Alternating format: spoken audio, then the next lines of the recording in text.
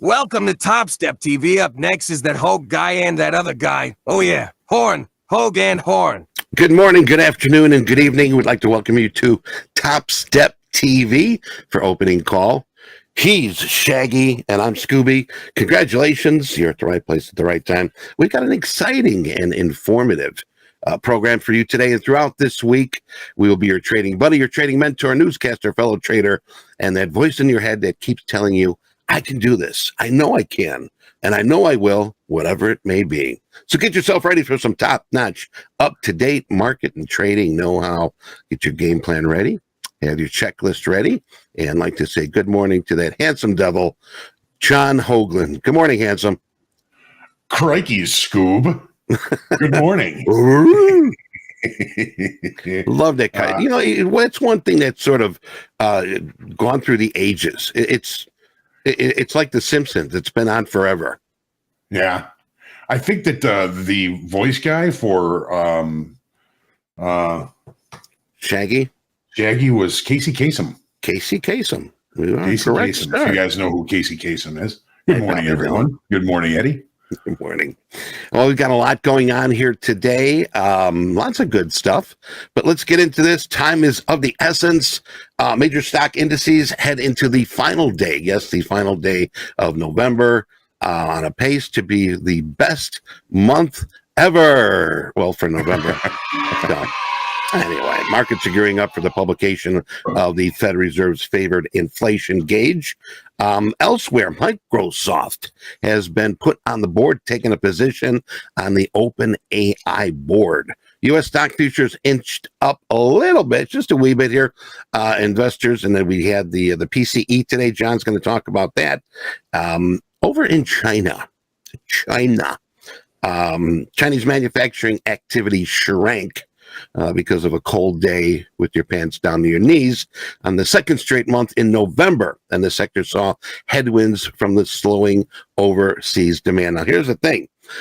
China's manufacturing PMI came in at 50.2 in November, missing the projections of 51.1. Now, these numbers are pointing to weakness in the world's second largest economy. So hopefully they can get that back to where they want it to be. Now, this was before the post-pandemic recovery. John, what do you got? Well, we had some pretty important economic numbers. Nothing really all that impactful to the markets here so far this morning. A little bit of knee-jerking going on. We had, as usual, on Thursday, 7:30 a.m. Central Time, the jobless claims came out. Initial jobless claims came out just a little bit lower than they were expecting, but higher than last week's. They were looking for 220,000. It came out 218,000. Continuing jobless claims were considerably higher, though. They were looking for 1,872,000. Came out 1,927,000 continuing jobless claims. And then on to the more important number this morning, the PCE numbers came out. And really, they came out largely as expected, with a little bit of a hint of slowing inflation. Now, inflation isn't heading in the right direction just yet. Just the upside trajectory seems to be slowing. The markets have a lot to digest with that today. And then as far as talking Feds today, 8:05, the only one that I see on the schedule is Williams speaking. We do have Chairman Powell speaking 2 times tomorrow. 9 o'clock, we have pending home sales, 9:30 natural gas storage. And a couple of, some of the Canadian banks had their earnings with mixed results this morning. And everybody's favorite grocery store down south, Kroger, came out beating expectations on earnings per share, as well as revenue. As the VIX steady at $13 index, a little bit higher this morning, 102.8. And the yield on the 10-year, 4.31%. Don't forget, pray for peace, ladies and gentlemen. Pray for peace, ladies and gentlemen, by all means. Oil prices climbed today as traders eyed previous postponed OPEC meeting. That's going to happen here today. Crude up 0.9%, Brent up 0.9%, and OPEC petroleum exporting countries and its allies, known as OPEC, is going to meet later today, so we're going to keep an eye on that. And John had those economic numbers. We're also going to be with you on that. We'll remind you when they're coming out. as they do come out. But otherwise, John, we had a story maybe a few weeks back about Red Lobster raising the price of the all-you-can-eat shrimp. Well, for some reason, it's really hit them bad. All-you-can-eat shrimp for $20, and they didn't turn a profit. It turns out they couldn't. The ultimate endless shrimp used to be a Monday-only deal, and with the company doing that, they had an $11 million third quarter loss. So what they did is they raised it to $22, $25. Now I think it's up to $127, all the shrimp you can eat. So nobody's doing it. But anyway, I'm kidding. Yeah, well, they got to stop that somehow, right? They got to stop. You know, I tell you, you walk into Red Lobster and they got that tank with the lobsters in there. I'm like, one of these days, I'm just going to go in there and grab them all and take them home and put them in a tank. And make pets out of them. Make pets out of them. Yeah, they're very warm and cuddly. They don't bite at all. They don't bark. They don't bark. They don't bark. So you never got to turn down your mic. No. Sad news here, which I thought he was gone years ago, but Henry Kissinger, he died at 100. He made it. 100 years old. Former Secretary of State under the President Nixon and Ford. For you youngsters out there, those are presidents prior to what we have now. So, but anyway, before we go to the charts, we got something new we're going to be bringing you each and every day. Tip of the day. And what do we got, guys, for the tip of the day? Tip of the day is called risk management. Never risk more than you can afford to lose on a single trade. Good, John, you got something on that? Good tip. There you go. Risk management is all about losing less and making more. When I look at a trade, if I can't reasonably and probably expect a 2-to-1 reward over risk over whatever I have to risk to put on the trade, I probably am not going to take it. It's all about the risk management, right? You got it. You got it. So the thing is, ask yourself, not how much money can I make today? Ask yourself, how much money can I afford to lose today? And you'll be trading for tomorrow. With that said, let's get to the charts, my friend. Yeah, let's take a look so we can all be trading for tomorrow. Oh, boy. Very nice. All right. So E-mini S&Ps day yesterday was interesting and an important day, the way it looks to me. We had a direct hit to the weekly kickoff high, 45.97. I took the long up to it and then missed the move on the way back down. Well, that's all right. So we've got we've got a pretty good excess high on the daily chart here. If you want to take a look at what excess high looks like, look to the left. Excess high, the exact same spot that we traded to yesterday and put up another excess high. Another excess high up here. When an auction dies, it dies in excess. We do have that possibility today, but the market remains range bound.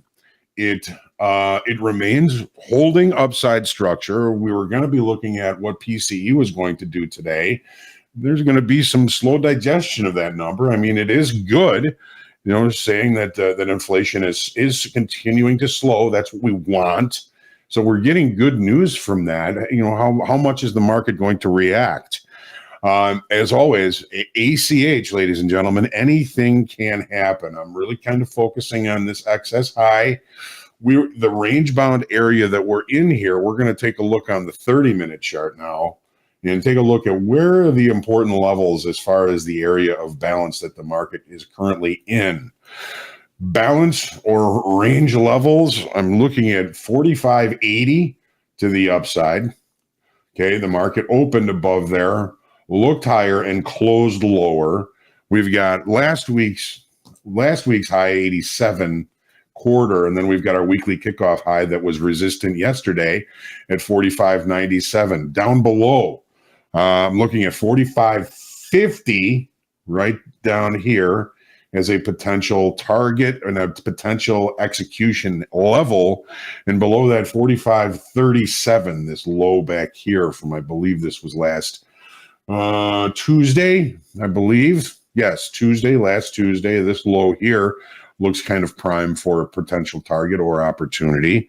So we're looking at 45.50 and 45.37, 45.36 area down here for a potential target or opportunity. What are we looking at as far as overnight inventory is concerned? Well, the market opened here. We were looking at some overnight long inventory. Well, I think our overnight longs, we're looking for more continuation after that PCE number came out. When they didn't get what they were looking for, I believe they've already kind of reconciled most of that overnight position. When we look at the day yesterday, we opened higher, we traded higher, we closed lower. Is that a reversal? Is that a reversal day? Very well could prove to be. Not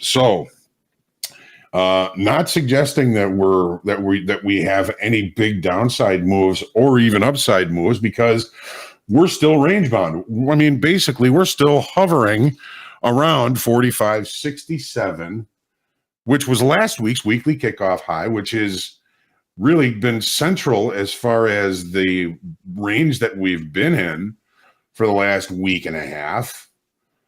So I'm not looking for anything huge at these levels. Now, when we look at the profile from yesterday, we did put in what we call sort of a late spike. The market left the early range at the end of the day and didn't provide enough time in regular trading hours to show signs of acceptance or excess or rejection at that level. Now, this is a little bit of an early late spike because this isn't the last 30 minutes. This is the last hour.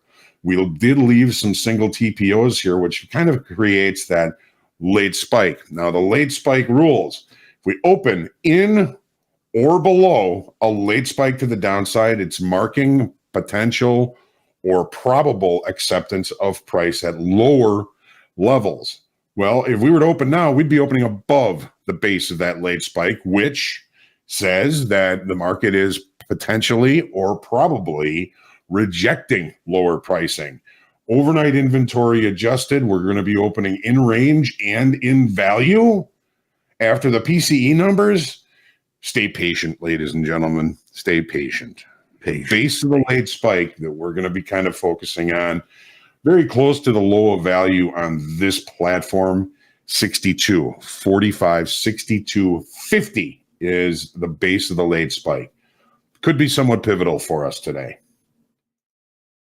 Now into the NASDAQ. The NASDAQ did not quite perform as well as the S&Ps did yesterday. What's on your mind, Eddie?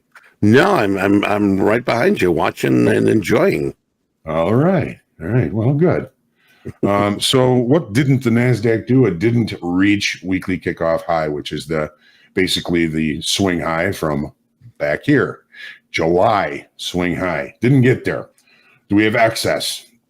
We've got two areas of potential excess here. We've got last Wednesday's and we've got yesterday's excess. The market opened higher, traded higher, and closed lower. Is that a reversal pattern? Very well might be. Short time frame range remains intact. So we tried to break out above it yesterday and failed. We've got the range that we're currently in remaining. Of course, the structure is still friendly to the upside. We're just in an area of balance here where the market sometimes needs to do that to even out inventories so it can get the bullets to continue to move higher or lower. Now, yesterday in the S&Ps, we added 13,000 in open interest. In the NASDAQ yesterday, we lost 6,000 in open interest. So while the S&Ps, I believe that open interest is probably new shorts coming in off that weekly kickoff high. Just take a quick look here back at the S&Ps for just a moment. Hey, Johnny, real quick here, as we're going through this, just want to let you know, Feds Williams is speaking right now, so we might see a little fluctuation here. Yep. Okay. So we opened, the regular trading hour session considerably higher than this. We looked higher and closed lower. This was, I believe, in a longer time frame, either speculator or big time frame traders executing new shorts up against this weekly kickoff high. And that's what we look for with these weekly kickoff levels is for longer time frame traders to adjust inventory, be they speculators, be they funds, be they banks, whatever it is. And I believe that's what we saw in the S&Ps yesterday. Now the difference in the NASDAQ is we lost open interest. This is more long liquidation yesterday than new selling coming in. It just kind of helps confuse things, doesn't it? But we got to pay attention to these things, because if we understand what the longer time frame is doing, even from time to time, we can put ourselves in a much better seat for success. So we have the excess high. We're still in balance. Where are these balance levels that we are going to be kind of looking for opportunities at? So the 16,115 level, which was a previous swing high, we were kind of pivotal at that yesterday in the NASDAQ. So here we opened, we traded higher, we closed lower. All righty. Reversal pattern, right? That's typically what a reversal pattern is. The levels, again, 16,115, I still believe could be an interesting opportunity at that level. We've got 16,173 last week's high. We looked above it, rejected, and then we've got the next swing high above, which is basically weekly kickoff high, 16,264. Down below, we're looking at 15,950. These lows along here. Market was, found buyers down there before. They could still be there. We got 15,872, which is our weekly kickoff low, and then last week's low below that, last week's low, 15,837. So those are all areas of potential target and potential opportunity for execution. Have a look at what we did here yesterday. We have we were kind of watching yesterday during fast markets. The tilt was 84% long when we got down to this level. 84% of traders trading the NASDAQ at Topstep. We're talking about thousands of traders, and you've got to kind of equate that to what the retail traders around the world were looking at there. They were 84% long, a whole lot of longs at this level. Now, they had opportunities to take trades. I think that they stuck in too long, and by the time they realized what was going on, they had to bail, and we had that big spike to the downside. 84% longs. Keep an eye on that tilt. There are going to be times when it's going to be telling you very important things. Very important things. The NASDAQ profile, normal variation, no late spike. The market, maybe looking for new levels to trade, to facilitate trade. We've been in this area for a week and a half, but we are going to be opening in range and in value with virtually no overnight inventory. Try and stay patient. Okay. That is the magic word, patience. Yes, always, right? You guys probably get tired of me saying it, but all right. You can't. You got to be reminded each and every day. Yeah. All right. So crude oil. We had a technical breakout of a triangle pattern, pennant pattern, whatever you want to say. It's a symmetrical triangle pattern. How did it do yesterday? Well, we added 2,100 in open interest on higher volume. That was a healthy breakout to the upside. Volume was higher, open interest was higher. That breakout gets an A from me from yesterday. Nice. Market is anticipating OPEC plus production cuts. And from what we're hearing, the meeting may be somewhat over, and they've agreed to add an additional 1 million barrel per day cut in production. Well, supply and demand, less demand or less supply, price should go higher. Well, we don't really know what's going to happen. We tested to weekly kickoff high last night, 79.10. That's going to be pivotal for us. Look at the 30. Okay.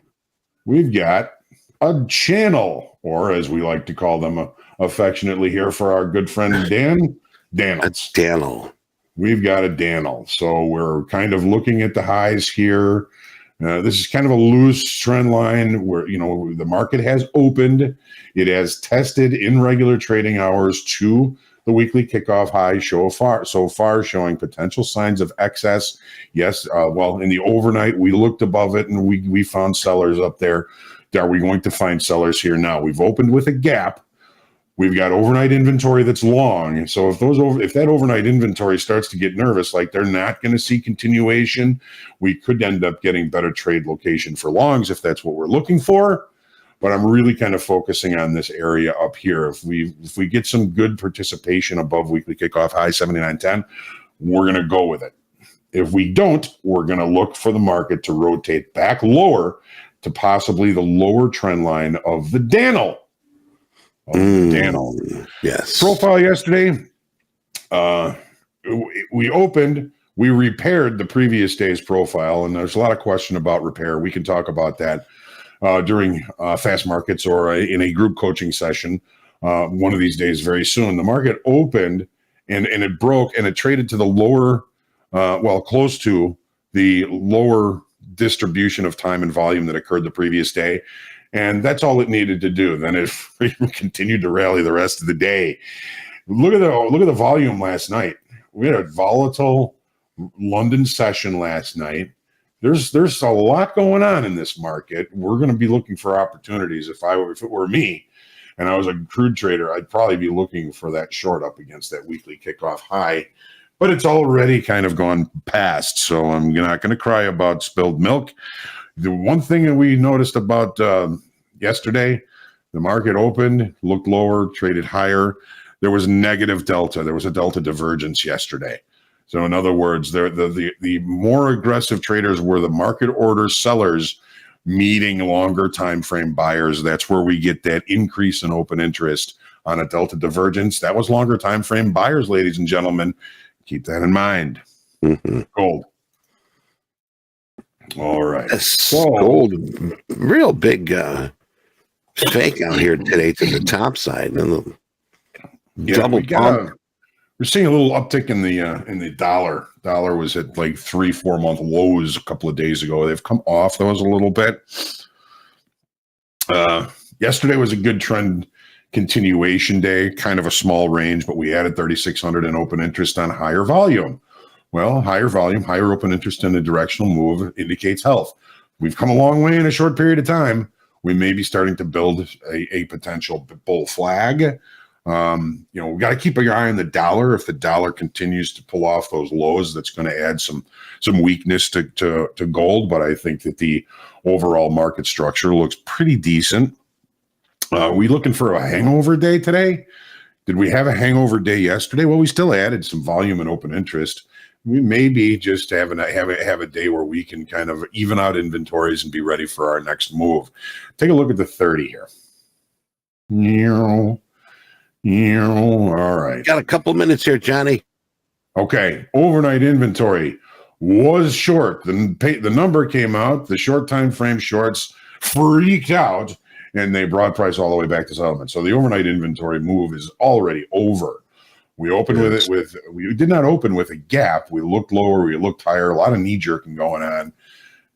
So in short time frame, we're putting in lower highs, we're putting in lower lows. This is how a bull flag kind of begins.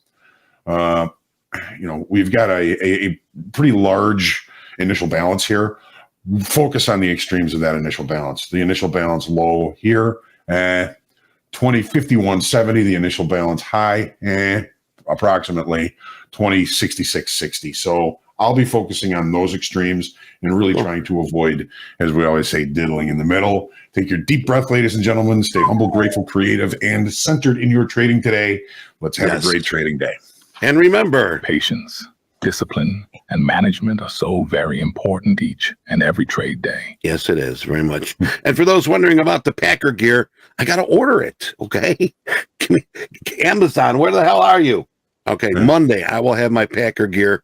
And as promised, I will wear it. But otherwise, we're going to take a coffee break. We're going to come back with fast markets. Lots going on today. So buckle yourself in. Don't leave that chair. And we'll be right back. All right. Let's have some fun, Scoob. All right.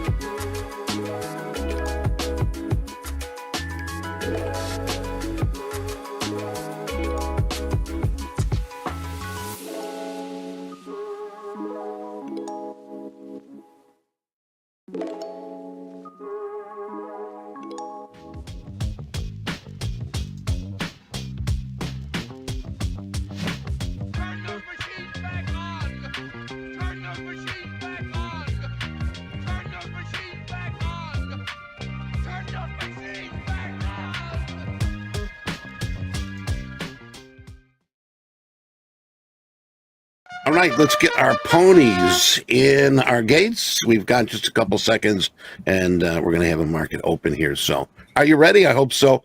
Good morning, gentlemen. Michael. What's happening? Good morning. Andre 3000. Good morning, Andre 3000. We got it. We got the open. Let's Here go. we go. Okay, rock and roll. Johnny, give me some levels real quick. I'm going to wait a little bit out of the gate. Same. Yeah. We're in value. I'm trying not to be in a hurry, but hang on 1 second. I want to watch the opening range here, see if it's small. I might just take it for shits and giggles. On a what size? On a what direction? What are you looking to do? Whatever side breaks the opening range first. There you go. Just got to ride Just a that heads pony, up, Michael. everybody. Chicago PMI in 15 minutes. All right. Pending home in 30. I took a one guy out of the gate. All righty. Level You're price. long. Level price 1601.9. Half. Nice. Man, we've been seeing these prices all week. Half. So no eggs and yogurt today. Huh? Oh, God. God, I got. You know what I got? I got a donut in front of me. Ooh. Yeah, I've been watching my weight, and then on Thursday, I don't watch my weight. I'm watching my health, but then on Thursday, I can do whatever. You let it rip on Thursday. Yeah. Okay. All right, starting off at 300. All right, I'm out. Cushion. Donut time. FP, you want to talk about the rest of the trading day yesterday? How'd it go? $3,700 went down minus 1,000, which I didn't like that because I was up 2,000. But man, Andre and I had talked right after the call, like, man, this thing's going to trend down. Tilt got a little heavy, came up to moving averages. Andre can talk about the purchase price he had. And Andre, I think it's fair enough to talk about because we all get stopped out right at the end. And then I proceeded to go skiing with Mick texting me and be like, hey, you want me to watch this? I go, no, it's good.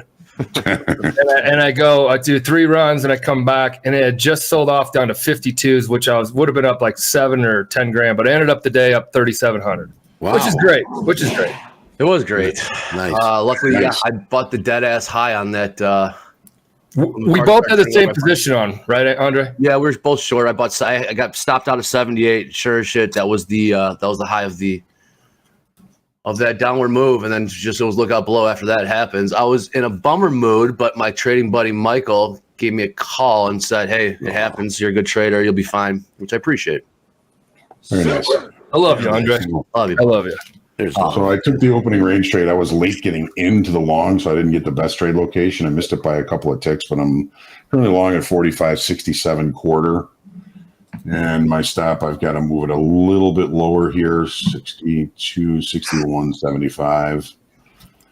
So we'll see if this opening range trade works today. It worked yesterday. It's worked a few times for me. Mm-hmm. We'll see if it plays out today. I normally probably wouldn't take the opening range trade today because we opened in range and in value. I mean, a lot to digest with those numbers. I think overall they were positive, but the reaction prior to the open was relatively negative. So we'll see what happens. Now, Michael, your levels here. Yes, please. So the above, I still feel like the 16,115 is going to be somewhat impactful if we manage to get up there. Remember when we got really quick on the 115s? Remember on the 115 yesterday, it paused, swing high, paused. We had that really big rally up yesterday. 16,115 was the pause. Slipped out from underneath that, came back up there the 20s. Yeah. and then fell out of bed. And then that's when, what was it? No, that was noon. Yeah, the 115s stopped, held, floor fell out from underneath it, and then tried to make another run at it. Only came up to the evens, the 16,100 evens, and that's where Andre got stopped out, and I proceeded to stay in. And yeah, so I'm not. There's nothing about that. It's just basically like we talked the position out. But go ahead. 116, 115's held up. How we looking? Yeah. Give me some more, Johnny. Is that you're saying? I got stopped out. I'm down 279, I think, right now. All right. Well, the Sky City locals are scratched right now. I'm up 2. You hit me. You hit me to the tick. You hit that stop to the tick. I didn't move it quite far enough. Man. To get back in, but let's look at your levels here, Michael. Getting hit on a tick, that was happening quite a bit when I was having tighter stops, 15 handles. I moved it to 20. But guys, when you get hit right to the tick, Johnny, what would be a couple reasons? The entry point was a little too soon. Stuff like that.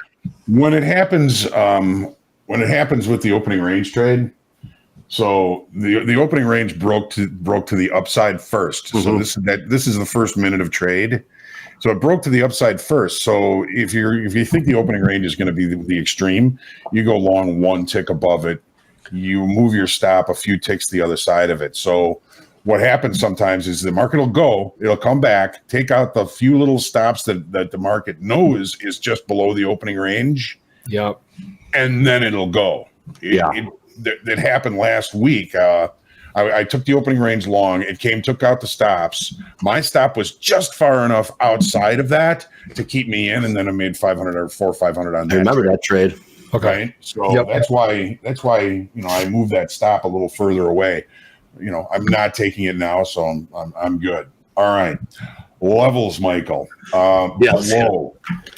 You got a naked point of control, volume point of control down here at 1606. Market is chat, those in the chat, share the glossary as John talks. You guys have it open once, so if he says naked point of control, you're not thinking we're over R-rated type show. We're PG-13. What were they saying? PG-13. Nobody's saying anything. I'm just saying.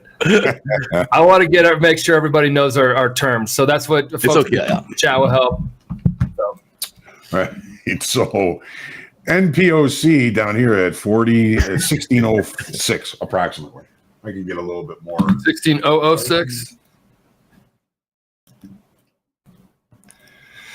16. Yeah, that's the 16007 is the TPO point of control. Oh, thanks, Fred Decker. Obviously, potentially going to be a target. Below that, we've got the lows of the area of balance that we're currently in. I've kind of marked 15,950 as a big fat round number. Yep. 15,950. We rejected here. We rejected here. We rejected here. We rejected here. That's all the 50s, 950s. Okay. Correct. And that goes back to how many days? Well, we got 1, 2. This is yesterday. So Tuesday, Monday, Sunday night. Okay, the whole week. Tuesday night, Tuesday, and then obviously, there's some potential demand here as well down at 920. So this whole area 920 to 950 looks ripe for opportunity. And then below that, we've got 15,872, which is weekly kickoff low. Below that, 15,837, which is last week's low. Below that, we've got a huge gap. Huge gap from where Michael Burry got stopped out, right? Yeah, I think that's right. 829 was last Tuesday night was where we created that gap. All right, I'm going to keep an eye on it. So pretty much this channel going from the 50s, the 900 evens, if you want to be all the way down there, like 820s. I'm looking at, here's my chart. I'm looking at, this goes back to November 16th, so about 2 weeks ago. It's kind of like channeling up here. And then you'll jump into, and we're selling off. But we're selling off hard. We're jumping to daily, and you can see we wicked up yesterday. Did we ever? Tilt's pretty short. They're catching this wave down, this move down. So it's good to see retail. Okay, 70% short on NASDAQ as we break. Is someone speaking right now? We had a speaker. He has been speaking. Yeah. But we've got coming up here shortly here. Taking a look at, we've got Chicago PMI in about 5 minutes here, and pending home top of the hour. So 5 minutes. All right. Yeah, NASDAQ's still short. Okay, why is it doing a little trippiness? For some reason, I'm not able to put in a buy stop. I'm short right now at 45.58.75. I'm long from 89.5, 15.989.5. Looking for a short little pop, but I just got stopped out. It was light and tight. Feeling the market out, guys. I like it. That's what I like. I gotta keep an eye on this because I can't put in a stop for some reason. Michael, you always do that your first trade of the day, light and tight, just to get a feel for the market? Toe in the water. Yep, toe in the water. Sacrificial lamb. Yeah. More or less, yeah.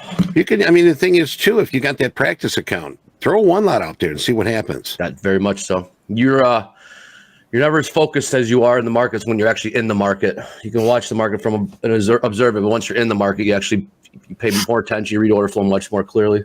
Right, dude. Right. Well, I'm longer again from 82, but this is going to be again light and tight. We're up against yesterday's regular trading hour session low. 65. NASDAQ, we're not quite there. Well, yeah, we're already through yesterday's regular trading hour session low in the NASDAQ. I'm going to watch this because I can't put in a stop for some reason. It's not letting me. Not trade for no reason, man. Yeah. Charles Pope. Huh? Nothing. They think the dip the toe in the water is a trade for no reason type. It's quite the opposite. It is a trade for no reason, Is it? AKA get a feel. Yeah, I would say. Yeah. It's just I don't know. It's a one lot, and I don't let it run. I'm not taking a 50 handle loss on it. That's dead wrong. And I'm not taking a 20 handle loss on it because that's not dipping your toe. Light and tight is get in when you see a little corner action happening. Watch your dome. If you're not watching your dome, then you're probably not understanding what light and tight is because chart trading is a little bit different than the light and tight when you trade on a dome. Position yourself. Try to work yourself into a position. That's exactly. To each its own. Oh, gold just taking a little dump here. Okay. Got a little. What's up? Yeah. Yeah, what's up right now? This Yeah, what's is happening in gold? Still waiting. Right now, we're bottoming out here. We've just last year 2052.20, but we do have a new low. A lot of liquidity below the market here in the S&Ps. Mm-hmm. Yeah, we're not holding bids very well. Well, we got Across some the board movement, here. boys and girls. Well, As I earlier say- today, Go ahead, gold Eddie. traders, if you got that head fake, it ruin your day with that. Got long wicks here on my 15 minutes, and I'm just watching this gold hit a new low here right now. Okay. So just scalped. I got $133. I'm done. I got lucky.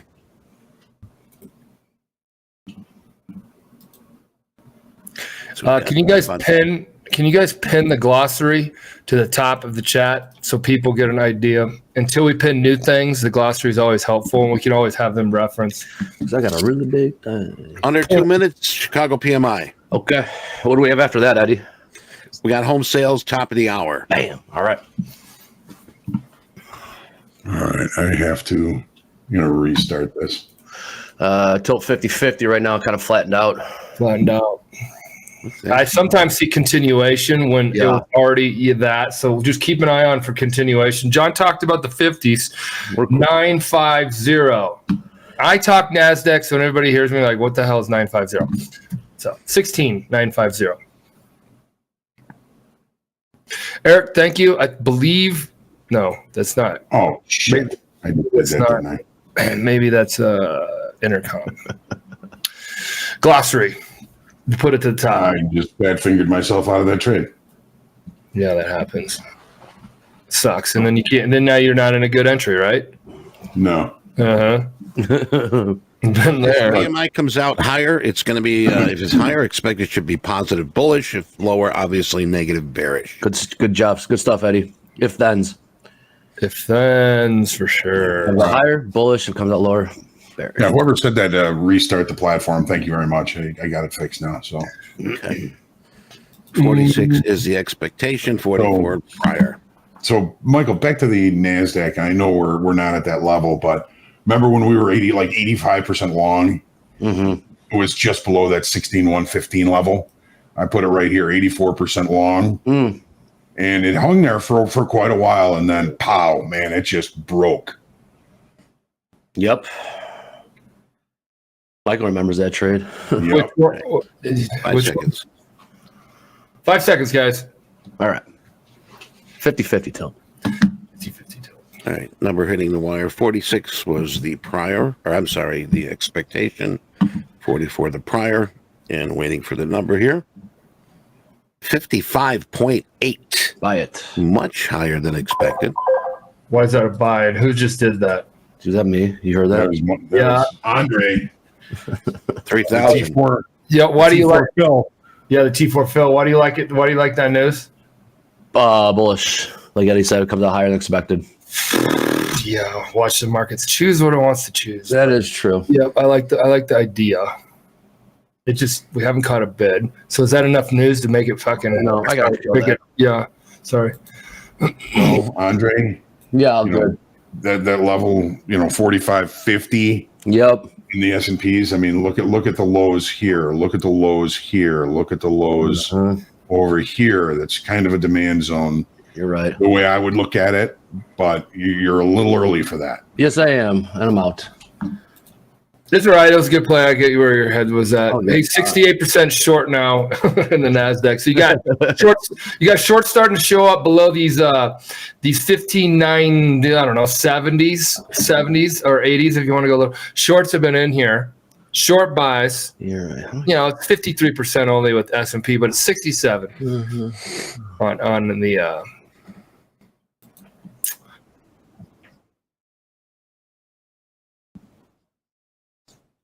That's true. That's true. Bad news is good call. news. Good call, news. Jack. Yeah. Yeah, good help, Jack. All right, here's the shorts getting paid.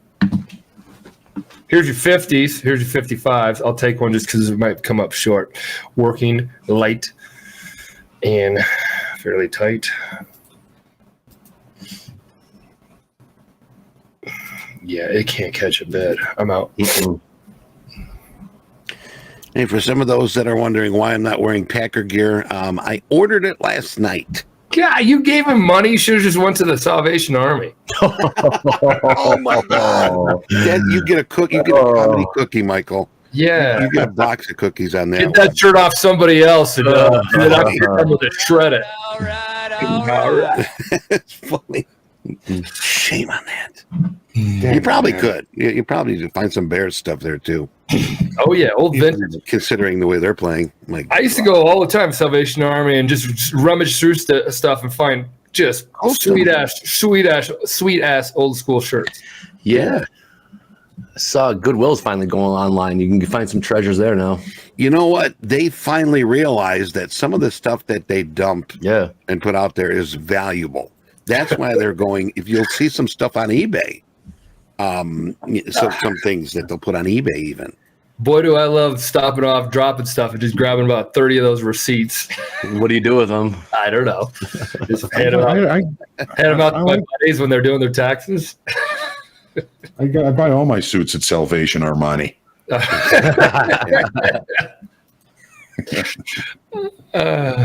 50-50. Quiet. We're sitting down here in the 50 areas. John, why did we pause it around the 50s? Why did you? Oh, because it's an old low. It's the low from Yes. channel down there. All these lows. All of them. Always watching. Always watching. It doesn't rip through, melt through, and like the catching a falling knife so far today? Or does it firm up, sit around here, throw a little head fake up, retest settlement, fall apart? Does it build up legs? Is this a downtrend? Is this a range bound trend? All this stuff is going through my head. Yep. You know, you mentioned Salvation Army. When my dad was in the Korean War, he said they were the best group that took care of soldiers. Really? Yeah, whatever, hopefully close to what you wanted, they'd get it for you, which was pretty cool. And always hot coffee and donuts. They used to pass out donuts. They used to sell paper donuts. They used to sell real donuts. Hold on, paper donuts every day. But later on, it was like the poppies for the veterans. They would sell those. But so far so good. John Brewer now trading your XFA. Patience. Wait for high probability trades. Don't change much. High probability trades, and keep being the trader that got you there. And my God, when you get over, 5,000. Take at least $1,000 payout. That's my recommendation. Makes you feel like you've actually makes it real. Makes it real, man. Now you're pro. You're paying yourself. I don't know how many times have you taken money. Not you. I'm not taking money out of your brokerage account. People deposit more than they withdraw. Is my speculation. 100%. Yeah, 100%. So come to Topstep. Never make a deposit. There's no deposit button. $49. You want to call that a deposit? That's a platform, experiential learning, real-time data, licensing fees that we got to pay, blah, blah, blah, Eddie Hoag, blah, blah, blah, all that stuff.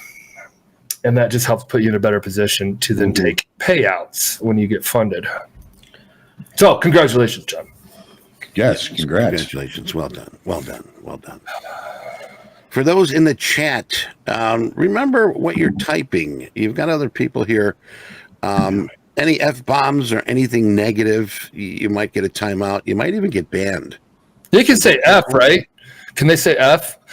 The letter F would be fine, but anything beyond U, anything beyond F, let's put it that way. Yeah. If you're wondering, hey, why didn't I get, why didn't my post get up here? Topstep today is I'd like to say thank you very much. One of our very own. What if Justin goes F? Does that count? Guys, in here we have policies and all that, so it's the team in here that's always going to hold people accountable. I don't care if you're any partner we have or Jim Cramer comes on here and starts talking. You gotta moderate a bit, so then somebody's kid isn't looking over their shoulder and sees a bunch of F this, F that. Be like, hey, Daddy, where? There's a time and a place, and this ain't the time or the place. Or the place. So, All right, Rich from our Topstep is monitoring the chat. Very well done, Eric. Nice to have you here with us. John, I just double clicked. I was short. I like getting short up here just light and tight. If it's a continuation to the downside, I'll take this little pop. But I'm waiting for one of these volume nodes. Call it the 84s. Call it the 90s. And if it gets there, there's a rip higher. What a rally. But Anne Marie's here. Hello, Anne Marie. She's she's patient, holding along at 45.53. Nice. I was looking at 45.50. Nice entry. Question: when do you guys know when to roll over your contracts? Watch the volume. That's usually the follow key. the volume. Yeah, follow the volume. Once you do see that new month taking over size, then make your move. Okay, working myself into something.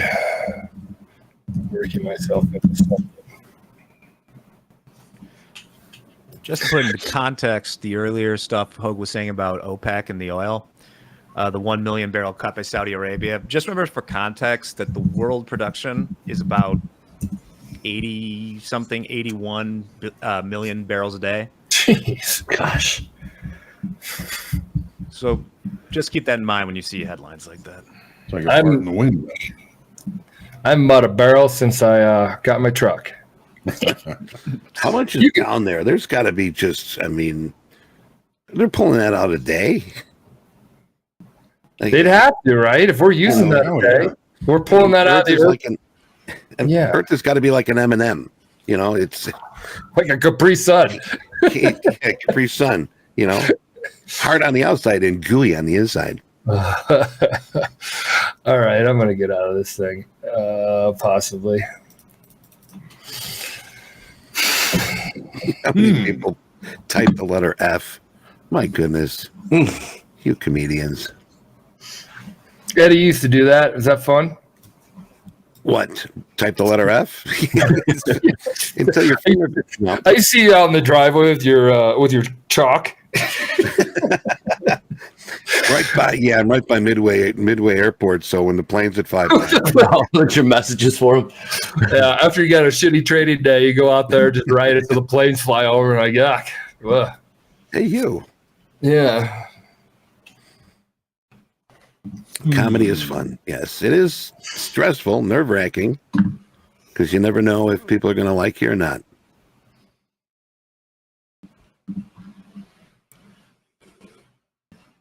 I'm getting a little bit too shorty. Are you? You're not tilty personally, are you? No, man, I'm feeling great. Good.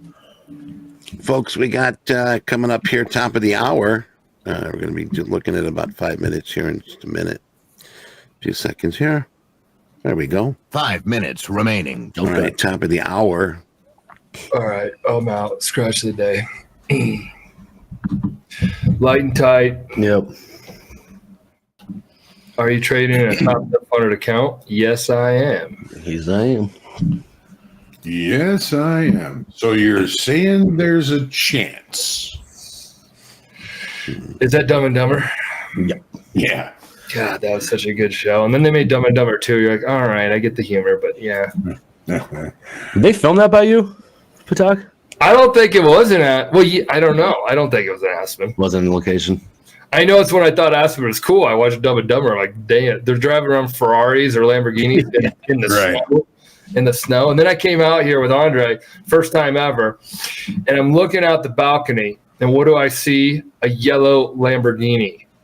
And it's like January, snow all over, and I'm like, what asshole drives a yellow Lamborghini? You can't even get in and out of it with skis. Porsches will put ski racks. I mean, there's a lot of like people. I just saw a Ferrari yesterday at the police station because you got to go there and get your car registration when you bring a car in. So like that guy's brought his in for the winter. It's kind of funny. I'm sure Miami Dumber. Gotta be like trying to roller skate on roller skate on ice. Oh no, they're studded tires. I got them on mine. They're coming out about a 1/4 inch, and they're just steel. So you can be on ice. Dumb and Dumber was filmed in Salt Lake City and Park City. Thank you, Jack. Awesome. There you go. Franklin, I did not call you Dale. All right. Is this growing legs? Is this going to go sideways down here like we talked about a bit because it just fell out of bed? And then get a running start, another running start, or bang on those 50s again, Johnny? You know how it bangs on shit when it keeps coming down? The old, one try, two try. One try, it two bangs try. on until it breaks. Yep. Especially a level that you talked about that goes back so many days. Yeah. That's clearly an important level, folks.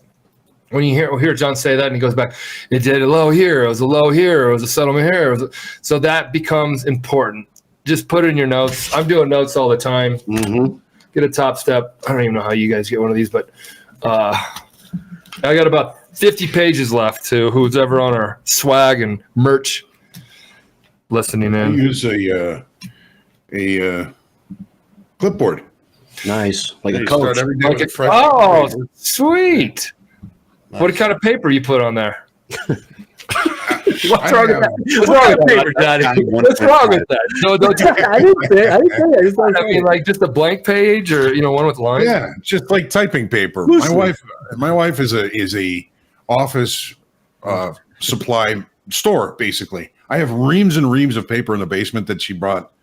That she probably stole from work when she was working downtown. She brought it all for the kids, so they could draw on it and that kind of stuff. And we still have reams of it. So at least I'm making use of it. Dunder Mifflin paper, Michael. Dunder Mifflin. Oh yeah. All right, we got a minute here. New pending home sales. Expectation -2%. Prior positive 1.1. All right. Inside a minute. Eddie just said that. Watch the dome. Watch my dome. It'll get thin. See how the bids are fairly tight right now? Fairly. Now it's going to start to get loosened up. Why do you want to know this? Just to know stuff is to know stuff that is hopefully helpful. Algos and bots and every machine out there has a person behind it that's watching, and sometimes they shut it off. Maybe it's already automated to shut off during the first whatever. But you'll see it go thin. Eddie, how many seconds? It's a little thin. Seconds here. See, it's getting thinner. Yep. Not wildly thin, actually. There it is. It's thinner, but not terrible. Not terrible. Which says a little seconds here. something. Do they shut it off at 10 seconds? What do they do? Oh, it gets a little thinner. You can see it run through the bids and offers a bit. All right, hitting the wire here. We're going to see what we've It's got. about half in the S&Ps. Yeah, it's 50 lots. So watch the size up, and then on the bids and the offers on the S&Ps even, you'll start to see that get a little bit bigger. Maybe not happens right now, but just watch Coming in it. at 1.5%. Okay, bad news is good news. Is that good news, which means it's sell off? Minus 1.5%, it looks like. Yes. What does that mean, Jack? 1.5, so it's a little lower than expected. And what that's going to mean is, let me get this here. Here we go. So anything lower than expected should be taken as negative bearish for the U.S. dollar. Bearish, bearish, bearish. Now here come the shorts. There's your 50s again. Knock on the door. We knocking on the door. Bang on it once, bang on it twice. At some point, it's going to let us in. Let us in. There's your 50s. Yep. Yeah, I see. What are you doing? You doing anything? No, I'm waiting for people to get a little tilty to show me something there. I know 50s Nice is trade, important. Emery. I know 50s is an important level. If folks start looking for the breakout to the downside, I'm going to start looking heavy. I'm going to start looking for it to firm back up for the 50s because I could call this a little extreme move past the 50s. You can bang on the 50s and push past it a little bit and just get sucked back in and then come back and bang on it and finally be the floor fall out from underneath it, which means we go lower. We got nothing in tilt. I mean, it's Nope. even basically. And then sometimes when it's even, John, you're going to see it go the direction of the trend right now, which is so far downside. Down. Yeah. Yeah. There's your 50s. There's your 50s. NASDAQ's leading, it looks like. Yeah, and it's also like trying to make new lows, and there it is. There's a stop run. 40s, nothing tilty.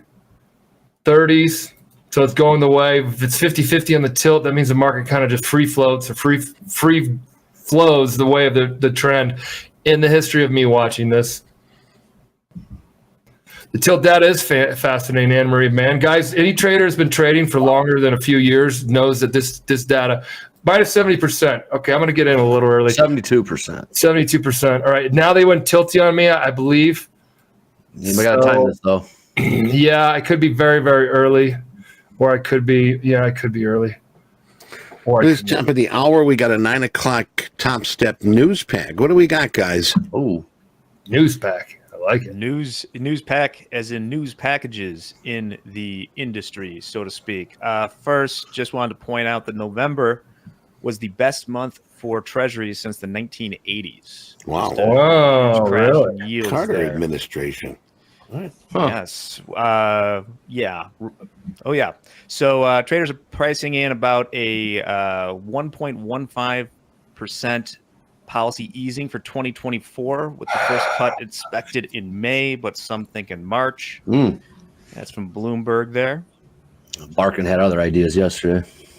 He did. And then also a great trade was Iowa lottery tickets were yesterday. Like, apparently they released the wrong Powerball number.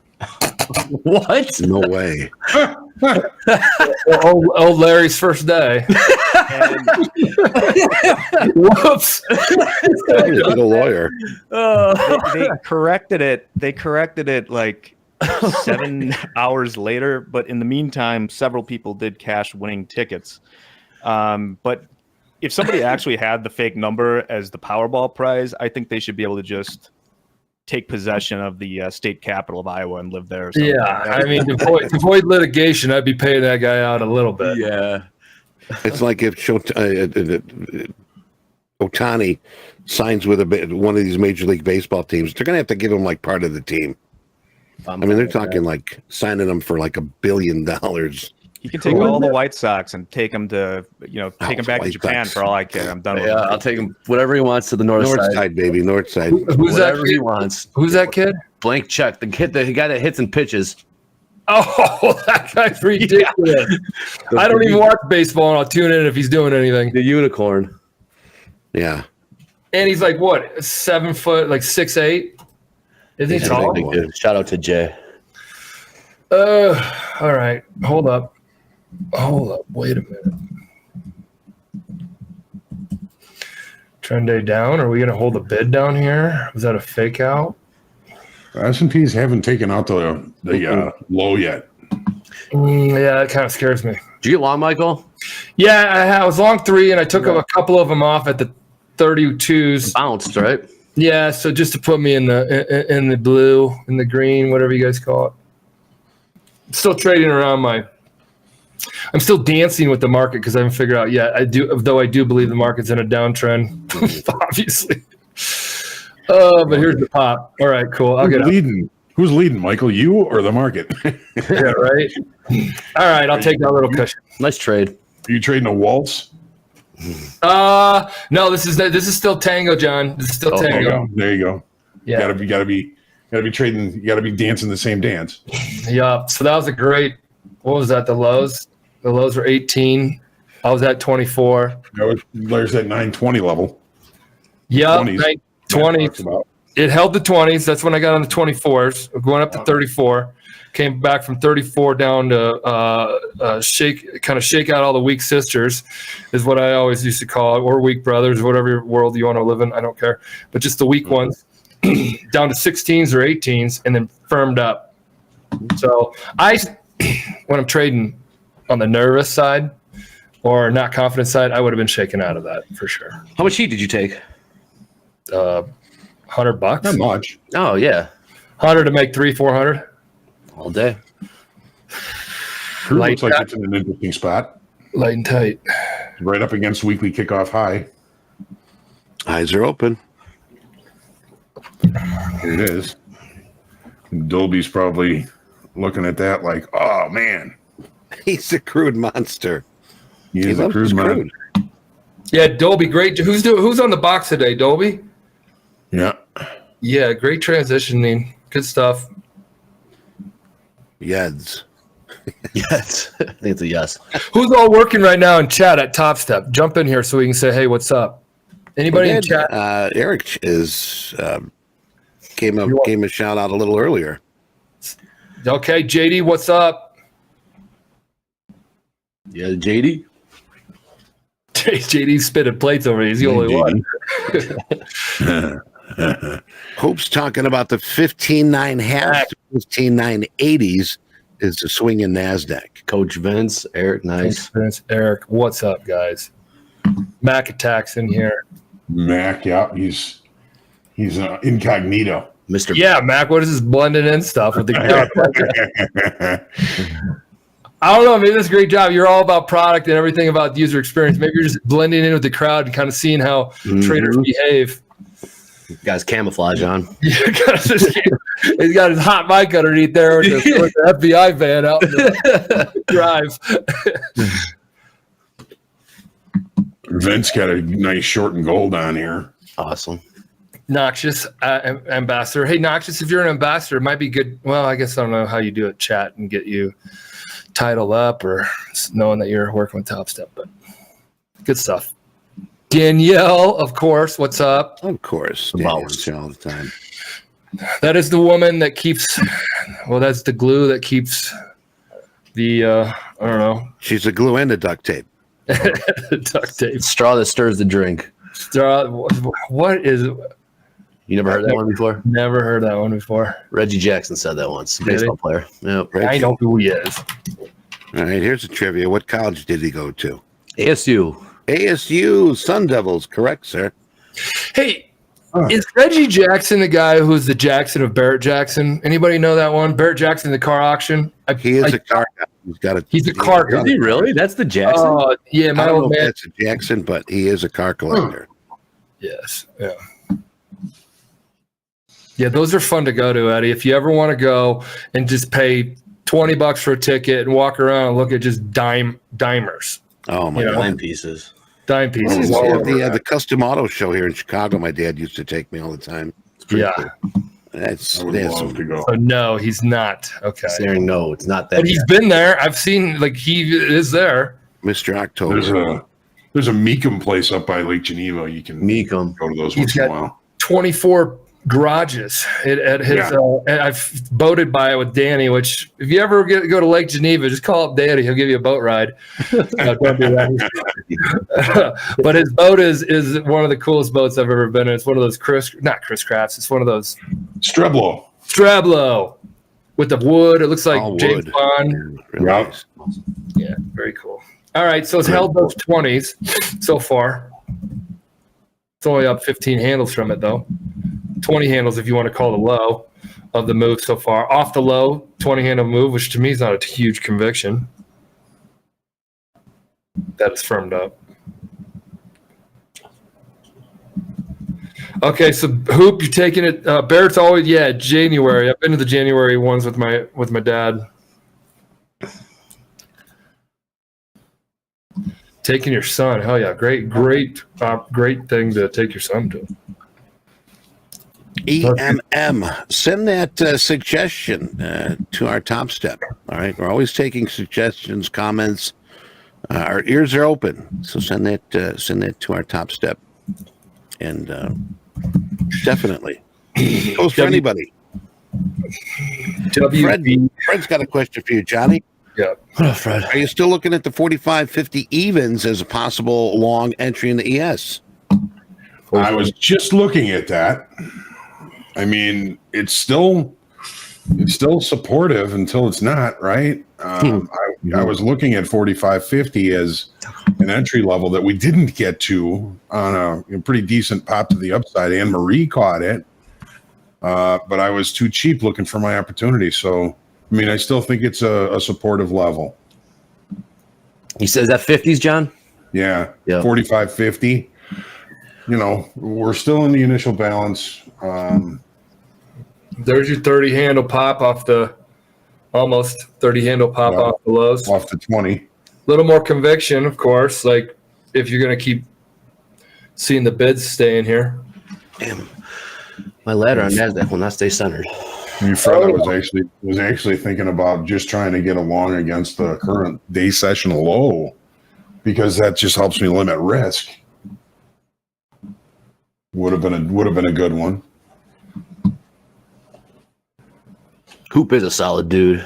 Yeah, he is. It is. Fred, we gonna get you on this broadcast here, Fred buddy. Decker needs to be. We gotta get Fred on here. Been talking to Hoop. Okay. I'm sure they got some good stories to tell. I'm sure he does. But good stuff. Hey, speaking of moving, Nelly does have that. yeah. Go ahead, Speaking Mike. of- Sorry.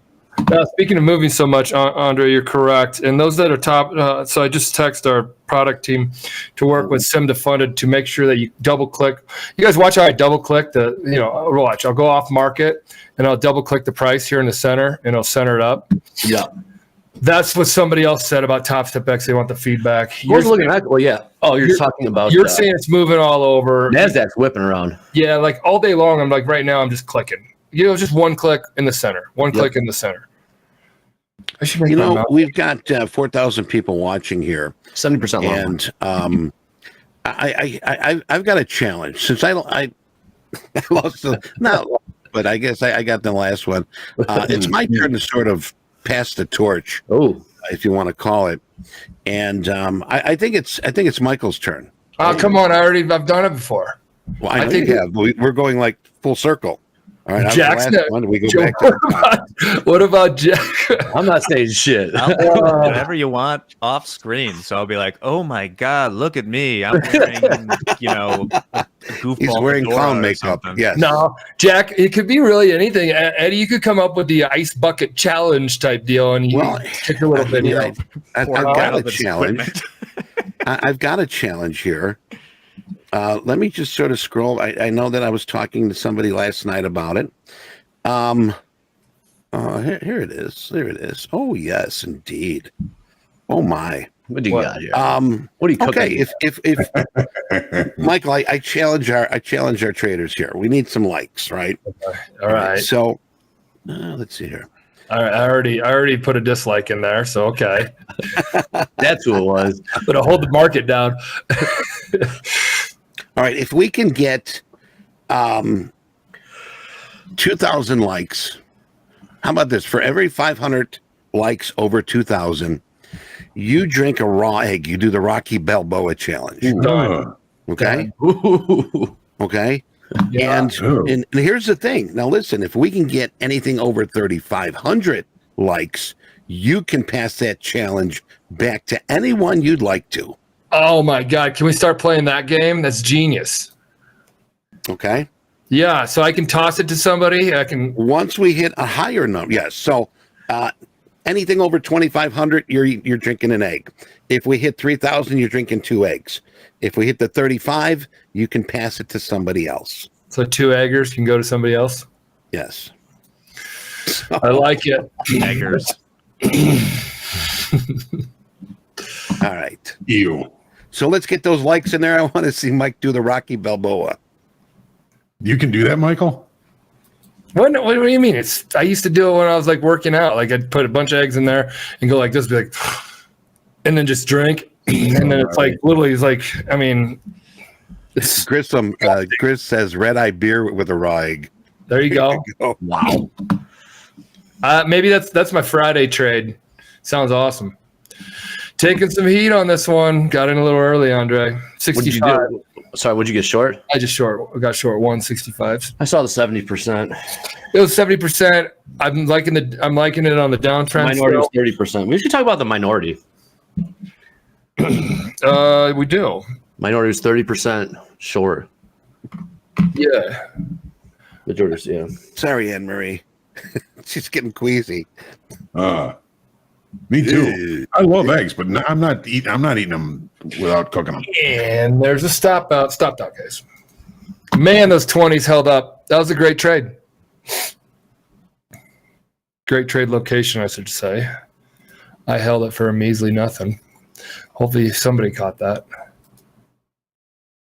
Johnny, I was thinking that those 50s were going to hold back up, but now I'm getting a little not concerned, a little like, okay, was that sell-off right there that came down, paused at the 50s, and then ripped through, as you can see from the Starting to get heavy long again. 50s down, so they're getting heavy long around the 50s. 72. Anybody trading natural gas, your number is going to be up in a dozen minutes. 12 minutes. Natural gas storage, they're looking at expectation negative 12 billion, prior negative 7. Michael, when the S&Ps couldn't take out the low, the session low, I was, that's why I mentioned it. I was like, it's the broader index. I heard you. Yeah, no, you're right. All right, guys, we're getting a little tilty up here. Must be a lot of buyers. Must be buyers here in this 90 area. I'm going to get out because I think there might be a little push to the upside. What levels we're above here? 15s, 115s? Man, 60, 6115s. Watch these buyers come in. You got the high of the initial balance for today in the NASDAQ at 051, 16,051. We've got some pretty negative delta here in the S&Ps. We're negative 16,000 and we're on the highs. What's that mean? There's buyers here.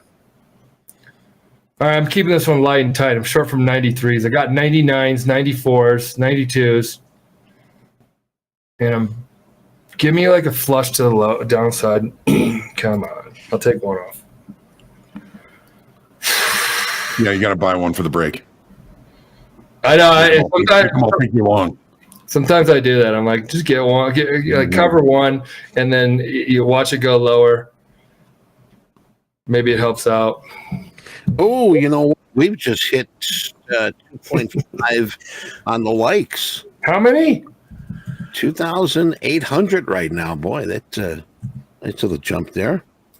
All right, that was a short. Out now. God bless it. I accidentally had one. Money. Now I'm long. Now I'm out.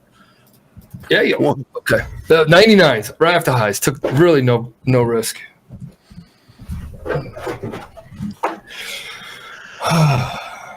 I'm not in danger. I have a new office construction in progress. I'm not in a Chinese prison, as Andy was asking. I'm okay.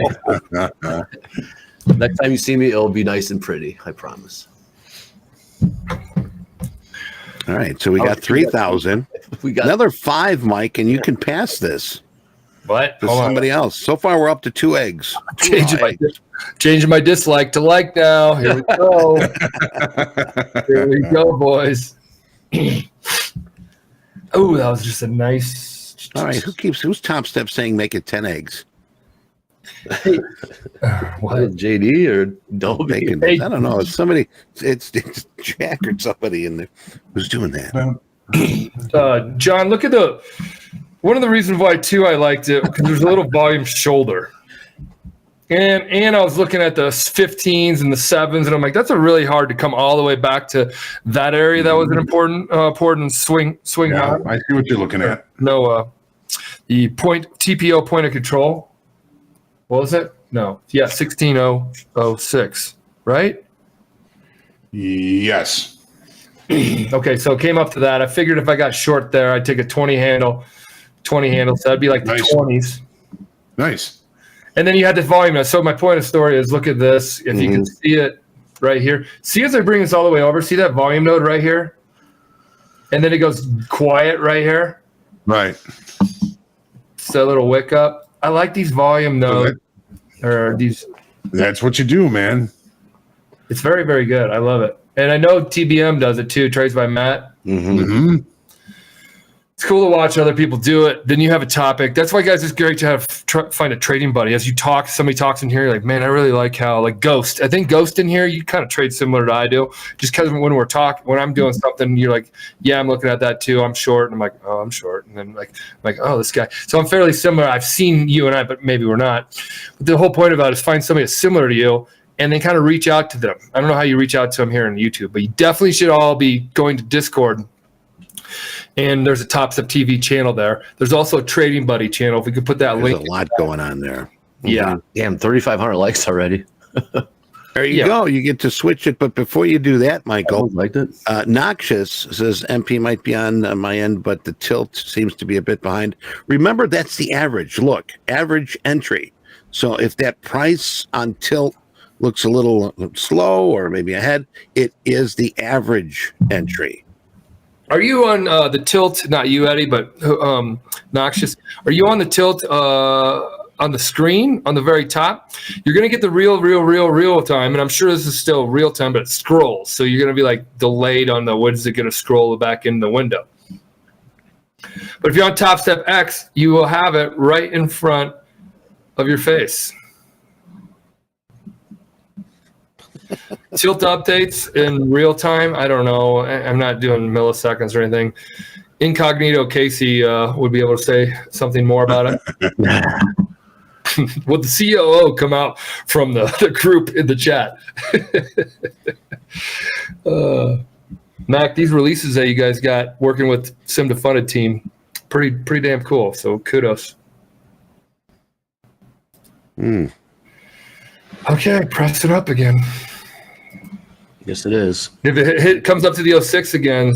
We have divergence in both the S&P and the NASDAQ. Okay, what does that mean?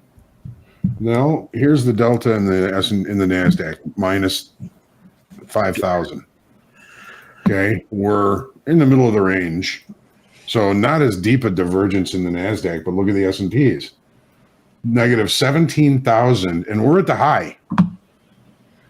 So, and just so everybody knows, the delta is basically the number of contracts that trade on the offer, which is buy market orders, which are positive delta, minus the number of contracts that trade on the bid, which are sell market orders, which is negative delta. So we've had almost 18,000 more contracts trade on the bid using sell market orders, and the market's not breaking. It seems to be heading in the opposite direction.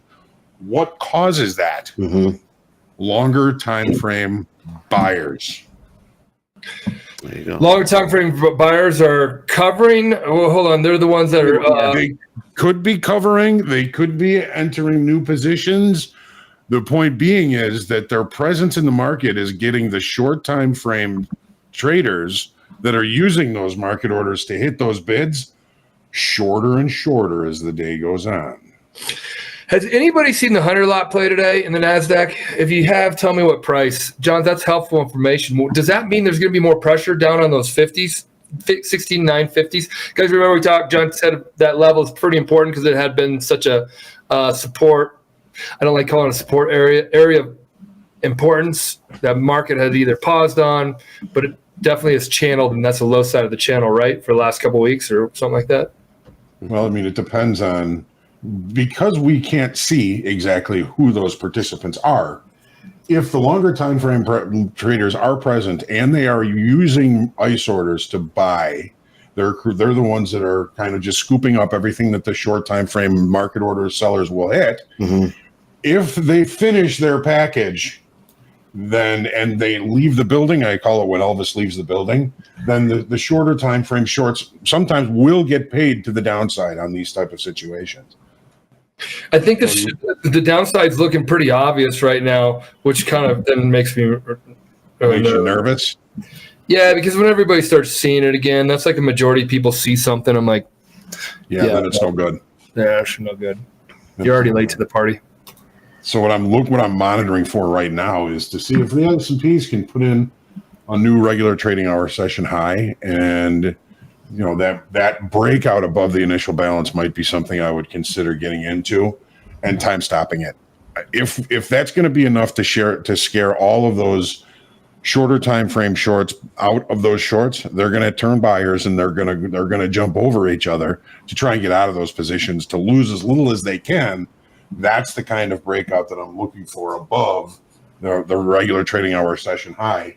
And it needs to happen like immediately. If it doesn't happen immediately, I'll be out. That's the time stop. Time stop. Yeah. And we're breaking again. Oh, Yeah, Trader's got about 4 minutes, and Roy Jenkins was asking every time he hears an egg challenge, he hears this. What we've got here is failure to communicate. Now, Michael, we've got over 35. We got 3.7 with 4.2 watching, so that's a very good number. Nice. And it is on your desk to pass that challenge to anyone you'd like. So think about it, and we'll have an answer before the day is over. And let me think about this one and follow up with you guys. I'm kidding. I think I already know who I'm gonna hit, but Let's just get over with right now. Andre. Trey, oh my goodness. Dude, There you go, Andre. All right, there, yeah. Yummy. Thank God it's not me. Tell your girlfriend you're on a new workout diet. Yeah, for sure. While you're doing it. While you're doing the egg thing. The egg thing. I will. Yeah, I guess I'll do it Monday. I will not. We're at the 50s again. Okay, Monday. That sounds great. Start of your week. Yeah. Better than that. I think it's more simple. You get protein much quicker than. Pass it to Deanna.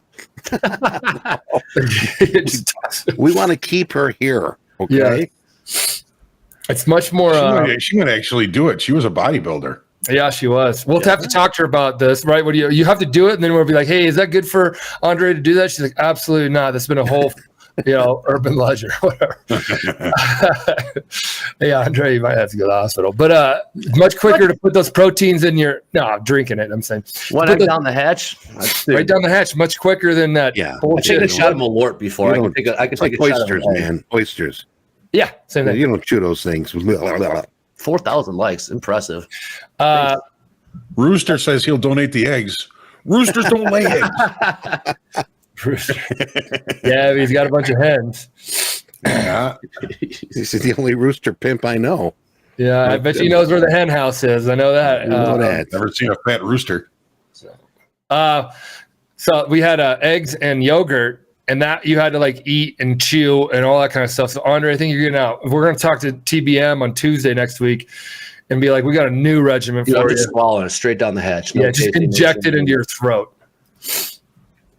Like I said, I've taken a shot of Malort before. I can take a shot of an egg. Oh my goodness. Malort and Bailey's next time. No, just one time only. Mix them, Malort. Never again. Well, I got to say thank you, everybody. Nearly everybody watching has hit the like button. And we're going to reward that to probably everybody watching here in the next 48 hours. Just like the TV show. We're going to take a 48-hour commercial break from now. Fire drill. We've been hearing about it. Smoky. I don't know. You guys, the smoke machine work. So turn that thing back on. But that might be coming up some point this week. Guys got to trade with us all week long, and then we try to set you up for success the following week for anybody that needs it. I think that's a fair trade, wouldn't it be? I always used to look at the weeks as like quarters of a game, basketball. 4 quarters, game's over, 4 weeks, month's over. Did I win the game? Did I win the month? And then each week I just work to play, trade well, and then just like they tell you in the first quarter, go out there and play our game, trade your strategy, and then make adjustments as the month goes along. That's kind of always fun. Yeah, do the best you can because that's all you can do is the best that you can. Mm-hmm. Isn't it what that line right there, Andre, be like? It is what it is, almost. What is it? What you just said? I hate that line. Yeah, makes no sense. Andre doesn't like that every time. It makes no sense. Yeah, it does. That is exactly what that is. Thank you. It is a turtle. It is a turtle. You got a turtle thing. The turtle thing. Yeah, we got the turtle thing. That kid that you have. I like turtles. There you go. Oh. All right. How are we looking here? We're at the 50s. So, like Johnny mentioned, this is this is a important level. Yeah, when you look at the chart, I mean, the candle bodies have ended right at 15,950. I mean, it did look below it, but everything below that has been rejected, at least so far. The delta in the S&Ps is negative 20,000 now, and it's not breaking. We got not minus 6,000 now in the NASDAQ, which is presenting as the weaker of the two, but I'm trying to figure this out, man, and I'm just not smart enough, man. Yeah. So what if to take it higher, essentially be like a short squeeze, right, John? Yeah. Yeah. That's in essence, that's what delta divergence is. It's a short squeeze against the short time frame traders that are short, creating that negative delta. Yeah. It's the opposite if it's the other way. If you got positive delta and prices moving lower, you've got an accumulation of short time frame longs in the market, and you get that long squeeze to the downside. Right. Anybody trading? Go ahead. No, Andre had a bunch of people supporting him on that one-liner, but somebody else came in here. What was it? Oh, just like you're right. I mean, expressions are played out and it's overused, and you're the greatest guy that ever hit the planet. You know, stuff like that. Mm-hmm. It is what it is. It is. That's what I would use it. Anyway, natural gas came in positive 10 billion. So, who's anybody trading natty gas here today? And if so, what was your position, if any? And did you pull any profits off that move? Yes, it's a little choppy right now. Meow meow. Yeah. To give I had somebody ask about fire drill. That's really what it was about. They're like, hey, if you give it now, people can trade tomorrow. Well, actually, I don't want you to trade tomorrow. If you're struggling now, then don't trade tomorrow. Tune in, don't trade. And then there's probably going to be something for you guys before the end of the week. And that just means that, and it goes back to the weekly thing. And Andre and Eddie and Hoag, you guys know this. Like, sometimes it's good to let the week play out. Stop trading or paper trade or practice trade because it ain't going well. And then start with a clean slate Sunday night. Study up. Your account is clean, back to normal. Reset, clean slate. Then you use it over the weekend when you get your code. You'll probably get very soon. Right. So then they kind of there's a mindset here of us trying to set you up the next week. Right. So you're not just getting back in the market just to trade. You need to figure out if things aren't working, what you need to change. You seeing this, John? Yeah. Yeah. What? I am. The squeeze, if it's going to happen or not. NASDAQ getting a little long. ES starting to build some longs too. Yeah, I'm getting short right around here. Right in the face of this shit. It's just an animal, man. I mean, it's the harder of the trades, isn't it? It'll be very light and tight because it's sitting right here in the middle. Long 73. S&Ps right about 65. Come on. Give me a rip higher. I'm going to find a better position, though. But I don't think it is. I think it's going to. Got out. Growers have been very aggressive. Sometimes they do get paid. Oh, got out. I had 62. That was good.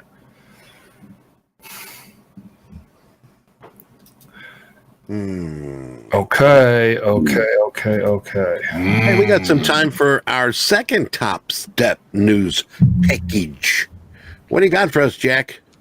Production coming in hot today. Hot. Hodgepodge of things. First, without looking, guys, are you aware who I believe today was announced to be the Sports Illustrated Sports Person of the Year? I think I caught wind of it this morning, yes. Michael will like this. There he is. There it is. I mean, he's lost all his recruits in the last 2020 games, too. He's lost all the games. He came out awesome, though. Listen, I love Dion. But like, if you've been tracking this SI controversy with them like having fake AI writers with fake AI headshots and stuff, is it's that like true? They're like October when I was 4-0 because they finished 4-8. Yeah, he did. I mean, they came off. How about this? They came off of, and everybody talks about it. People wore the CU hats like crazy. They came off of a 0 and whatever season or 1 and whatever season. He revamped. He's pretty much came in the first meeting. He's like, everyone here, I don't even want you. Get out of here. And he started over the whole new team. So I'll give him a little bit of tough. I don't know. If you're 4 years from now, 3 years from now, this could be next year. You know what, though? He was ace in baseball. He was ace in football. I mean, look at his stats in baseball. The 300 hitter. I love what he says. I don't need to explain anything. Just look me up on Google. That's what he says. Yeah.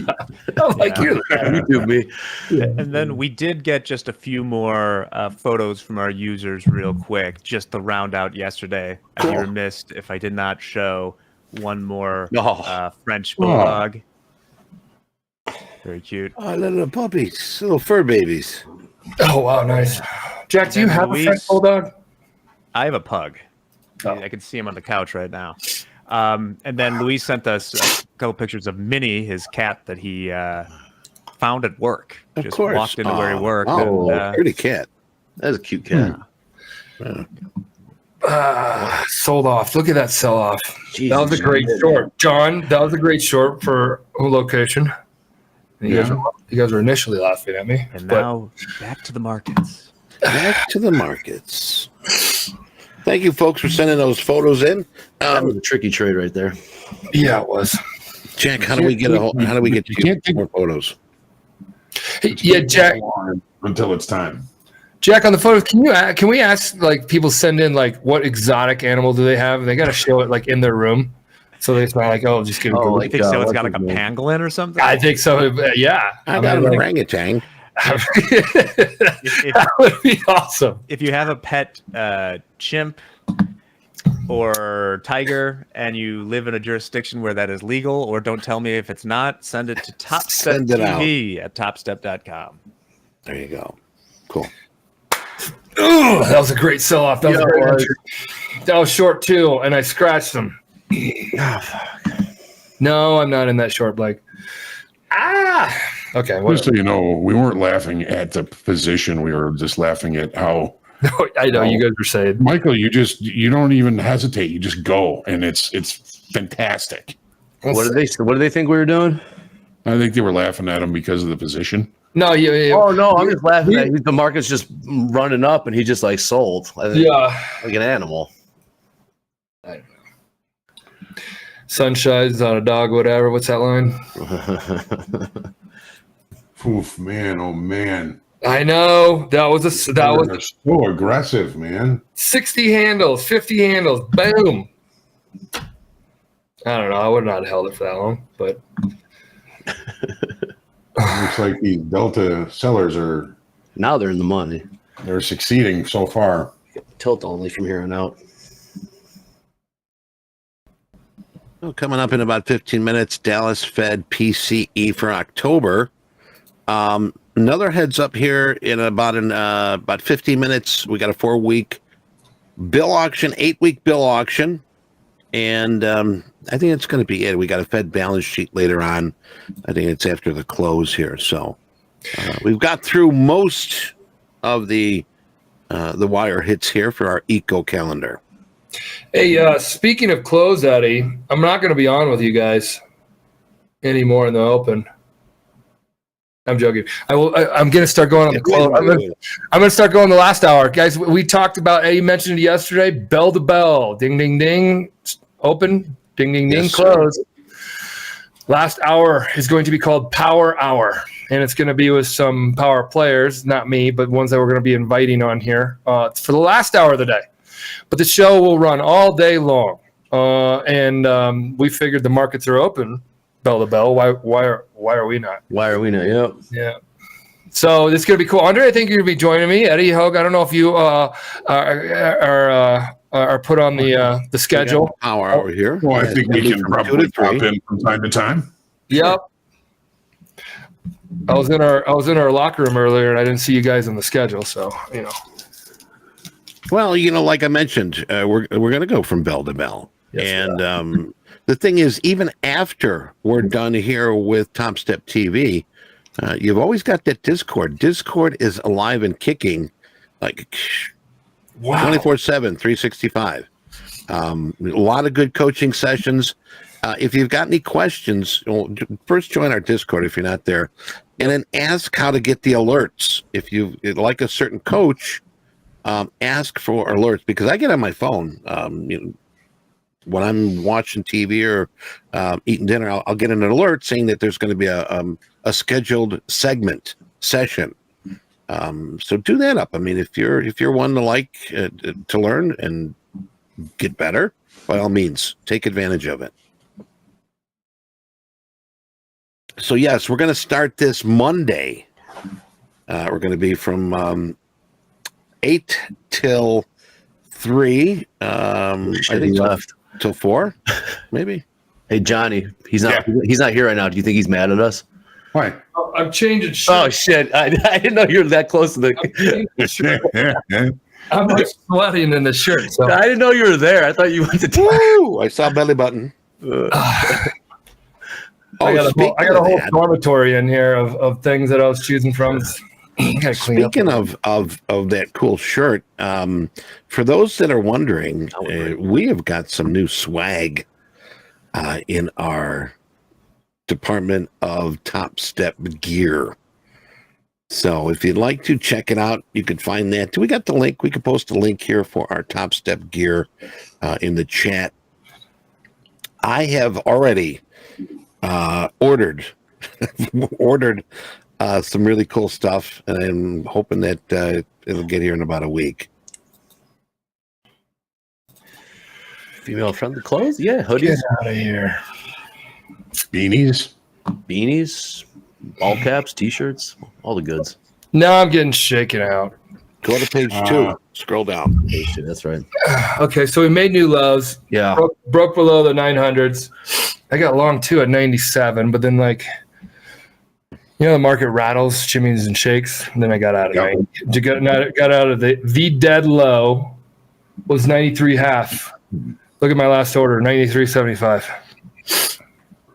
So we are creeping down to that 15,980 level, and also that 15,872 weekly kickoff low here in NASDAQ. If we can get there. I'm hoping this extension fails.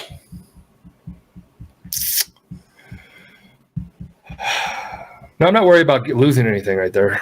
Get it back. Great sell-off I got out of, and long right there that I got out of. I'm not now like a little, you ever guys get where you're either losing money so you get timid, or you're up money and you get timid. So then your game starts changing. Yep. You start protecting. You're like the Chicago Bears. If the Chicago Bears go into halftime winning, they go into protect mode and they lose. They're like up one. Like, all right, we're right out the clock. Lose it now. Yeah, no, it's you're trading your P&L, right, as opposed to trading the market. Yeah, I think trading your account. But on Fridays, though, I'm cool with that. We always say account preservation on Fridays. Yeah, I'm cool with that on Fridays. Thank you. Yeah, 100%. Because we got to be aggressive at times. We got to be decisive at times. We got to trust our setups at times. And yeah, when I'm what do you call it? Protection mode, Hoag, or whatever. Yeah. Second half. Yeah. Then I get out way early. Hey, Ben's got a question. X emails going out today. Yes, we're going to do a 10 o'clocker here. Once again, as we promised, each day this week. Hopefully, Ben, you're one of the lucky ones to get that Topstep X email. But don't fret if you don't get it today. When your name's on the list, we're doing it systematically and as we go day to day. Isn't that right, guys? Yes, it is. Rawr. Yay. Oh, my God. I'm focusing on the market here. Yeah, this market's going to see if it's going to push down low. Yeah, I know. The market's trying to catch a bid, or not trying to catch a bid, hasn't caught a bid. We're knocking on the door like we always Here's your lows again. Here's right at the lows. Nothing until it's been heavy. 60 or more % short buy. So you got shorts getting paid. Shorts are getting paid. There's not a big tilt to 80% of folks getting short. If that happens, guys, on the top of your screen, or those that are trading on Topstep X, mark it on your calendar, put it on your piece of paper, or trade it.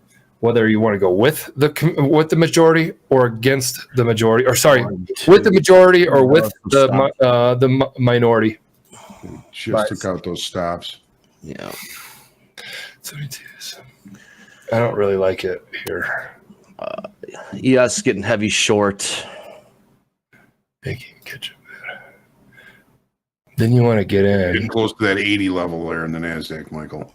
80 level in the NASDAQ. See if we can get it. Take a long here. Yeah, if it goes, if it does, I see what you're seeing, Andre. Mm-hmm. But then again, that's the level we want, so it doesn't ever give you that, does it? I got that Kid Cudi song, Pale Moonlight, in my head right now. Good one. And I listened on the way to work. Stopped and grabbed a ham, egg, and cheese and bacon croissant and a donut.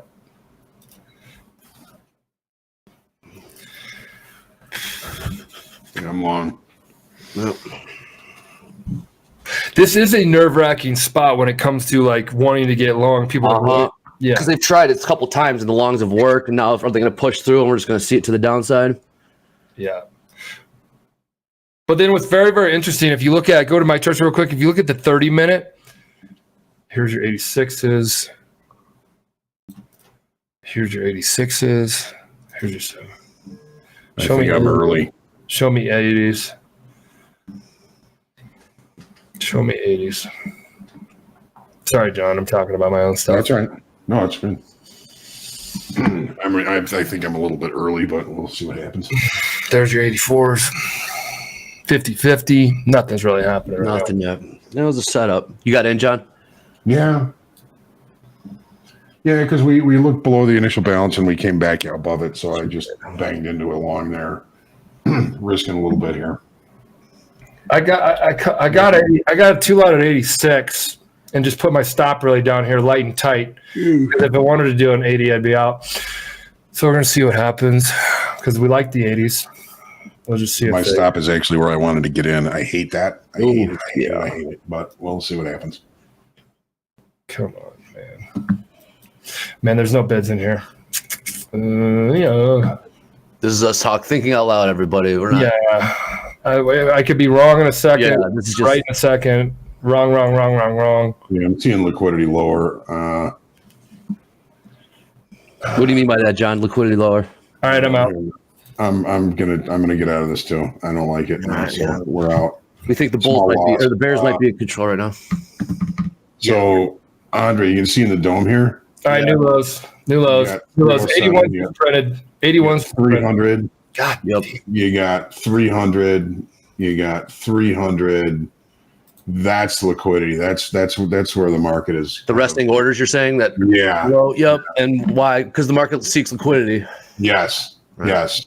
So 45.50 was the area I was trying to think about getting long, which would obviously be a better trade location than where I was. So we're going to take a look and see what happens when we get down there. The delta is negative 27,000 in the S&Ps now. That's pretty thick. Yeah, but right now they're getting paid, so there's no panic in them yet. Mm-hmm. I'd say, yeah, there's no panic in them. I'd also say what we're doing right now is a little, I mean, it's of course fading the trend that the day has been showing us thus far. I think the market's been range bound a little bit, though. If you look at, well, at least the S&P, what's NASDAQ? Well, overall, yeah. I mean, we're getting near the low end of that range, right? Yep. Yeah, we're at the lower end of the range, yeah. And I can see this thing, the 30-minute right now could snap easily back to the 50s and just be a big wick down. If you want to look at my 30-minute. Man, got shook it out again. Yeah, somebody pointed out that the dollar's been rallying. Yeah, so It's pretty much the open. So check this out, Johnny. You talked about 50s, and see this volume down here. It's a low volume shoulder of the 50s. We came down here. We're talking about the 50s, this area, and then we said, hey, we could see it continue through because it hit it enough times. We were talking about hitting it enough times, or you got a 30-minute that's already had a pretty flash pan wick down. It could start to firm up and be one of these, firming back up around here in these new wicks, and then get back in this range, return to settlement. This is just talking to trades out. I don't know where it's going, but I do know those 80s held up, John. Yeah, 50. Well, never touched 50s, but right there, John. Yeah, I probably should have stayed in that, but I mean, yeah, it's a good idea. Isn't it funny how you'll get out, and then it'll go away, and then the next one, you're like, I'm going to stay in this water. Then you're like, just get faced. right. I know. Isn't that always the way, right? That's the last day of the month. Didn't even realize that. Yeah, that's the uncanniness of things that happen during the day in trading that I absolutely do love and brings me back every day, because it's just like, all right, let's try to figure that one out. Always tinkering.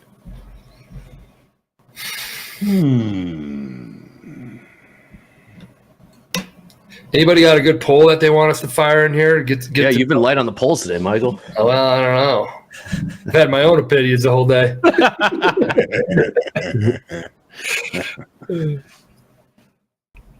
Anne-Marie double bottoms at 45.51. Yes, well, I think we're going to find out.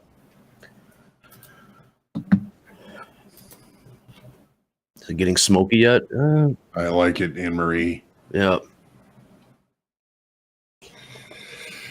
Male versus female traders poll. Females are better. They know how to manage their emotions better than guys. That's like a Google it. Google it. That's what I read. Sorry, dudes. Wikipedia. Investopedia. I think that you also have to be very driven toward it to go into such a male-dominated industry. Oh yeah, you throw my wife in it, and like she's not gonna know what. Yeah, it's like she's gonna have no passion for trading. But yeah, you have to have it come. Your wife was a clerk on the floor. She was a clerk on the floor. Dangerous place to put your girlfriend. Yeah, it's shark-infested waters. Well, you ended up getting married, so I guess it worked out. I guess out of all the options she had. There was a married couple at my firm. How'd that go? Married while they were there, and they traded the same book, right? So instead of paying for night coverage most of the time, they would like trade off. They'd like sit at the same console for like 2 hours in the morning, and then one of them would go home. Oh my God. And then the other would be overnight. Now they were very good traders. They were early into like a lot of the crypto trading stuff, but you know, odd people get great results sometimes. That's a dangerous game, you'd think, at least. Yeah. I mean, yeah. Well, wow, that's interesting. All right, we got a poll. What do you got? If you've been coached by Topstep in a group coaching, just those guys, has Topstep's coaches helped you become a better trader? That is the goal of coaches. That is the mission of why we brought free coaching to everybody. And if it's not working, then we're going to have to revisit our execution on how we help. But only those, we'll put a poll out here, only those that have got coaching. Please just put your thoughts there. Fred Decker. You guys can wait. Agree. Hoag is the coach. Wait for the. He's got a clipboard for Christ's sake. You want to talk about a coach? This is the whistle. Oh, you need the whistle. Oh, come on. I know. You know, I was long 87s and 86s, which technically it's trading 93s. So I don't know if this is really going to hold here. Why would it? Yeah. All right, there's your poll. For those who have gone through coaching. You know, John, I've been coached by you. You know, Eddie, I've been coached by you. Eddie, you've always helped me with confidence, with staying with it. From Johnny. John, you've always helped me with technicals, how to look at markets differently. You taught me people and their bias. You taught me. I didn't ever trade it off that. But then you taught me how the pit does it, and then that got me stuff. Andre, you just been a trading buddy, bouncing ideas off of for 13 years. Oh, when you excuse me, coming from the pits to the screen, how much actually carried over? Besides understanding actual like market fundamentals and stuff, but how much actually could you bring to the screen? Not much. Not much, right? That's what I was heard. That's Not much. And I had the benefit of seeing a whole lot of people leave the pit and try screen trading before I did. What'd you learn from that, or what'd you see from that? I learned that it's freaking hard. Freaking hard. Yeah. Most of them, I don't know any of them that did well. I mean, they were still trying to trade size, trade big. They just got their butts kicked. Right. So I knew it was going to be a challenge. So when I stepped out of the pit, I didn't trade live on screen for a year. Yeah. Patak, what about you? You were doing both, though, right? What, doing both of what? Who are you texting right now? I had a buddy last night. We were at hockey, and he's like, "Send me the link of your Topstep TV." And I forgot. And he's good job. Hey, good guy, PJ. If you're there watching, Shout out to PJ. I haven't even sent you a link, but I'm sending it to you now. I told you I would. All good. So, no, I wasn't paying attention. If that's what you're asking. No, I know you weren't because you were silent. All right, Nasdaq 75% long. Yeah. Okay, it's up here at the O2s. 06s is what I got short one. I'm long 45, 54, 50. Okay, I'm going to get short at the 10s, the 15s, or the 20s.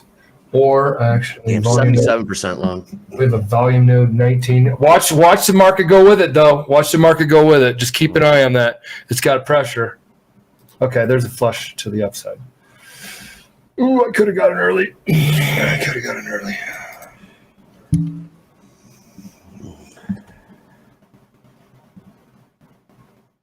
Oh, watch. I'm going to hold this one. 80%. Shit. You're long? 80% long as Nasdaq. S&Ps are 50-50. Keep an eye on how this plays out. Might keep pushing. I'm long here, 45, 54, 50. Yeah, I don't like this one for the only part that the S&P's not heavy long, which shows continuation. So I'm going to get out of a couple of these. Now I'm just going to keep one on. No, I'm going to take them off. But this is how I get shooken out again. Okay, I put them back Taking on. us back to the point of control, so I am going to take that. Nice trade. 15s. What if Wait for the next opportunity. Nice trade, John. 27s? Thanks. 6 long. Put me up on the day, at least. All 3s. What I don't like about this, Andre, is staying firm up here. So the buyers are getting a little love. Yeah. Well, the shorts were getting some love to the downside too, and then it reversed. You know, when you see these sell-offs that we just saw, then you get these shorts that probably just held it for, it's going to the moon or it's going to zero, and then they start getting stopped out. Here it goes, Mikey. Come on. Yeah, I'm on the wrong side of this.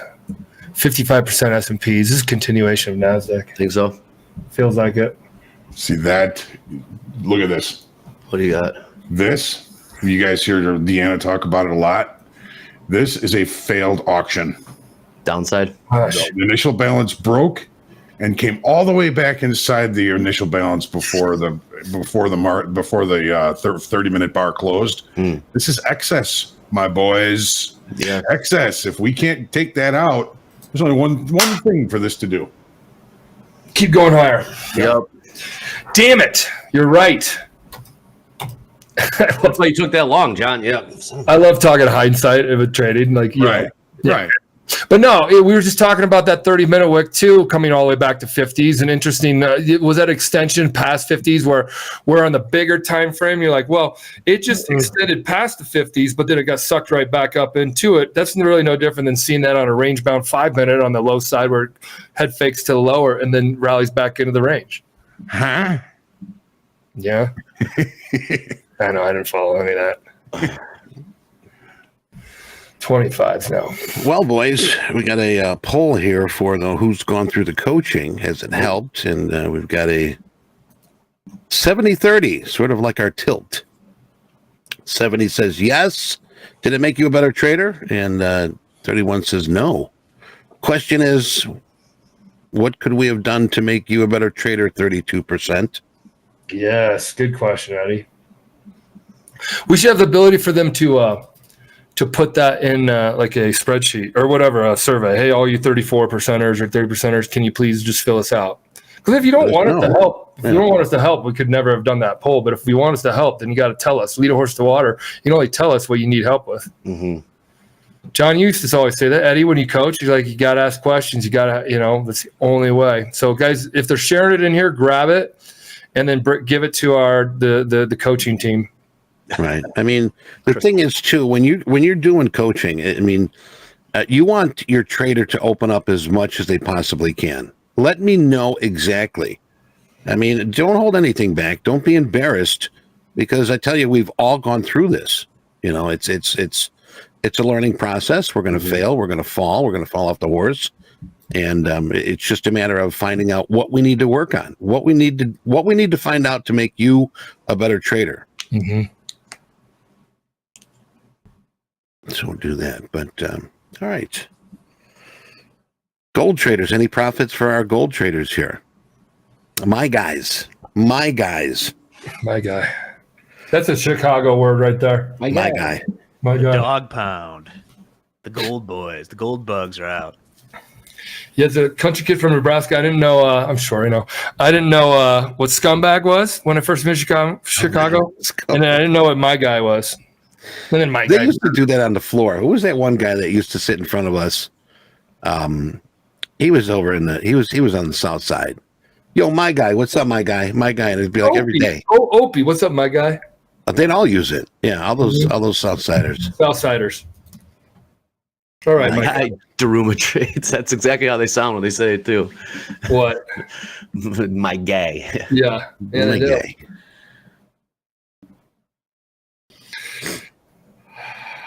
Hope, did you make any trades in crude? You just said crude really broke from the open. I think Hoag stepped off for a sec. Hoop.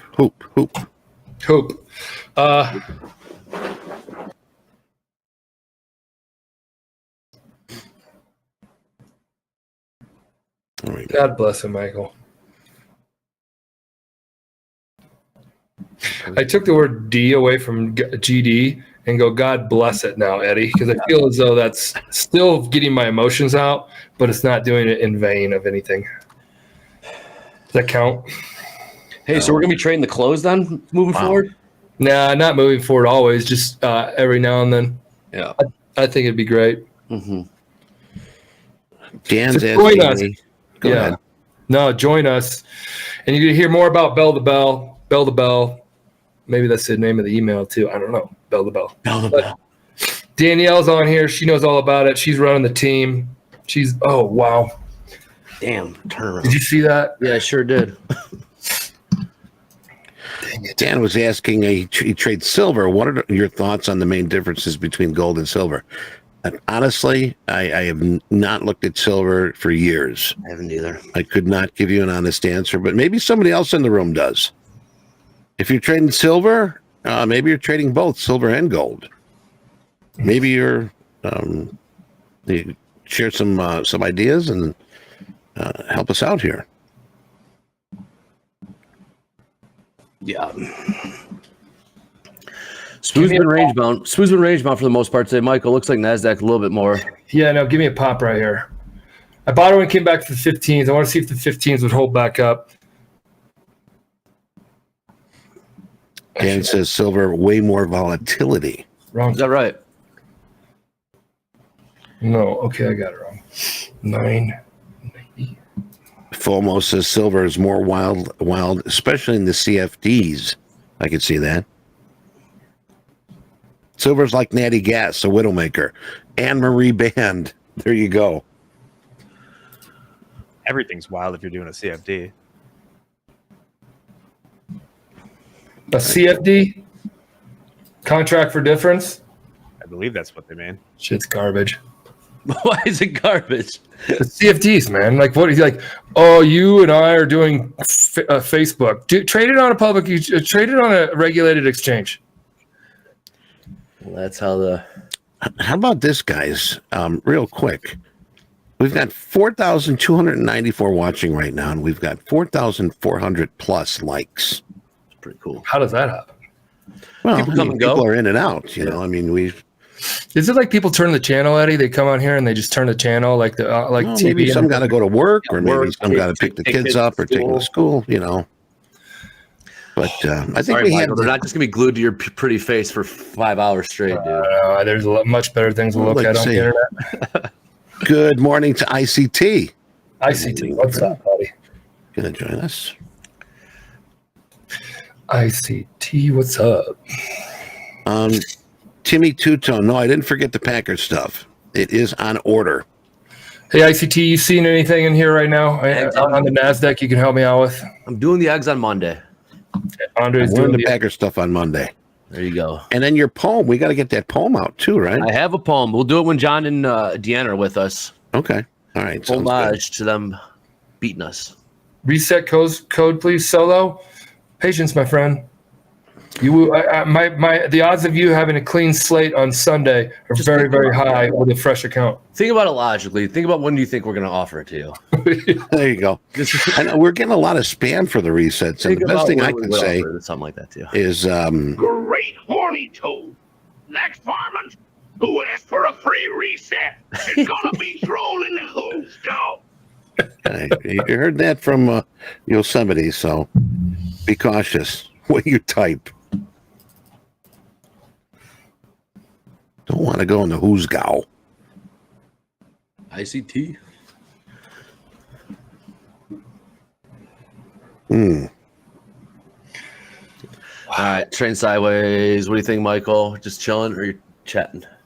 I'm long 3 from 08, but I'm now peeling them off the one. I'm getting good entries.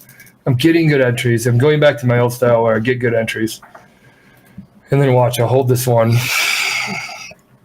because I choose to hold this one because I keep getting out too early, and that'll be the one that says gotcha, beach. We will be coming up on Shoulder Tap. That's going to be here coming up, and I think we've got who do we've got? We got Mick again. Mick's going to be with us today. We also do have coming up for power players, Dolby Time Hoag and Topstep trader Carson. Whoa, cool. Is going to share their screens and talk live trades, and then group coaching part 2 from Coach Dakota. I'll be joining Coach Dakota today for his second part 2 in his segment. Yeah, not catching a bid. Can't hold this. That was really. You out? Yeah, then I got back in. 33.5. Wow, it just really pivoted up there, didn't it? Okay. Take a fucking trade here. It was an interesting move. All right. Well, I'm up 317 here in gold, just chipping away. Shy City scratched again, Eddie. I'm down. I'm down 370, 400. Well, we're flat then because we're friends. Well, yeah. We is flat. Good old Shy City. Yeah, now I'm getting a little frustrated. Got a lot of trading day left, Michael. I know. It's also we got the London close coming up here in 20. Oh, good call. Good call. You know, I was thinking about that yesterday when we had that move, and we were wondering why. I mean, obviously it was, we were talking a lot of feds and anything. But that has to factor in. What's that? London close? Yeah. Yeah. Well, Barkin got the party started, and then we just kept going. Of course, yeah. All right. Michael looking to get in there again. No, that's putting my hands on my whatever. Sitting on your hands, putting them on your head, whatever. Putting your hands on your butt. There he is. I was wondering where he is. Your hands on your butt. Your hands. That's going to stick with you for a while, John. That was a good one. Yeah. So I heard you guys in the background talking about silver. And I saw in Marie's comment, it's like natural gas. It's a widowmaker. It's also a $25 tick. Yeah, dude, that's nuts. And that's after I think they split the contract. It used to be a $50 tick. That's big money. Andre, Iron Mike goes, what do you look for on the London close? Like, what usually happens? Well, you see a little volatility going into London close, and then things tend to slow down after that. So that's kind of like lunchtime in New York begins, so the markets start to slow down after that. But so like you got 20 minutes of perhaps some more volatility, and then don't look to overtrade in the middle session there. Yeah. 990s were a number level. Also, it's just stuff to be aware of. It's just good to don't get blindsided by shit. Here's a question, an open question. Now, this is most likely for your own personal account, but Hams is asking, how much capital is required to start trading? Can you guys guide me, please? At least a good start. At least $5,000. Yeah. At least $5,000. But that's after you do Top Step or anything simulated that holds you to some rules that you set for yourself. And if you don't hit those rules, some punishment happens to yourself, because you have to instill some level of discipline and respect for risk before you ever, in my opinion, before you ever put your own kid's college fund on the line. There you go. That's me. What do you guys think on it? $5,000 being the number? Yeah. I mean, you need a cushion. You need experience though before though, right? Experience for sure. Yeah. A lot of people are here saying $49 come to Top Step is the real answer. Yeah, that's the reason why. Again, we created Top Step, or the whole funding industry in general, because there's no bridge from, hey, I want to trade and I got $5,000. So you go with money and no experience into live trading. You come out with a bit of experience, not that much, because you ended up just chasing your money and really no money. And then you go, oh, now I need to find a funding company. If you don't know what you're doing and you put $5,000 in an account, you may as well just burn it, because at least it'll keep you warm. Yep. And people look at that as tuition to the markets. You guys are Mix in here saying 20,000. We could talk to him about it when he gets on for shoulder tap. Mix says 20 G's. You gotta have your game plan, your strategy, your psyche, your discipline, your risk management, your account management. Like, account management, guys, is taking money out of the market. How many, again, go back to like we've done a poll before. Majority people, large majority, have made deposits versus withdrawals from their personal brokerage account. Why is that? Because you never start. You start with $20,000, it goes down to 15, then it goes down to 7. Who takes a payout? Well, nobody takes money out of that. If anything, you're wishing you're back at 20, so you start chasing it. I didn't think about it. It's very true. Yeah, I guarantee you they have way more money coming in at brokerages than they do having, like, one thing we have at Top Step is payouts every single day. Hundreds of thousands that go out every single day to traders. We have no deposits. And you're like, well, you take $49. Yeah, dude, we also provide all this stuff. So, like, that's my 2 cents when it comes to getting yourself in the best position you possibly can before you put your own money on the line. See, here's a real world example of what putting money in a futures account does when you have no experience. There's a couple, they were making some money. They put $100,000 in a futures account, and they max leveraged on some product, and they shut down the platform and walked away. They looked at it 2 weeks later, and they had made $400,000 on that $100,000. True they story. said, "Wow, this is easy. What should we do next?" So they picked something else, put max position on, and a week later, they got a phone call from the brokerage saying, "This is a margin call. You've lost all your money. If you want to maintain this position, we're going to need you to wire us $50,000 right now." So they started with 100, they made 400, and then the very next trade they lost $500,000. I bet you did they bring that 50,000 to hold the position? They just said liquidate the position. They paid off whatever was owed, and decided they needed to learn a little bit about what they were doing before. Game over. That's when they came to Top Step. Game over, just like that, man. Tell you guys, we get people like, oh, like I got to pay a fee, $49. Again, I'm going to say this because, like, you don't have to reset so many times. Please don't. You should get one account. Please do. We got a robot Hoag, unfortunately. I don't know. Yeah, we don't hear it in here. It's the magic of encoding. Gotcha.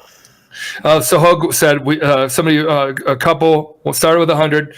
It went up, or something. Yeah. yeah, it went up to 400 grand. They thought they were God's gift to trading, which we've all been there before. And then next thing you know it, they still, I don't know if they're clearly not watching their position, got a margin call and they're lost it all. And they need to come up with 50 grand to hold the position. So they go liquidate us. That's a very quick start to the baseball game and get struck out in the baseball game. And go back to the minor leagues. And Andre, you've been infected with the robot virus. I will be Wow, right back. what's going on? I will be right back. Amazing. All right. Anyone else? Check. Prepare to be astonished. We're going to get this fixed right away. Robo.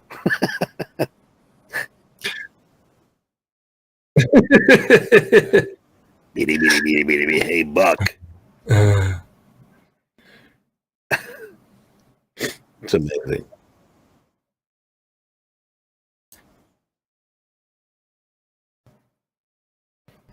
Yeah, me neither. Even though Nasdaq's starting to get a little long, Nasdaq's starting to get 50-50. I see a continuation, a stream of consciousness talking to you. I see a continuation possibly happening to the upside and sucks us back into those 150s. Test that. How do I sound now? Get over here. Yeah, I think you're good. I don't know. What are you thinking, John? I know you're not doing anything, but what has the market told you so far? I'm looking at the 5-minute, or I'm looking at the 30-minute, and it's a falling knife. I'm looking at the 5-minute, and it's selling rips higher, guys. When you see those spike ups, Yeah. just look at your chart on downtrend days. Of course, hindsight, I'm looking at, yeah, those are the areas where you should have got short. Thanks. I love it when the influencers go, this is where I'm like, Michael, I mean, the downside to the NASDAQ is it's basically been one time framing from the open. In other words, every 30-minute bar has a lower high and a lower low. Yep. But the last two bars there's a lot of shadows on both sides. It's a little bit indecisive here. Shadows on both sides. Just fiddling in the middle. Well, more so in the S&Ps. S&Ps are right in the middle. Yep. NASDAQ is still presenting as the weaker of the two. Okay. Hey, John, speaking of S&Ps, Fred's asking, Delta is negative in the S&P 500, but the market isn't breaking. Yes. I see looks like the bottom of my 30-minute candles is short-term inventory getting too short to break. That is exactly my theory, Fred. We've been talking about it. So, I did take a long off the low that I got paid on. It didn't really. I just took it back to the point of control, so it wasn't a big long trade. But I think that there's more brewing underneath the surface in the S&Ps here. But I don't want to trade in the middle. I would look for a potential initial balance breakout that I would time stop for a long to the upside. And I'm cautious about these lows. We've been talking about 45-50 area for a long. Mm-hmm. And it's paid a couple of times in that zone, but I'm getting a little bit worried. The more times we go down there, the less likely I think it is to hold.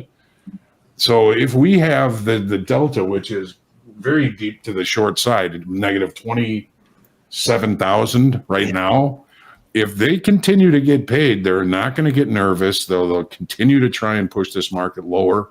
And if the longer time frame presence that we suspect might be here because of that delta leaves the building, then anything can happen. I got nothing, man. It's all right. Same. James, I need 5 minutes. Look at crude, man. What's crude doing? Tanking. Oh my God. I hope Holy Deanna's God. killing it. Oh shit, that's the. So here's weekly kickoff high, 79.10. Here's the upper channel. We looked above it. When we failed above it, we couldn't bring in new business. The game was onto the short side. Man. Look at this. It went all the way through the bottom of the Daniel that we call Daniel. Crushed. Wow. Oh, there's your 75s again, Johnny. 75. Oh, the level. Yeah. Were you guys talking about this in opening call? No, it was prior. It was either 95s or 75s. What are we going to hit first? And we hit those 75s before. 75s again, right? Yeah. Market tried to recover and once again gets slapped right off the horse again. Hopefully Deanna and Dolby out there are able to capture a couple ticks off that. Excuse me. Wow, that is really coming off hard. Yeah, it is. Look at this on the daily. Yikes. Boy, it was a decent breakout to the upside yesterday in crude. We added 21,000 in open interest on higher volume. What? How can this be happening? Because anything can. ACH, ladies and gentlemen, anything can happen. Yeah. I mean, And it we're is just what it talking is. about the 75 baseline support. It says our premise holds. Every big move will be sold. Thank you, Emery. There was like a 300 lot at 54 evens on your guys' S&P. I see everything's like 100 lot up. That's liquidity. Interesting. Gold. Somewhat range bound. Yeah. S&Ps. What did I just take off? Anything will happen. Jacob, you asked how come nobody trades the Dow. I want to know that. Dude, the Dow is fun. I traded the Dow that's the first pit I got into. Eddie was the Dow. The Dow 30. You know, you'd watch 30 stocks every day. I watched those 30 when I came into work. What are they doing? Oh, Boeing's moving or blah, blah, blah. Big boys and girls. I don't know. You know, we had the S&P pit and the Dow pit, back to back. And, we were right in between there.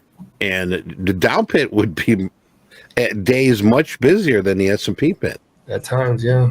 Yeah. Mick says we got a Dow trader coming on tap. Stay tuned. Shoulder tap. Who? John Jones, I'm flat. I'm done for the day. Good job. Good job. Well done, Eddie. Who's coming in? John Jones? No, John Jones, just Isn't that a UFC fighter? John Jones. No, he's one of our people here in the chat. Bones Jones. Asking me. Traders, team trading. One of the players on the team. What about cattle? Oh, do we have an update? 33. Did I see someone actually ordered the hat?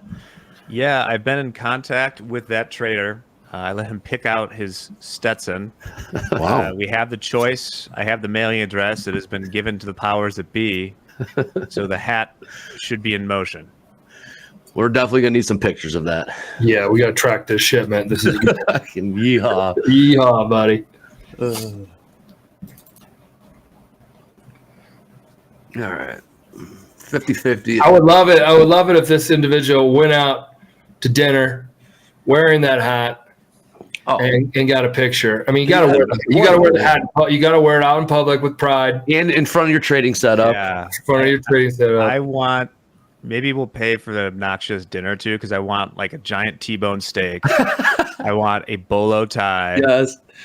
Can we work that out with him? Great call, Jack. Great call. He's funded. We want to help funded traders. This is like a great, exciting, fun, and I'd love to see him with a T-bone steak, and then with a bottle of A1 hanging out of his jacket. Bold A1. Bold. You ever tried a bold A1 sauce with a little Tabasco in there? Man, I got condiments out the ass. Tackling this. We'll stop right there. Condiments, Eddie, they are incredible to have in your refrigerator drawer. Yeah. You got any of this like truffle hot sauce? That's a thing. Oh, good stuff. That sounds good.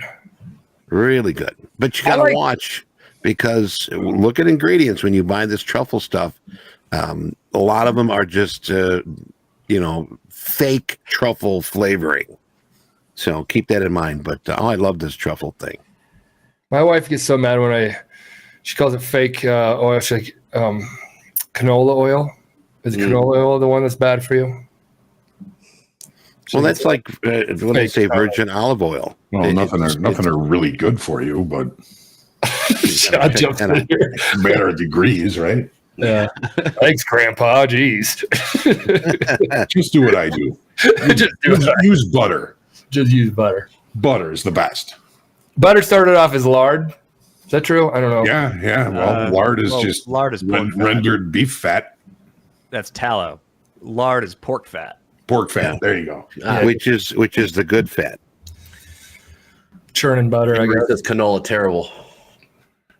Raw God made Raw it. eggs, I know, Best dude. for you. I'm doing the raw eggs on Monday. It's gonna be wild. avocado oil. Is Avocado oil, yeah. That's what my wife High, uses. avocado oil has the highest smoke point, and it's good oil. Damn, good. Jack, you know your shit. I do a lot of cooking. Okay, very cool. Linda, I am not a grandpa yet. Yeah, I'm sorry. That was just a grumpy. No, it's okay. Yeah, I was making a joke. I'm embracing my age. I'm following you. I'm following you. Wait, John, it'll be great because it's when you got grandkids and when you're done with them, you Right. call up the parents and say, pick them up. I'm done. I'm done having fun. Man, this 28's up I there. have a grand dog. Yeah, The grand poopa. Right? You got a grand poopa? Lacey's my grand dog, so if that counts.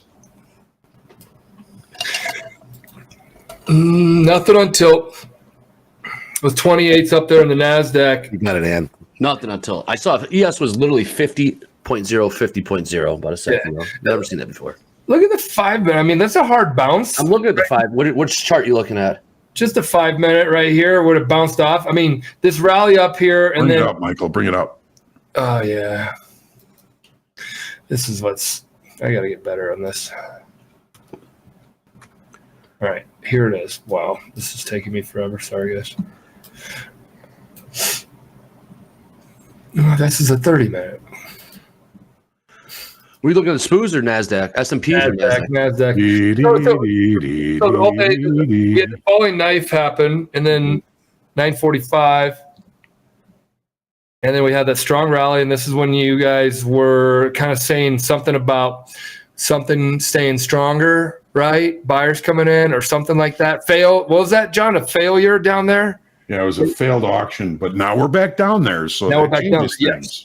So failed, and look at this. Like, who would have thought, like, oh man, okay, it's firming back up. John's failed auctions. Other people are looking at that failed auction and all that kind of stuff. So, and now we're down here again. So today's been kind of hard to hold a bid, right, Andre? Yeah, I would agree. We've got a lot of aggressive short time frame sellers in this market. Yep, John's been watching that throughout. How about what's been over an hour now? For these shorts been continuing to build up. Yeah, I mean we're almost we're at 29,000 negative delta. Boy, that's a hell of a setup for a short squeeze. That's all I'm saying. Yep. If it happens. Well, yeah, anything will happen. Yep. It is what it is, dude. But I mean, if it keeps getting shorter and shorter throughout the entire day, and we can't continue the move to the downside, we got to get long, right? the rally is going to be vicious at 2:30. Love it. Ooh, so join us at Power Hour. 2:30. So join us at Power Hour. Well, we squeeze the shorts. Well, yeah. Well, all the guys that are down money are trading with us at Power Buddy. At Power Hour. Back your size out. And let's squeeze them. Yeah. You know, sometimes No, but dude, join us. They win. No, yo, Andre and I have been right. talking. We Get along talking here, to the close. I've been trading. I watch it to the close. And yesterday I clearly traded after the show was over, my segment or whatever. Not yet, Derek. Not yet. From the chairlift. I'm not trading there, John. I don't do work. The only thing I will do, I look at all the pictures our nanny sends us of our kids doing stuff. So it's kind of fun. Chick watches all three of them at the same time. I'm like, dude, that's like super job. Good stuff. All right, here we go. It's so helpful, man, to your relationship with your kids, to your relationship with your wife, your serenity now. I mean, they're 5, 4, and 2. So like, if you can imagine the. Yeah, they entertain each other. Yeah, right. Is that what you call it? Yeah, it's war on the shore. No, wait, John, what'd you call it? Playing zone defense? Isn't Yes, you got to play zone. Three kids. Yep. John got lucky with man-to-man all his whole life. Yep. For those asking about Power Hour, this is going to start Monday. It's going to be from 2 to 3 p.m. And our first Power Hour is going to have Dolby Time, Andre, Eric, and myself. Sweet. For Power Hour. So we've got some new stuff coming in. We've got some segments called Market Check-In. Of course, we're going to keep our group coaching power players, fast market opening call. We got a market check-in. We got Ask Trader Support, Power Hour, and then we'll have a stand with Jack, James, JD, Robert, and Dolby. And you never know who might be stopping in at any time. Right. You never know. You never Ensemble know. cast. So it's like Mr. Rogers' Neighborhood. You know, it's just whoever's at the door. The door is open. Mr. Rogers' Neighborhood ever have a 5-alarm fire drill at the neighbor? Because that happens as well randomly here. Whoa, Chef Brockett, what the hell? It's burning. Is oil still taken? All right. We've got Mick in the waiting room. Oh, shoot. So what we're going to do is we're going to take a quick coffee break. We're going to get Mick set up, make sure that Mustache is looking very handsome. And we'll be right back. So hang tight.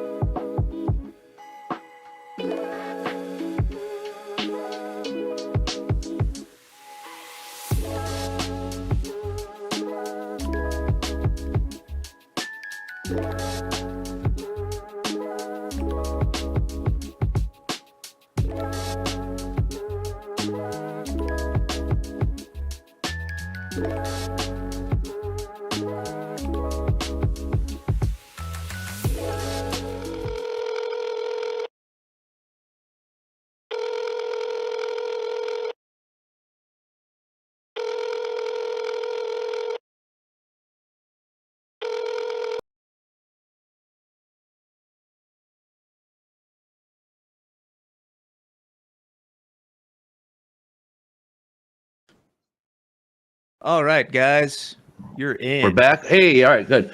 Welcome back, everyone. We got Mick, part of the Dream Team, risk management team over there.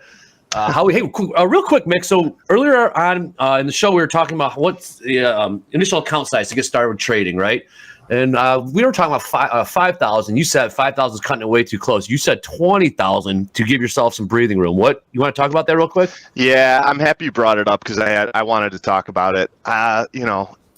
5,000 is not a lot. That can go quickly. It's pretty easy to make or lose $1,000 trading one lot. So if you want to just go with the micros, yeah, $5,000. I mean, I totally understand that the barriers to entry got completely smashed when we went from the pits to the screen, but I think a lot of people, yeah, you could open up your own personal brokerage account with one of these firms that, has the low margin rates and stuff like that. But you're going to start with $5,000 and you're not going to give yourself enough wiggle room, and you're probably going to blow out. I think that happens to a ton of people out there. I've heard it from traders who, have traded with Topstep, and they're like, so glad you guys are here. I started with $5,000, $10,000 in my personal account, and, I lost it in a week. I lost it in a month. I lost it in 2 months. So I think you really got to, I think 20,000 is probably the lowest. And there's a lot of people that would argue even higher. I know when geez, that's a big ass number. Not everyone's got 20 grand cash just, lying around, Yeah, you got to come into the trading world, man. That's why you go to funding companies. I don't disagree with you. And for those people in this, that situation, come to Topstep because we got the opportunity to get funded for a low price. And I'm not trying to pimp our program, but that's one of the things we're here for. I mean, it's a good opportunity for people who don't have that capital.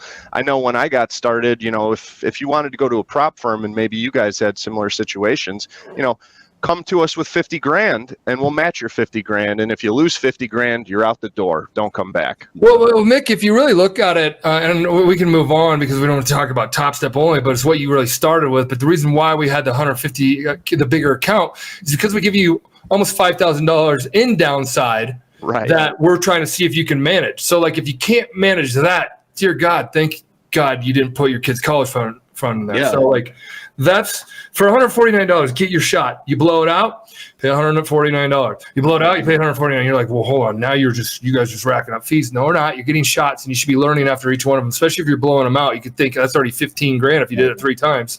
Yeah. So just 100%. Think like that. And then at the end of the story, you're like, well, I've done Topstep. I've spent about $1,000. I haven't traded more shit. This isn't the business for me. This is way cheaper than the other route that's always been there before funding companies came around. Yeah, for sure. I'm not arguing with you that $5,000. You certainly can start with $5,000, but I don't think you're setting yourself up for success. Agree. It's tight. It's tight. You gotta be right out of the gate. You have to be right out of the gate.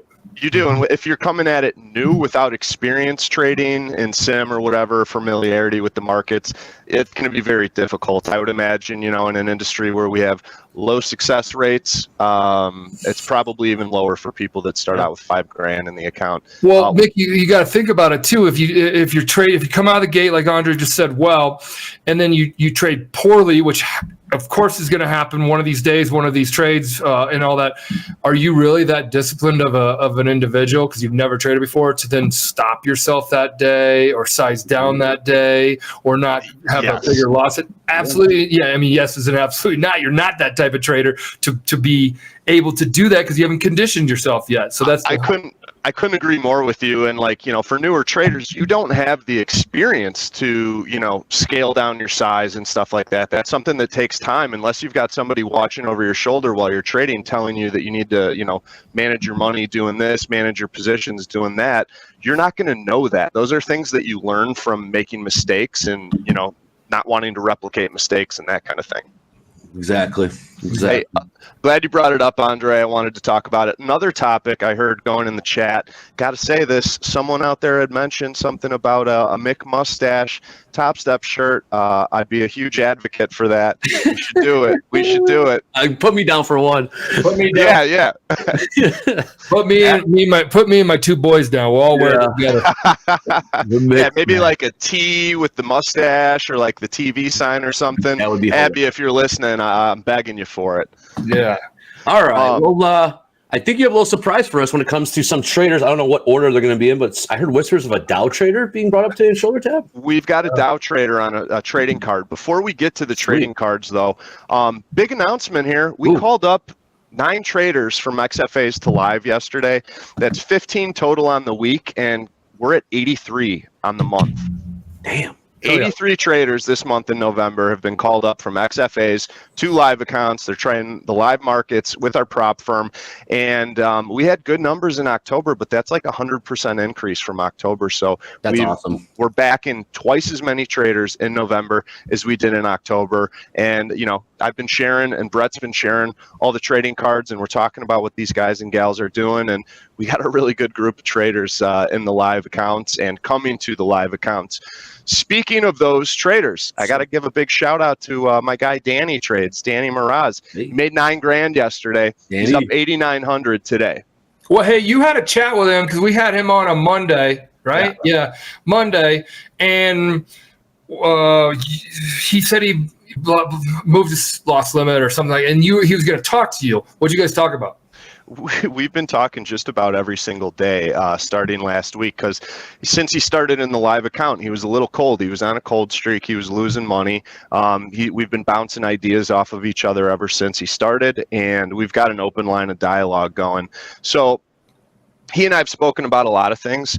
One thing, this is a problem that a challenge I personally haven't faced. He's got a big following, so he has the entertainment business going, but he's also got his trading business. And I think he kind of, while they are commingled, I think he commingled those in a way that he shouldn't have.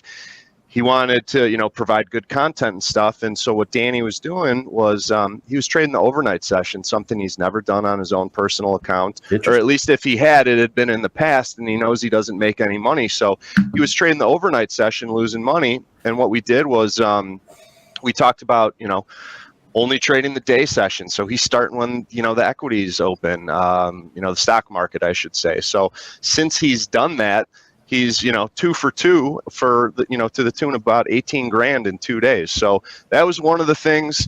We also talked about, what percentage of his account he's risking, coming in and having X amount of losing days in a row is a huge indication to pump the brakes and scale down your size, when it's not working. And that, coupled with trading during a time that you don't really believe in, was those were some of the main points that we talked about. But we've had a lot going on, and fortunately the last 2 days have been fun. We've been, I've been cheering him on, and, we've been doing a lot of FES. While you were talking, I was texting him. So telling him great trading. So he's got some support going on over here. I told him great trading this week. We're chatting about you. Yeah, good. And asked him if he wants to come on. So we'll see. Yeah, he's a good guy to come on. So happy for him. Moving on though from Danny Trades, we had a guy yesterday in an XFA, Saeed, make 20 grand. He was at one point, I think I mentioned, up 36 grand. Gave a good chunk of it back, but he kept more than half of that equity high. So that's good money management there. And, if you're trading big size, you're going to see big numbers to the upside and the downside. And, while it, might hurt a little bit to not walk away with that 36 grand, still put up 20 grand in a day. And from a money management standpoint, I like that. You got to, when you're up significant profits, you got to walk away up significantly. Absolutely. Another shout out for Grant. Grant's in an XFA. He's actually in 3 XFAs. He's trade copying, up a little over 12,000 in each one of those accounts. So 37 grand on the day for Grant. Grant, lock it in. Like I was saying about Saeed yesterday, let's make sure we walk away at least up 20 grand on the day if you continue taking trade opportunities throughout the day. Let's manage the money well, because that's a chunk of dough that you want to grab onto. So other than that, those are like some big shout outs that I want to share. I do have some good trading cards I want to pull up. So let's dive right into those. If we can get Adam D's trading card. All right, I wanted to talk about Adam D yesterday, but we ran out of time. This is someone we called up from an XFA to live yesterday. Adam D trading card. Come on down. Going once, going twice. Let me learn something about Adam D. Yeah. Adam D. Okay. Go ahead, Michael. Sorry. No, I got nothing. I'm waiting for Adam D. I was going to say we can skip to Peter L. Peter L. If we got Peter L. queued up. All right. Sorry about that, guys. Peter L. trading out of London, England. Really like what I'm seeing here. Wow, I like this one. Yeah, he's new to our program, been with us since September. The winning days and the winning trades, you know, you look at that, it's like not the same stuff that we normally are posting on here. He's a big swinger, though, and when he's limiting his losses to the $3,000 daily loss limit and putting up massive winning days like he is, you get an average P&L of $1,500 a day. So despite the winning days only being about 50% and only 60% winning trades, those winners are making up for the losers. And as I always like to talk about, guys, look at those hold times. Yep. That 50 minutes catching a piece of the trend for the day, that's where those big winning days come from. I challenge everybody to move on and out onto a higher time frame if you can. If you're a trader who's struggling trading the shorter time frame, which I would struggle with too, I think it's very difficult to pick the market gyrations up, down, long, and short throughout the day. Get a bias for the day, slap your size on, ride it out. And Peter's going to be doing probably pretty well in the live account once he gets going with us. Hell yeah, I love hearing that. And yeah, living in London, trading well. What a life. Yeah. 3 contracts. Yes. Yeah. Working on limiting losses. Good. Being in the city, doing that. I mean, I'd love that. That's the dream. Yeah. London's on my bucket list. I want to get over there. And while I say he's a big swinger, really it pans out to an average of 3 contracts per trade. But I like that he puts the pedal down when it's going in his favor and rides those big trends out. So shout out to Peter. Can't wait to have you on the team. With that, we've got someone else I want to talk about who got called up from XFA to live yesterday, Michael Z. And this one's kind of a special one. Not only his trading, but where he's from, Glenview, Illinois, my hometown. And I just so happen to see this. Glenview Club, which is technically in Gulf, the neighboring town, but this is where I grew up. And if I can, that big building right in the center, Glenview Library, down a little, bottom left of that, we've got Vicino's Pizza, some of the best pizza out there. Across the street to the right, right up to the left side of the train tracks, we've got the Dairy Bar, a place I grew up riding my bike to all the time. And then we got Grandpa's, a great little Irish how much time did you spend at the library there, Mick? Well, the library was built. I spent way more time across the street at the bar than the pizza spot. And my perfect call out. I set you up on that one. All right. No, perfect call out. Truth be told, yeah. I mean, I was more interested in some other things other than going to the library when I was a young kid. And in my after I became of age of 21, but I did go in there. And in all fairness, that library was built kind of in my mid-teens or something like that. So I have been in there. It's freaking beautiful. But yeah, Andre, you got me there. Yeah, so I was happy about that. Michael Z, Glenview's a great place. But equally and or even better is the trading that he put up in his XFA. 81% winning days. Look at this average P&L of 330. He trades. He's super selective with his trading. I want to mention one other thing too. These metrics that you're looking at, he maintained over 32 trading days. He was in his XFA for 32 days. To maintain 80% winning days out of 32 days is awesome. He's super selective with his trades, only 5 trades per day, and he trades small. Andre, we talked about it a couple weeks ago with these people that have the high winning day percentages, high winning trade percentages. Usually they're not making that many trades on the day. They're very selective, and it's a lot easier to hold trades for a longer period of time when you got smaller size on. So this has really worked for him. I want to say out of those 81% winning days, I don't know what the math pans out to. I'm not going to try and do it in my head right now. Obviously didn't have a lot of losing days. I think on his losing days, though, he hit the daily loss limit on every single one of those losing days, but one where he lost like $700 or $800. So this is a trader who's pretty accustomed to being right in the markets, and if he's got anything to work on, it would just be cut those losses earlier. But everything pans out here. He's going to be starting in the live account with a nice chunk of dough. So great stuff here. I'm super excited for him. I'll actually be shooting. Why don't you go golfing with him? Assuming he's still a live trader, because guys, we do treat live traders a bit different. I mean, they come closer to the I don't know, closer to the prop firm of 100% because now they're trading prop firm capital. We're on the phone with them. We talk them through. We walk them through. We help them out. We encourage. We all that kind of stuff. And we meet up with them and we grab a beer with them or we do whatever with them. So it could be kind of cool come summer. Yeah, I do want to put in a call to him today because it wasn't until I was putting together the trading card did I realize he was from Glenview. Nice. Brett and I were talking about his trading yesterday, but I'll actually be up around the area on Saturday. Got a little skeet shooting meet I'm going to be doing, so yeah, I'll be in the area. Last thing, nobody's flawless. We see some flawless trading, but over a period of time, flaws come out. Areas to improve on. I talked about, limiting those big losing days and not button up against that $3,000 daily loss limit. Risk reward, it's a little lopsided here. It's worse than 1-to-1 risk reward.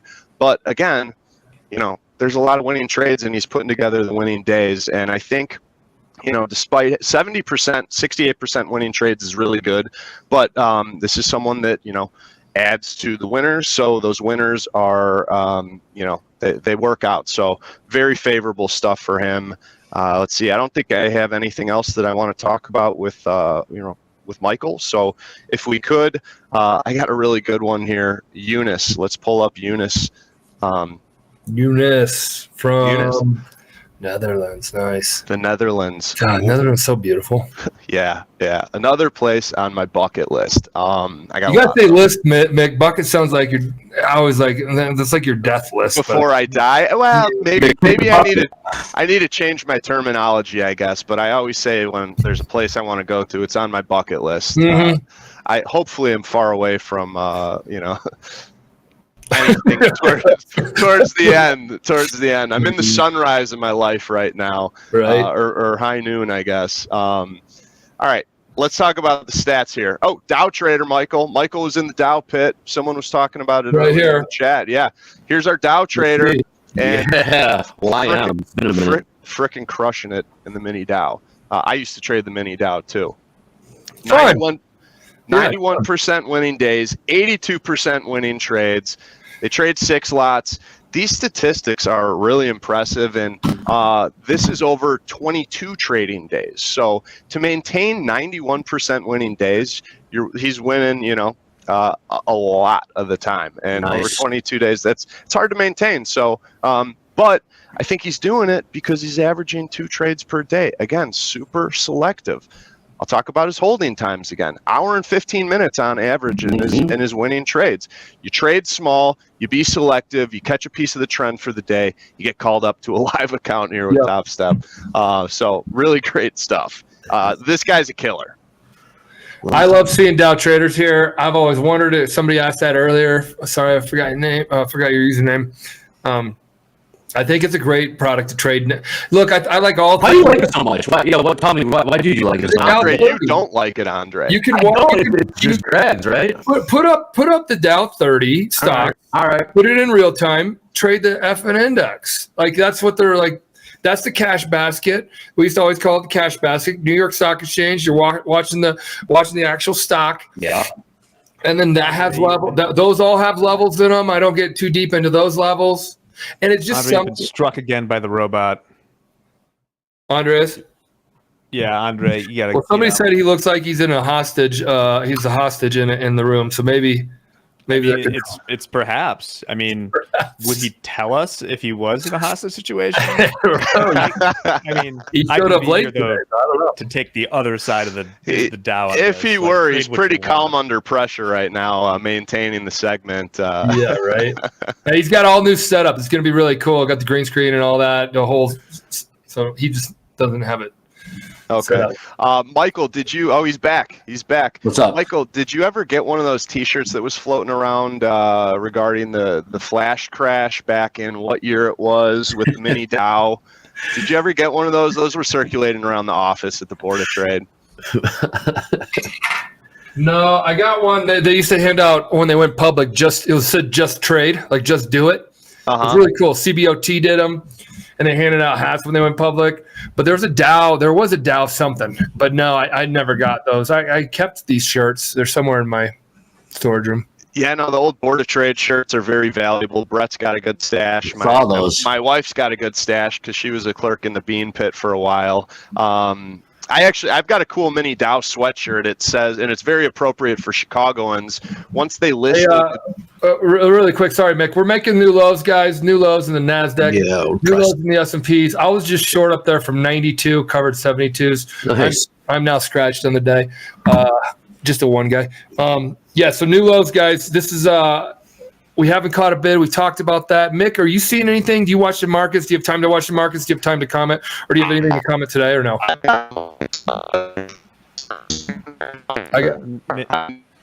I got robot Mick. Robot. This is He's got a scoot. Mick, if you could scoot a little closer to your computer, I think it's robots have breaker. New lows, Michael. Wherever the Bluetooth for that microphone. Patak, you seeing this? Is going. Yeah. Okay. Yeah. How's this now, guys? You sound good. I'm Got not a couple minutes. I'm not Usually seeing can walk anything around the show up. office. Yeah. I'm not seeing anything show up on tilt. Nothing's on tilt, but we are making new lows. We're finally testing those 4550s that we've been talking about all day in the S&P. Sorry, Mick. We can wrap it up. No, it's all good. Yeah, I mean, I've been watching that daily structure. You know, it seems like all the equities are kind of coiling up and whatnot. Right. But last 2 days pushing down. So I don't know. Really quick. What Mick's talking about, guys, is here's the daily. What do you mean by coiling up? Coiling up. The last handful of sessions, we've been in a pretty sideways price action range. So I like these coils because normally when the market coils up, it gets ready to spring in one direction. Upside, downside, I don't know. But for me, I mean, I'm looking at swing highs from back, months ago. So I always like those swing highs. Someone was talking about magnets and whatnot, and I definitely think swing highs and swing lows they're magnetic. You guys were talking about 100 lots being magnets and whatnot, and I agree with that. Big size. I've always heard from good traders that the market moves towards the paper where there's size. It just naturally happens. Paper is orders to buy or sell. Big orders. Brokers are holding. Yeah, big orders, the paper. So if anybody was a broker in the pits, they used to say I got a deck or I got a stack of paper, and those were the orders that people submit in, whether they were the retail traders or producers and users.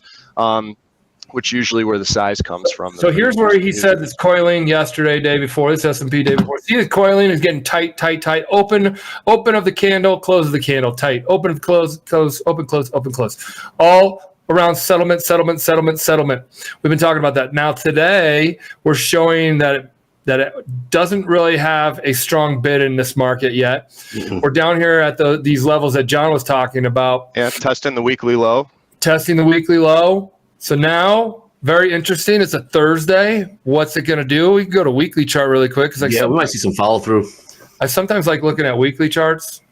Got to look at them every once in a while. Top-down approach, everybody. Top-down approach. Know what the bigger market structure is, and then break it down from there. Yeah, I look at a weekly, and I'm like, I'm a satellite way out in like outer space, looking down on the planet, being like, what's going on?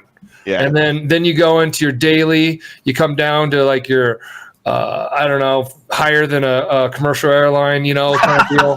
And then now you're like, okay, I can sort of see the ground. And then you go your 1 hour, and you're like, all right, there's my neighborhood. Then you go to 30 minute, and then you go 1 minute, and that's like your bathroom. You're in your bathroom, like literally, like of your house, because I go all the way to like your front porch, which is the 15 minute. Now you're seeing like everything is happening around you. So I've always had this like little top down, which is outer space, all the way down to your house, like Google Earth. If you do that kind of thing, I always put things in analogies like that, but that's helped me. When I was trading full-time in my office, I used to have monthly charts printed out, and I had them framed on the wall, as a matter of fact. That's how important the top-down approach to me is. I wanted to see levels from years back. They are important. But yeah, monthly, weekly, daily. I talk about trading out onto a higher time frame. I don't recommend anybody make trades based off of a weekly chart or a monthly chart if you're new to trading or anything. Those are things you want to. If you do that, you're kind of holding for multiple months, maybe even into years or a year. I'm going to show you guys an example here at one point. So Mick, keep going. Yeah, well, no, I don't have much. I mean, I do like talking market structure. I don't get a lot of opportunity to talk about it with you guys on this segment. For sure. I always have FOMO when I hear you guys talking in the earlier segments. So maybe you can include me in one of those one of these days here. Dude, Mick, more than welcome. They love you, man. Hey Mick, let me show you where. Hey, Patak, there's an announcement. Hold on. Here's the weekly. No, that's the monthly. Oh, here's the monthly. And we go down to continents. No shit. Here's the daily. That's pretty. Yeah. And here's the hourly. Where are you taking us here? Here's the 15-minute, and now we're in Puerto Rico. No, you know, but that's kind of how I look at it. You know, then you go all the way to. I mean, I probably can see if somebody's house. I don't know. Let's see. Boom. Yeah. Let's find Glenview. There's a couple bushes. Yeah, let's go to Glenview real quick. All right. Am I Robo again? Hey, real quick. You sound good to me. Okay, cool.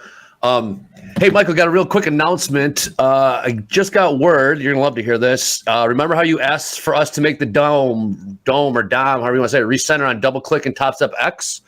Well, the Sim2 Funded team was listening, and now it's on live. So beautiful. Ask and receive. Yes. Nice little feature there. How about that? Something I'll leverage. Quick turnaround. Shout out to Mac for that one. Yeah. Nice, Mac. You need to go north, MP. Well, I'm gonna see if Mick can. Jack. I'm gonna see if Mick can throw his hand out the window. Here's the 42nd floor right here. Hey, yeah.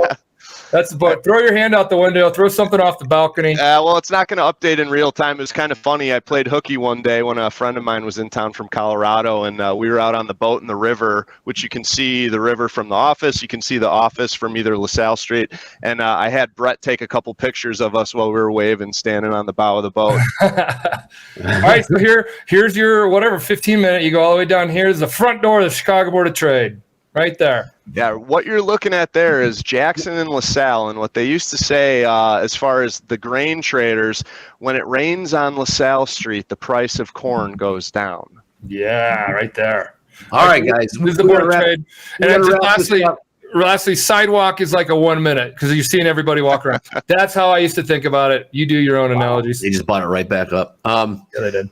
All right, guys, we got to wrap this up. We got a guest in the waiting room. We got to keep the trains on schedule. Keep the train. Thank you, Andre. Well, I'm just doing. Don't. You got your Swiss watch. You're tapping. With that being said, I'm not going to be on tomorrow. Next time you guys see me, my background and backdrop will be so much beautiful. It will not look like I'm being held hostage against my own will. But thank you for everything, and I'll be signing off for now. Fun segment, guys. Thanks so much. Yeah. Hey, guys, take care. Have a great session next. And I'll see you guys tomorrow.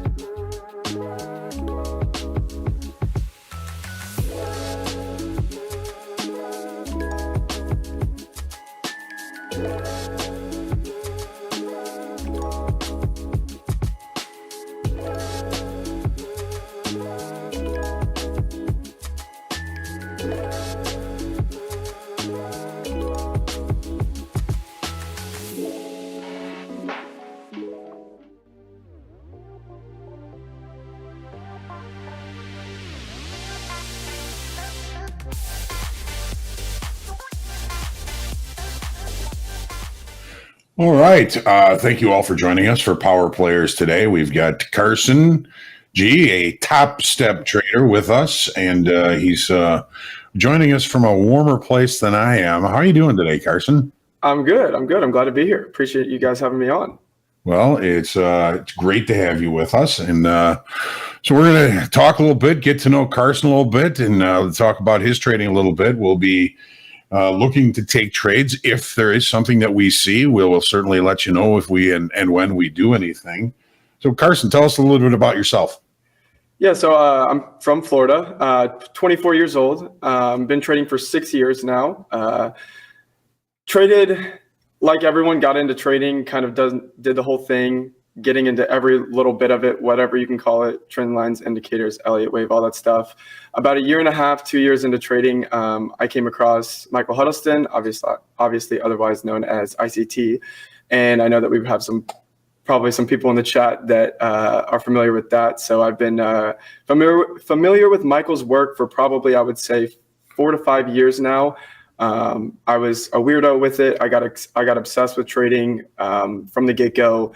Wasn't good at it from the get-go, but just got obsessed with it. When I started learning Michael's stuff, obviously it's a lot at first, but once you kind of get your ground on it, it starts to make more and more sense. And I just kind of fell in love with it. I fell in love with the whole idea of trading, and kind of just refined myself as a trader and my trading style. I'm more of like an intra-session trader, so I target session liquidity, but I still use higher time frames. I still have directional bias in that stand. Other than that, if you don't know ICT, obviously a lot of it is out the window with buzzwords and stuff like that. But with regards to like my model and stuff like that, really I'm targeting session liquidity. So either buy side liquidity or sell side liquidity. And I'd like to see the opposing liquidity taken out. And then on lower time frames, I'd like to see some sort of breaker model mixed with some form of, it's either called a BISI or a CIBI. I know the ICT community knows what I'm talking about.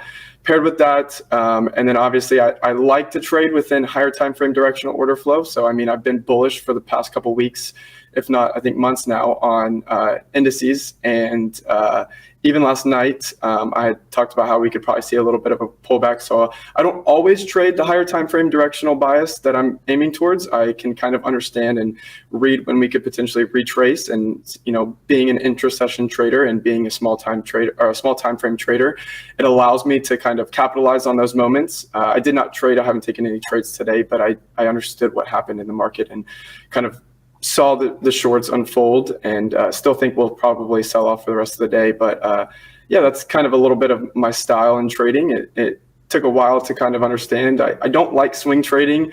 My personality is more impulsive. If I sit on a decision and I can't sit overnight with a trade, I can't sleep and stuff like that. So I'm very impulsive with my trade. Yeah, I'm in and I'm out. I really don't even like to trade the lunch hour. I usually use it as lunch. But yeah, that's a little bit about my background within trading. Well, it's being in Eastern time. It is lunchtime for you right now, and we appreciate you being here with us. You trade mostly equities then, huh? Yes, I've traded equities for the past 2.5 years. I started out with Forex. So most people, find Forex and it's a lot slower. And once I started getting experience and I started gaining ground within my trading, it became a little too slow for me.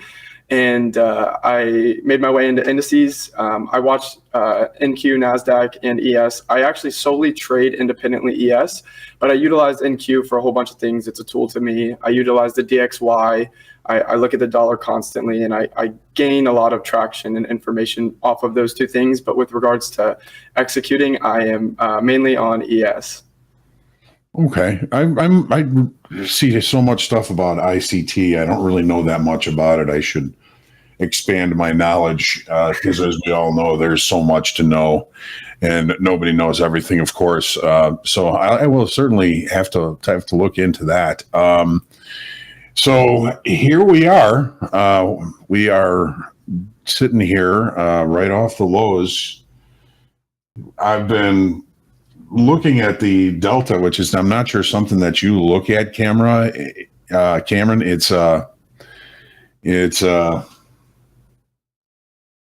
just kind of looking at the accumulation of short time frame shorts in this market. I have a feeling there's something in the opposite direction there for us, but we haven't taken a long down here just yet. I'm trying to stay patient. I'm looking for the kind of a late day pop with all those shorts in it, but right now I'm just kind of holding. I took a long in sim just to kind of be able to see it to where my execution was, and I'm just kind of really being patient, waiting for a good opportunity here. Yeah, a lot of times in that lunch hour, you'll tend to find yourself going into some form of either retracement off of what's already occurred. So obviously all day today, we've kind of been going lower. NQ being the head, obviously ES kind of just following suit. And I think around that lunchtime, you kind of get in some form of holding pattern and can potentially retrace and take some form of intra-session opposing liquidity. So, and this means it would be going higher. But I do see us hitting 45.40 today. That's my daily target. Whether or not it wants to take it in the lunch hour. If it doesn't, my eyes go to 1:32 p.m. Eastern Standard Time.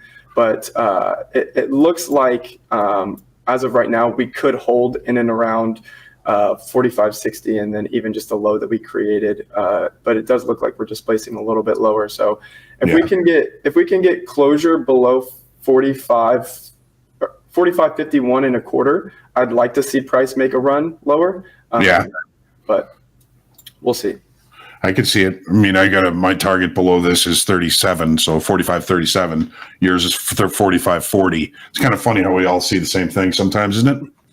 Yeah, and I like to tell people all the time too, like, trading is so unique, and I think it's beautiful because you don't have to, I see online all the time, my strategy is better than your strategy. This strategy is the best. And really at the end of the day, yes, you're trading strategies, but you're trading your personality over anything. And it's the understanding of yourself that's probably most crucial to your benefit in the market. And, whether you trade anything, it doesn't matter how you trade. It's just how you understand yourself and how you react in the market.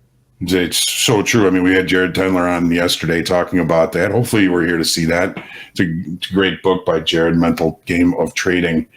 And, when it comes down to it, we're all, Carson, kind of a twisted mess in our head when we get into trading, aren't we?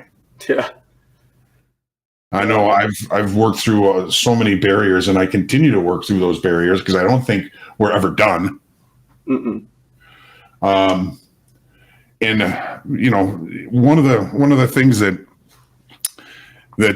sticks out to me as far as traders and new traders coming into trading is most of us are wired the opposite of what we have to do when it comes to being a successful and or at least profitable trader.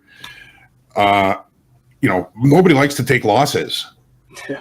So I think most of us are going to probably kind of default to, well, if the market's going against me, I'll just wait. And maybe the market will come back and make me whole again. And that's the wrong thing. You've got to be able to take losses. You got to be able to accept them and understand that they're not an affront on your personality. Yeah.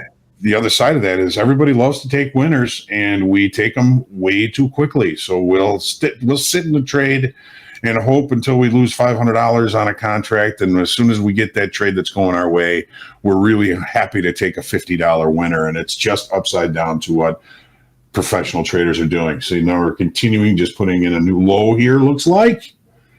Yep, there it goes, slipping a little Patience bit. pays. Yeah, I like to tell people all the time too. You know, when you're getting into trading, you know, I'm an extrovert. I'm very social. That's just my nature of my personality, and I had to actually kind of train myself to become a little bit more introverted with regards to my study and how I reacted in the charts.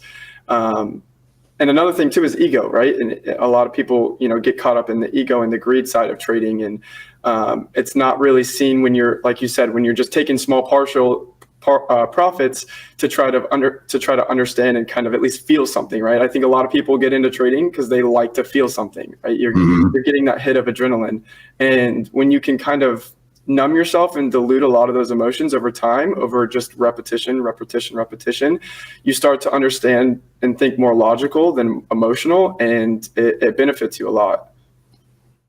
100%. So what studies have you done? What, I don't know if ICT does any kind of mental or emotional or psychological kind of study or anything like that. What has brought you to the place that you're at in your head? Yeah, so a lot of it was self-study. So I've been, one thing that has been my best suit in my trading journey has been my self-reflection and journaling process. I'm very quick to note everything that I do. And I think a lot of people, you know, you have good days in the market, but you don't learn as much as you do from your bad days in the market.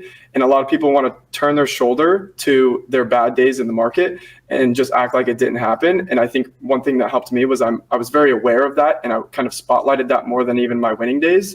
And, you know, reading books and just understanding and listening to Michael over the years, you know, how you're supposed to cooperate and understand that you always have three different people inside of you. You have a gambler, you have an analyst, and you have a trader. And they're constantly biting for time in your head. And I think over time, you have to understand how to silence the trader, how to keep the analyst at bay and see what's logical. But then when it's time to become that trader, turn on, and it's something that you turn on and you turn off. Like the person I am when the markets are closed or not the person I am when I'm in the middle of a trade.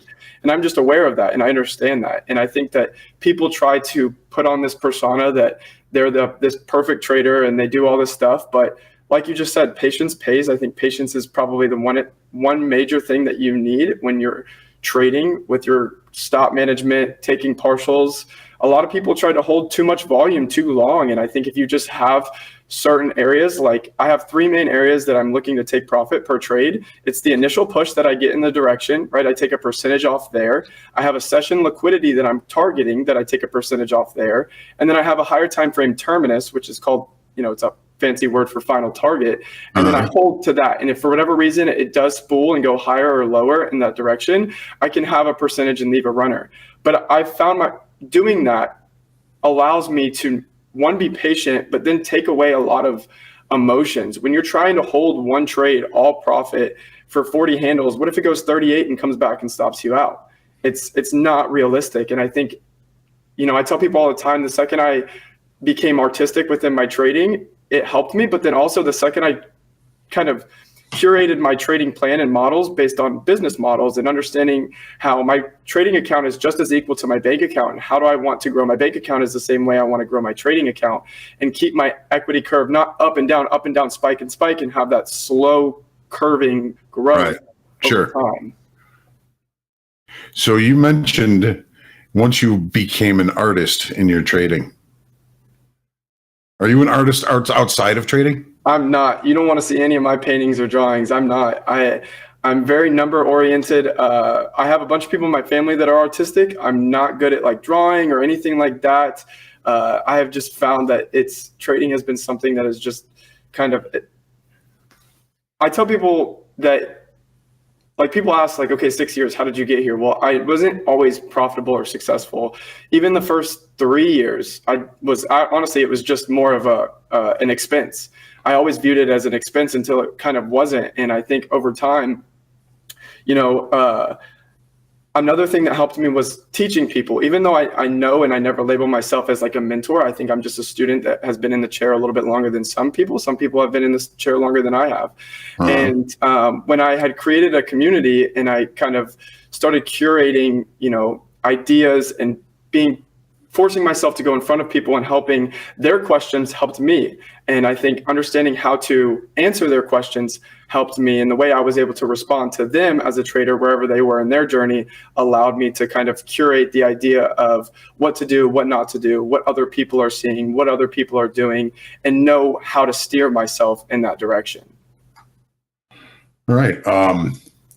So maybe it's you are an artist, but you didn't find your medium until you found trading. Yes.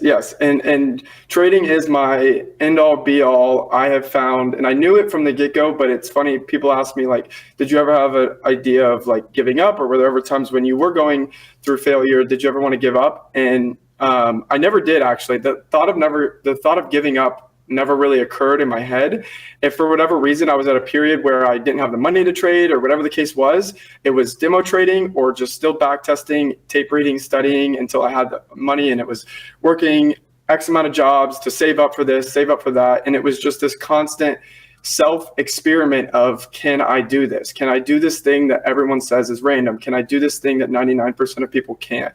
And I think that drove me. I'm the type of individual where if you tell me I can't do something, I'm going to work harder than 99% of people. It might take me a day, it might take me a week, it might take me years to get it, but I'm going to come back to you and knock on your door, whether it's years down the road, and say, hey, here, I did it.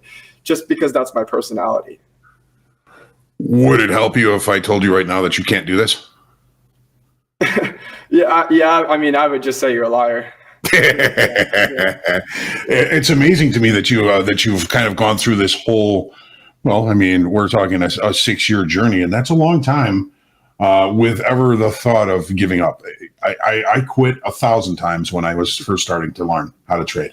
Yeah, but it was a different time. It was a different kind of avenue. I learned in the pit. So yeah. And I have no clue what that stuff's like. And, the name of the community that I utilize and that I kind of co-founded a couple months ago, earlier this year, is called Firsthand Trading. And the reason why we named it that is because the number one thing that's going to get you successful in this is firsthand experience. It doesn't matter what you do. It doesn't matter who you buy courses from or whatever the case is. If you don't indulge yourself into firsthand experience for hours and hours and hours, right? The saying, I've done 10,000 hours 10,000 times. If you don't gain that firsthand experience, you're going to go backwards in this journey. And so firsthand experience is crucial. And I think that I kind of overdosed my firsthand experience early on. I mean, I didn't have the normal college that, all my friends had or everyone else has. I was inside my apartment studying. I was the weirdo that had all these prints of charts and all this stuff. I would literally put it on my ceiling. So when I went to bed at night, I could understand and kind of cognitively retain patterns. And even though those aren't patterns that I really use anymore, you kind of have to be obsessed and kind of indulge yourself in that firsthand experience to really know what you're doing right. But more importantly, what are you doing wrong, and change it. So, yes, I agree. Firsthand experience, firsthand trading, great name, by the way, Thank you. is the only way you're going to learn. There is no college that's going to prepare you for being an active and successful day trader, right? I mean, this is all something we have to learn. Even some of the best traders I know, when I asked them, could you teach me what you do and how you do it? And most of them would have said, no, I can't, because it's just something inside of me. You've got to build some experience to build intuition, and hopefully that intuition becomes instinct. And that's really the path that everybody hopes to go to. Now, when you mentioned firsthand experience, did you start on sim, or did you fund an account and just start losing and paying your tuition that way? Both. I didn't even finish college, but it was a mix of both. I think traders get in and they think, okay, everyone says you got to start with demo, and then it's very quickly for people to win a couple trades on demo and then go into this is easy. Yeah, this is easy, right? And I think same thing like everyone else. A couple months into it, thought I was doing good on demo, and then got my butt handed to me the second I went live. And I think, for the first 3 years, funded accounts weren't really a thing. or I guess maybe towards the second, third year. But the first year, at least, I had no clue what a funded account was. So I was just using, putting a couple $100 here, a couple $100 there. And, sometimes it lasted a week. Sometimes I would go trade NFP and it would be gone in minutes. And, I think over time you have to touch the fire enough to know that it's way too hot. And then I think another thing is you don't know, a lot of the ICT stuff that I learned started off on demo, because I think when you're in a simulated account, you can understand the technicals. You can go in and find the order blocks, the breaker blocks, the fair value gaps, all that stuff. You can find that stuff on a chart for free. You don't even really need an account to find it. You can just look on the charts. You don't even need to press buttons. And then testing the idea of how I reacted as a trader, I told myself, well, I'm not going to know what I'm best at until I try all of them. So both on demo and live, I would force myself to hold trades for months. I would force myself to hold trades for weeks, days, hours. I put myself in every scenario. I would hold trades for seconds. Every single time frame that you could potentially trade in that style of trader, I put myself into to know what I fit well in and what I didn't fit well in. And I realized that the most consistent style of me as a trader was found in just getting in a session and out of a session and understanding how to manage it with regards to my stop, with regards to my partials, all that stuff. When you kind of went through all of that and went through all the different time frames, where did you settle? What time frame trades or charts ideas are you looking for now?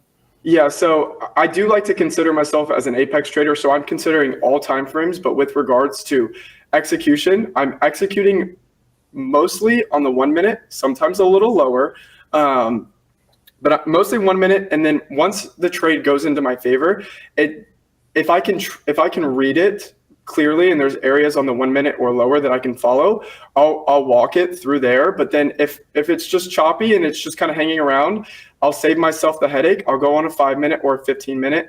A lot of ICT folks in here understand the 15 minute. We all use it as our bellwether chart. It's the idea that, if you had one chart to only use, it would be the 15 minute. I think you get a lot of value out of that.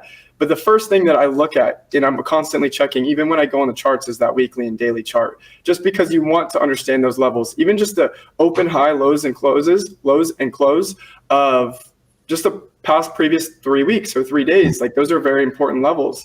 A lot of the levels that I'm aiming for, this 45-40 level is the November 13th weekly high on ES. So I'm eyeing that level. So when people ask me 45-40, I'm eyeing it based on a weekly level, but I'm going in there and I'm executing on like a 1 minute stand when I find my model. Do you find that your 1 minute chart helps you kind of pinpoint your entries? Yes, and I think another thing, and I think this is a good topic that doesn't get brought up enough, is the idea behind entries and exits. My biggest fault as a trader is trying to be a perfectionist. I have very bad OCD, so even outside of trading, I want everything to be perfect, and I had to fight for a little bit to try to get the very low of the day or the high of the day and try to get that perfect entry. And I think, as a trader, you don't need that, and I've grown and matured to understand that I don't need to have the low of the day or the high of the day as an entry or an exit. But I think over time, what it really does is I trade the smaller time frames allow me for good stop placement. So my stop could be anywhere from 1 handle to 4 handles, and that's it.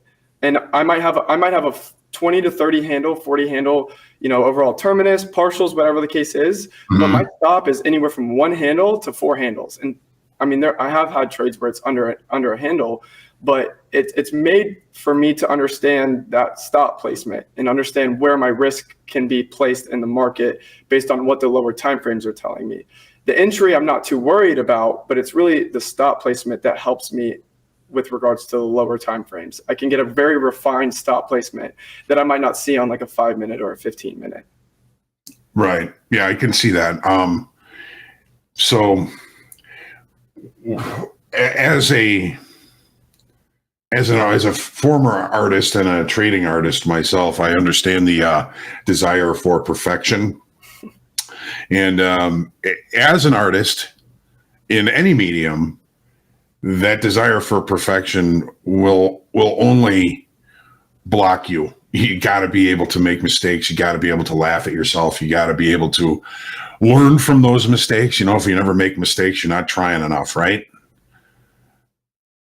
Yeah, and I think the only thing that is certain in this market is the fact that you're going to lose. Losing is inevitable, and it's, to me, over time, and it takes maturity from it. But it's the cost of more information on yourself and the market, right? Data is the key, and it's the driver and everything. Sometimes I have to pay a tax on where the market's going or what the market's doing. I don't trade Mondays. I don't trade Mondays at all. I haven't traded a Monday in over 2 years because I use it as data. Have I missed trades that are exactly my model and they would have made me money? Yes. But have I also missed trades that are my exact model and they would have stopped me out in loss? Yes. And so I cut it out and I just use it as a precursor for data.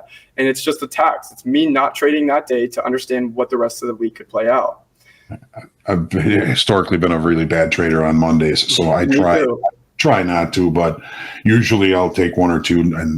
But I've taken 3 trades today, and for me, that's a lot. I don't take a lot of trades every day. And I love what you said about paying a tax. Just a quick story. I was standing for a couple of weeks next to a guy in the S&P pit, and just kind of watching, and he'd get a trade, and if he had a winner, fine. If he had a loss, he always verbally and audibly said, "Okay, good." And so I'm like, nah, I'm not sitting here just trying to watch you, but I notice every time you take a trade that's a loss, you say out loud, "Okay, good." And he's like, yeah, it's just how I look at losses. I don't look at them as losses per se. I look at them as paying for a little bit of information from the market. So I just bought a little bit of information from the market. Now maybe the next trade I take will be more knowledgeable or and I think that's almost anything in life. I think it's anything in life too. Like I think that there's an underlining full benefit to everything that we go through, right? Your car broke down. Well, that might be a good thing. You might have gotten in a car wreck. And so I think that mindset and having that positive idea of, whatever this is, even though it doesn't feel right now, over time, there might be an underlining benefit that I didn't necessarily see. I have to make that mistake to know not to make it again. And so if I make that mistake, it's honestly a good thing. If I just, even though it's impossible, if I just go in this market and just win, that's one of the most harmful things someone can do is just start trading and go on a win streak. It's very bad because one, it boosts your ego, but then also the way the market trades when you start trading is not where it'll trade or how it'll trade a couple months down the road. Right. Yeah. The market always, once you find the right answers, the market's certainly going to change the questions. And that's one of the things that we saw on the floor a lot. We'd see, somebody come in, have a great trade or a good week, and they think that they've got it all solved. And it wasn't very long until we noticed that they weren't there anymore. One of the worst things that can happen is, a windfall right at the beginning of your trading. Yeah. And I think now, November, December, and January, I usually take off. Now I have this community. I'm still more active than I usually am in this time. It's usually time that I just kind of take off, but I'll still follow charts, but won't really trade. I'm still kind of trading a little bit now just because I want to show the community, one, that it's not as probable as it is in the springtime or the summertime. And, with regards to the models that I trade, even if I see a model, I'm a lot more susceptible to take a loss. And I voice that a lot. And I took it upon myself to, I bought a couple of combines on Topstep. One, I love Topstep. I think it's a great platform. The thing that got me was the TradingView integration, trading on other platforms with MetaTrader and stuff like that, but always having my analysis on TradingView. Mm-hmm. I didn't like that middle step of having to copy and paste and look at. I like it all in one place. But one thing that I'm doing is I'm buying these combines, but I'm recording all my trades in them to show them, one, how difficult it is. Yes, you could potentially find success, but it's very, very difficult to trade. And this time, especially if you are trading specific models, you might not see it as much, all these things. And so if you're going through a hardship right now in your trading, it can't be a level where you just say, okay, this isn't for me, because you have to realize that there's always going to be cleaner price action. There's always going to be cleaner days. It's just how you manage it. You can still trade, but even now, like my overall risk per trade is almost cut in half, just trading in general. It's not necessarily anything that's specific on what I see in the charts. It's just because of the seasonal tendency that we're sitting at. My risk is half. I don't want to take the risk. It's my risk appetite. Okay. Let's talk a little bit about your community, firsthand trading. So you are trading live or in a trading combine in front of your community, correct? I am. Has that had an effect on your decision-making process? Has it changed your trading at all? I do better. I've actually found over time I do better when I have found over the past couple months when I'm in front of a crowd or an audience, yes, my decision making is better. I think when I trade alone, obviously my trading is fine, but that perfectionist seeps in a little bit and I try to do too much. But when I know I have an audience, I want to be the role model in front of them. It's like that whole idea of like, I'm on stage, I don't want to mess up. And so I actually trade a lot better. And it's just who I am as a trader. I make better decisions quicker when I'm in front of them because on paper, that's what you're supposed to do. And if it's on paper and it's what I'm supposed to do and I'm in front of them, that's what I'm supposed to do too. Even though I do it when I'm by myself, there are times where my voice in my head gets a little bit louder of hold it a little bit longer, hold for this. There's just little tiny things that slip in, even though I'm perfectly fine and successful by myself. I have found that over time, I actually do a lot better. Okay, that's interesting. You said you're a very outgoing person, and so I can see that. I've always been a little bit more private, and trading on screen for the last 2 months has kind of changed things a little bit for me. I pretty much made what I was hoping for the year when we started this, and I'm just kind of trading slow, trading small, and kind of getting my head wrapped around being in front of everybody. Yeah. And, last week I traded 2 days in front of my community. And, the first day in the AM session, they saw me the entire session. I didn't take a single trade. I didn't like anything. The PM session, we had FOMC. I allowed myself 3 trades. I took 3 back-to-back losses. They understood all of the losses. I was within my risk parameters, all that stuff. The very next day, I traded again in front of them. They saw me correctly and responsibly mitigate all of the loss and finish the week in profit. So it's those things that are crucial as a trader to understand. And if I can sit there and take back-to-back losses and keep my composure, why can't you? Right? I'm showing you how to do it. They can see on the bottom, they see the little trade of 8 with the green light. They know that it's not a paper trade account. And so they're able to sit there and realize, okay, you know what? I'm not going to spiral or blow up based on these 3 losses. And to me, trading shouldn't be stressful. The second trading becomes stressful is when you're just risking too much. Yeah, when you're getting emotional, that makes things much more difficult, right? Yeah, and it's people who want to be right, and I don't have to be right. I'm not here to be right. I'm here to make money. So speaking of losses, how do you deal with your losses? So I love this question. The first thing I actually deal with is appreciation. I take a step back and I'm very quick to just close everything down, and I just, will find time to myself. I don't try to look harder. I'll take a step back. I'll close everything down.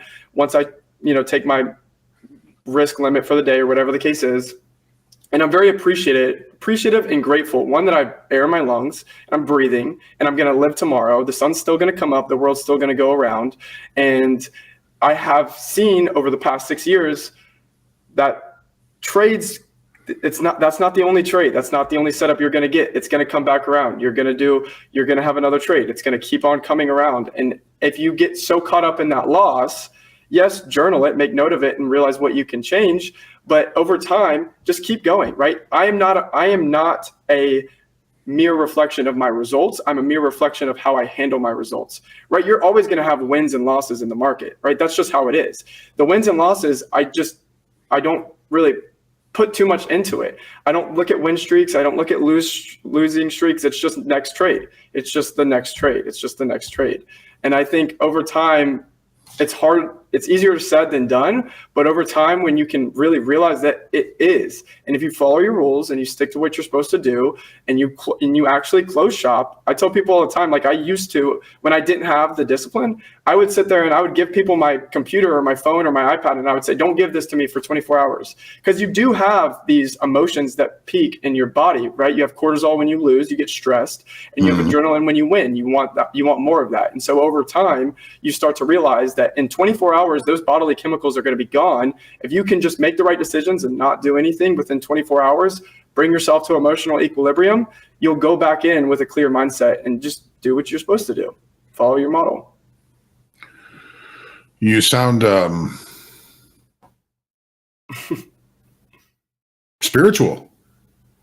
Yeah, I've gotten that a couple times. I think trading is beautiful because it shows you who you are and the person, and it shows you who you are, but also who you can be, right? The person I am now today is not the person I was when I started trading. And one of the biggest advices that I can give anyone watching this right now is find a different frequency, right? Find a different frequency. Your reality right now is solely because of the choices that you've made and the way that you've gone about your life. You can change those, right? And I tell people all the time, nothing matters, so you get to choose what matters, right? And I think over time, the idea of choosing something is actually really the idea of not choosing something else. And over time, I've realized that you get one shot at life, right? One shot at life. And over time, if you get all of this distraction, whether it's Twitter or just people in your life, I'm very thankful and grateful. I've had such a good support system. A lot of people, and I still hear it too, like a lot of people don't really support traders when they're first going into it. And that's okay.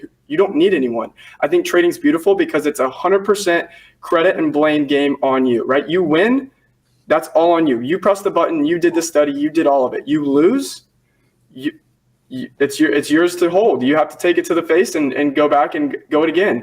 So I think it's beautiful to understand that this is, when I realized that this was all on me and I couldn't let what he said about me or she said about me or whatever the case is affect me, it was a no-brainer. It was like, okay, I'm going to signal all these guys out, all these people out. I'm going to find my frequency. I'm going to choose the right things and learn to not choose the wrong things.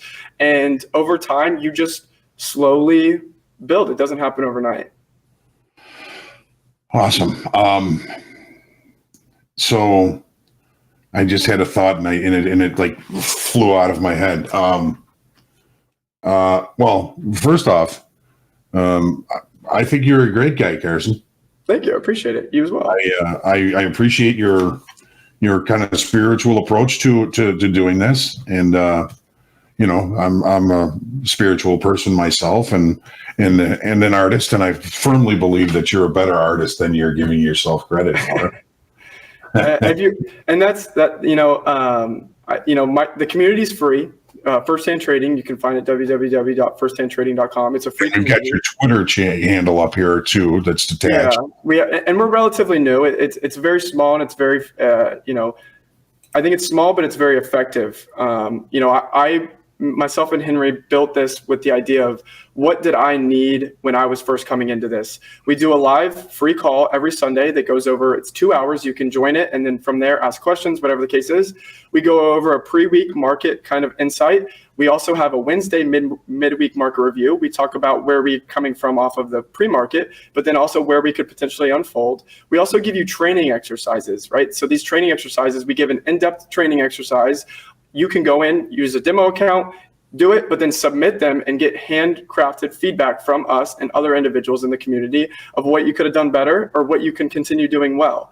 And it's all free. We do offer one-on-ones if you would like the more personalized experience. And then over time, as we start to build it, we will continue to kind of create a little bit more of premium models and add-ons and stuff like that. We do not have a Discord. We do not have a Telegram. We want it to be a little unique. So everything is on the back end in the website. We have our own little Twitter style social media in the website so people can post things. You can like, you can follow individuals, all that stuff. So when someone posts, or you can follow certain sections in the forum. So where anything gets posted in a certain section or a certain someone posts, you can follow them, get notified. And I've been able to, I'm grateful to have, found success in it. Hopefully, over time it does grow because the only thing that I want to do is help. I think, if you're in the ICT community, a lot of this is my give back to the community. It's not something that I have to do. It's something that I'm willing to do just because of how trading has changed my life and the way Michael was kind of a role model for me. I think over time, it's one of those things that you're doing yourself a disservice and the community. And so it's, you get a bunch of access. You get access to myself and Henry for free. You get to see a lot of what we're looking at for the weeks. And we actually do hear you. We're not just listening, we hear you. And I think over time, we've been able to see a lot of growth in some of the traders inside of there. And it comes directly from their firsthand experience. They're active, right? They put a lot of effort into it, and they get back what they put in. So I'm blessed, and it's been a super fun ride, and can't wait to see where we kind of continue to go. And it sounds like you're doing it from the right place, from the heart, giving back. That's a sure sign of potential and eventual success for you. Congratulations. And then we did put that link into our chat, so hopefully you'll see some more people stopping by. And I think we're kind of out of time here, and I've really enjoyed this conversation, Carson. It's really good to get to know you. I'm looking forward to hopefully keeping in touch, seeing more of you here, and trade well. You've got the right things in from where I sit, in your heart and in your head and in your eyes. And, pick up and draw a picture once in a while. I will. Don't judge it. I'll draw a portrait of you, Hoag. I'll send it to you. Look like a snowman. Well, thank you. I appreciate you guys having me on. Well, it was a blast. And thank you for joining us. And again, we'll look forward to seeing you again soon. And definitely keep in touch. Stay in touch. Come to our room once in a while. I will. I'll drop by. Keep in touch that way. Thank you. I appreciate it. Yeah, no problem. Again, your link to your room. Oh, yes. So it's www.firsthandtrading.com is the URL. You can find us on all socials. We have YouTube, Twitter, TikTok, Instagram, all that good stuff at FH Trading Group. And yeah, I can't wait to meet you guys. Hopefully you guys find your way in there, and I'd love to help you guys in whatever manner I can. I've got 2 years, and I'd love to use them for you. Awesome. Well, we didn't get any trading done, but we had a hell of a good conversation, I think. I hope everybody enjoyed it. Stay tuned. We've got top quiz coming up here shortly. And again, big thanks to Carson. Thank you, guys. Godspeed. We'll see you soon.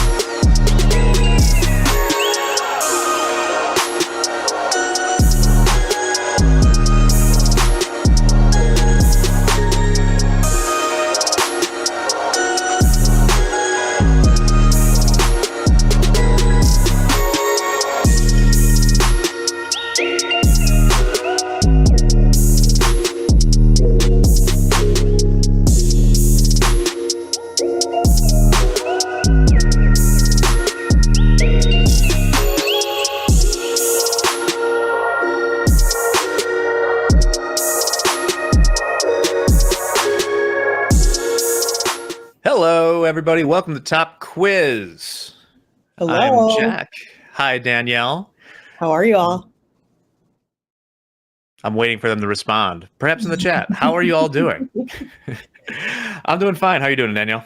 I'm doing great. I'm really excited about the all-day schedule next week. We're going to be going from 8 to 3. I've been working very hard on that with you this week, Jack, as you know. So I hope everyone's excited. I dropped a survey earlier in the chat asking what kind of content do you want to see. So please let me know. We'll drop that again. And before I get off the phone with you guys, I'm going to tell you when the fire drill is happening. It's happening. I'll tell you when we get off. We'll tell you. Yeah, I'll tell you when we get off at the end of Top Quiz. Yeah, and then hopefully that will stem somewhat the flow of people asking when the fire drill is. Well, if I tell everyone, though, then when I go to social later, I want to see you guys blasting it. Tell your friends. Like, let's pack 10,000 people into the crowd tomorrow if I tell you the time it's going to be at. It's going to be tomorrow. What time? I'm going to tell you the exact time. But first, welcome to Top Quiz.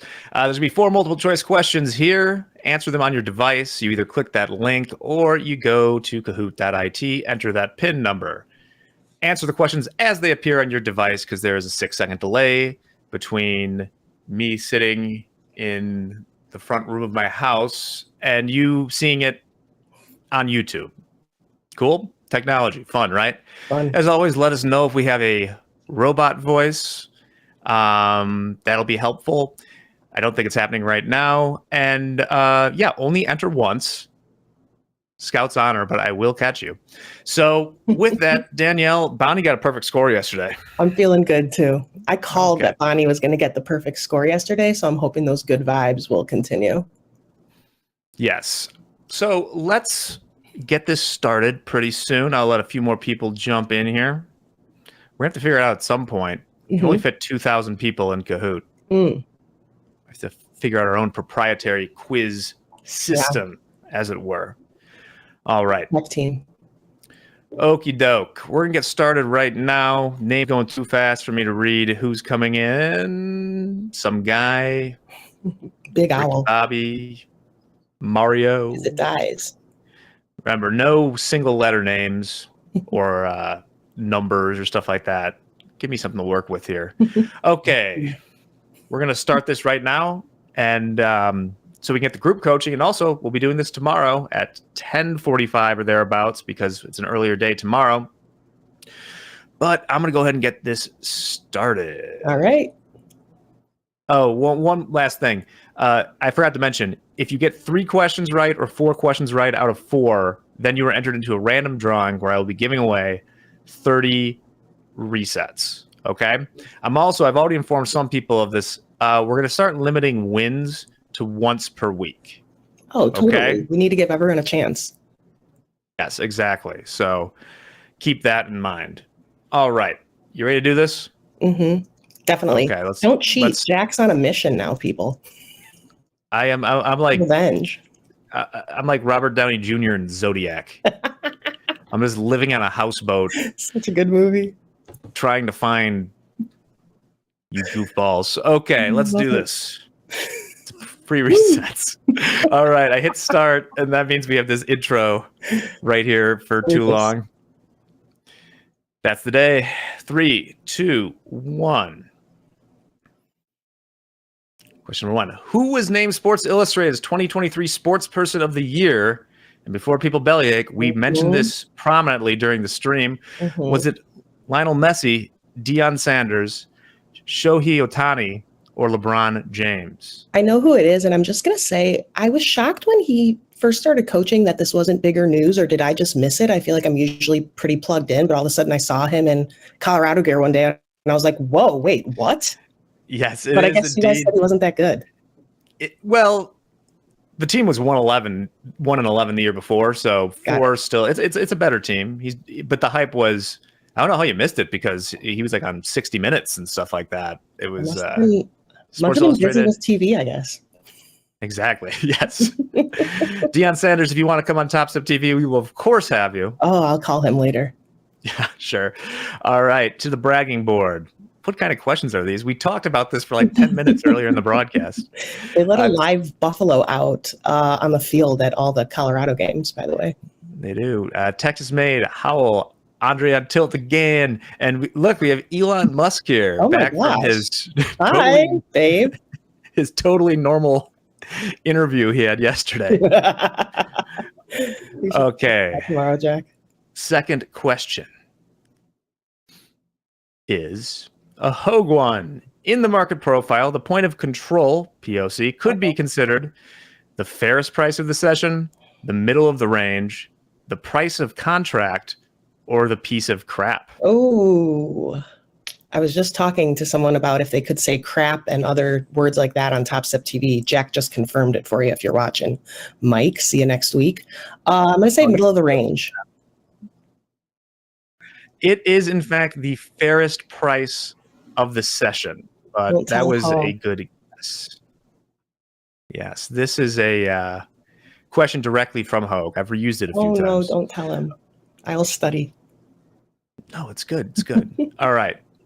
The bragging board. Remember, I can't emphasize enough that just because you're on a board doesn't mean you have won. That's random if you get 3 or 4 right.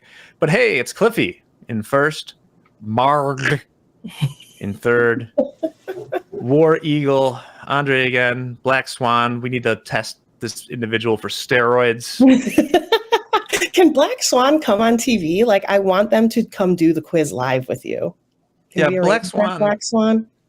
I mean, I presume I have their email. I'll have to check it. Black Swan, if you want to come on here, we would love that. We should do this. And as mentioned, I might have you pee in a cup as well. Okay.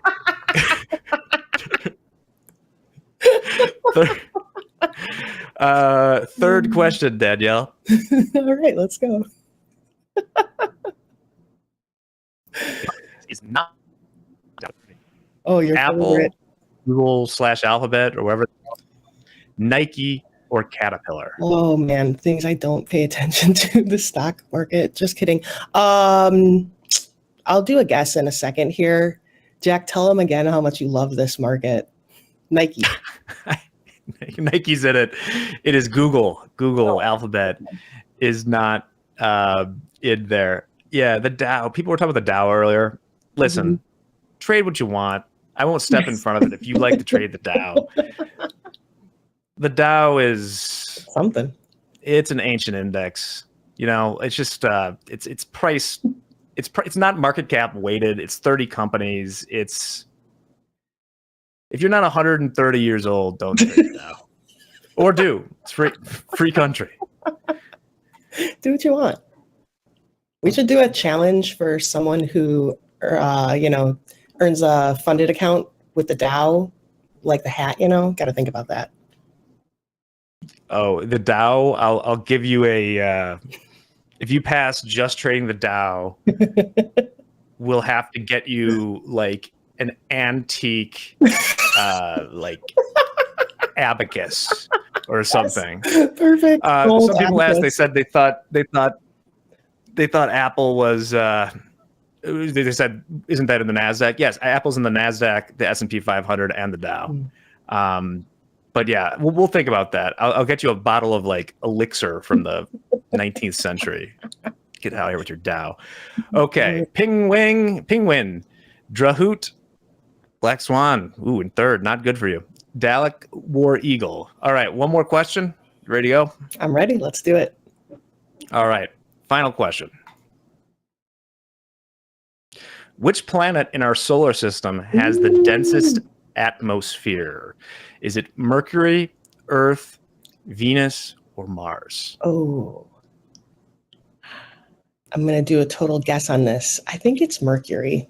I don't know, though. We'll see as the time runs out. You guys tell me in the chat. We're getting down there. It is, in fact, Venus. Venus has the densest atmosphere. And I purposely just put the rocky planets on here because I didn't want any Jupiter truthers for atmosphere. Love it. Okay, let's see the bragging board for today, and then Danielle will announce Jimbo. All right, Jimbo. So Dalek, and remember, the winners are randomly if you get 3 or 4. And top of the morning is Black Swan. We're getting on. See you do this. It's live. You've got to come on TV. Okay. Okay. Are you guys ready? All right. To know Yes. when we're going to drop the fire drill? Let me just look at the chat for a second. Okay, but I really want you guys, if I'm going to tell you when the fire drill is tomorrow, I really want you to go tell your friends. Blast it on social media. Let's get everyone into the TV broadcast tomorrow at 9 a.m. The fire drill is going to be at 9 a.m. They're going to drop the form then. You need to be here, and you need to put your name on the form in order to claim your free reset. If you don't get your name on the form in time, it's going to be open for an hour until 10 a.m. Central, 9 to 10 a.m. Central. If you don't get your name in the form on time, sorry, no reset, no exceptions. And that's 9 a.m. Central. All the times we quote are in Central, generally. Yes. All right. Well, I'm sure we'll see several people on here around then. Maybe one or two. Oh, yeah. Okay. Well, we got group coaching coming up next. We got Dakota and Eddie in the house. We're going to take a quick break. But first, Danielle, thanks so much for joining today for the quiz. Of course. And yes, stick around for Eddie and part 2 of Dakota's series. So we'll take a quick break and see you then. Bye, y'all. Have a good day.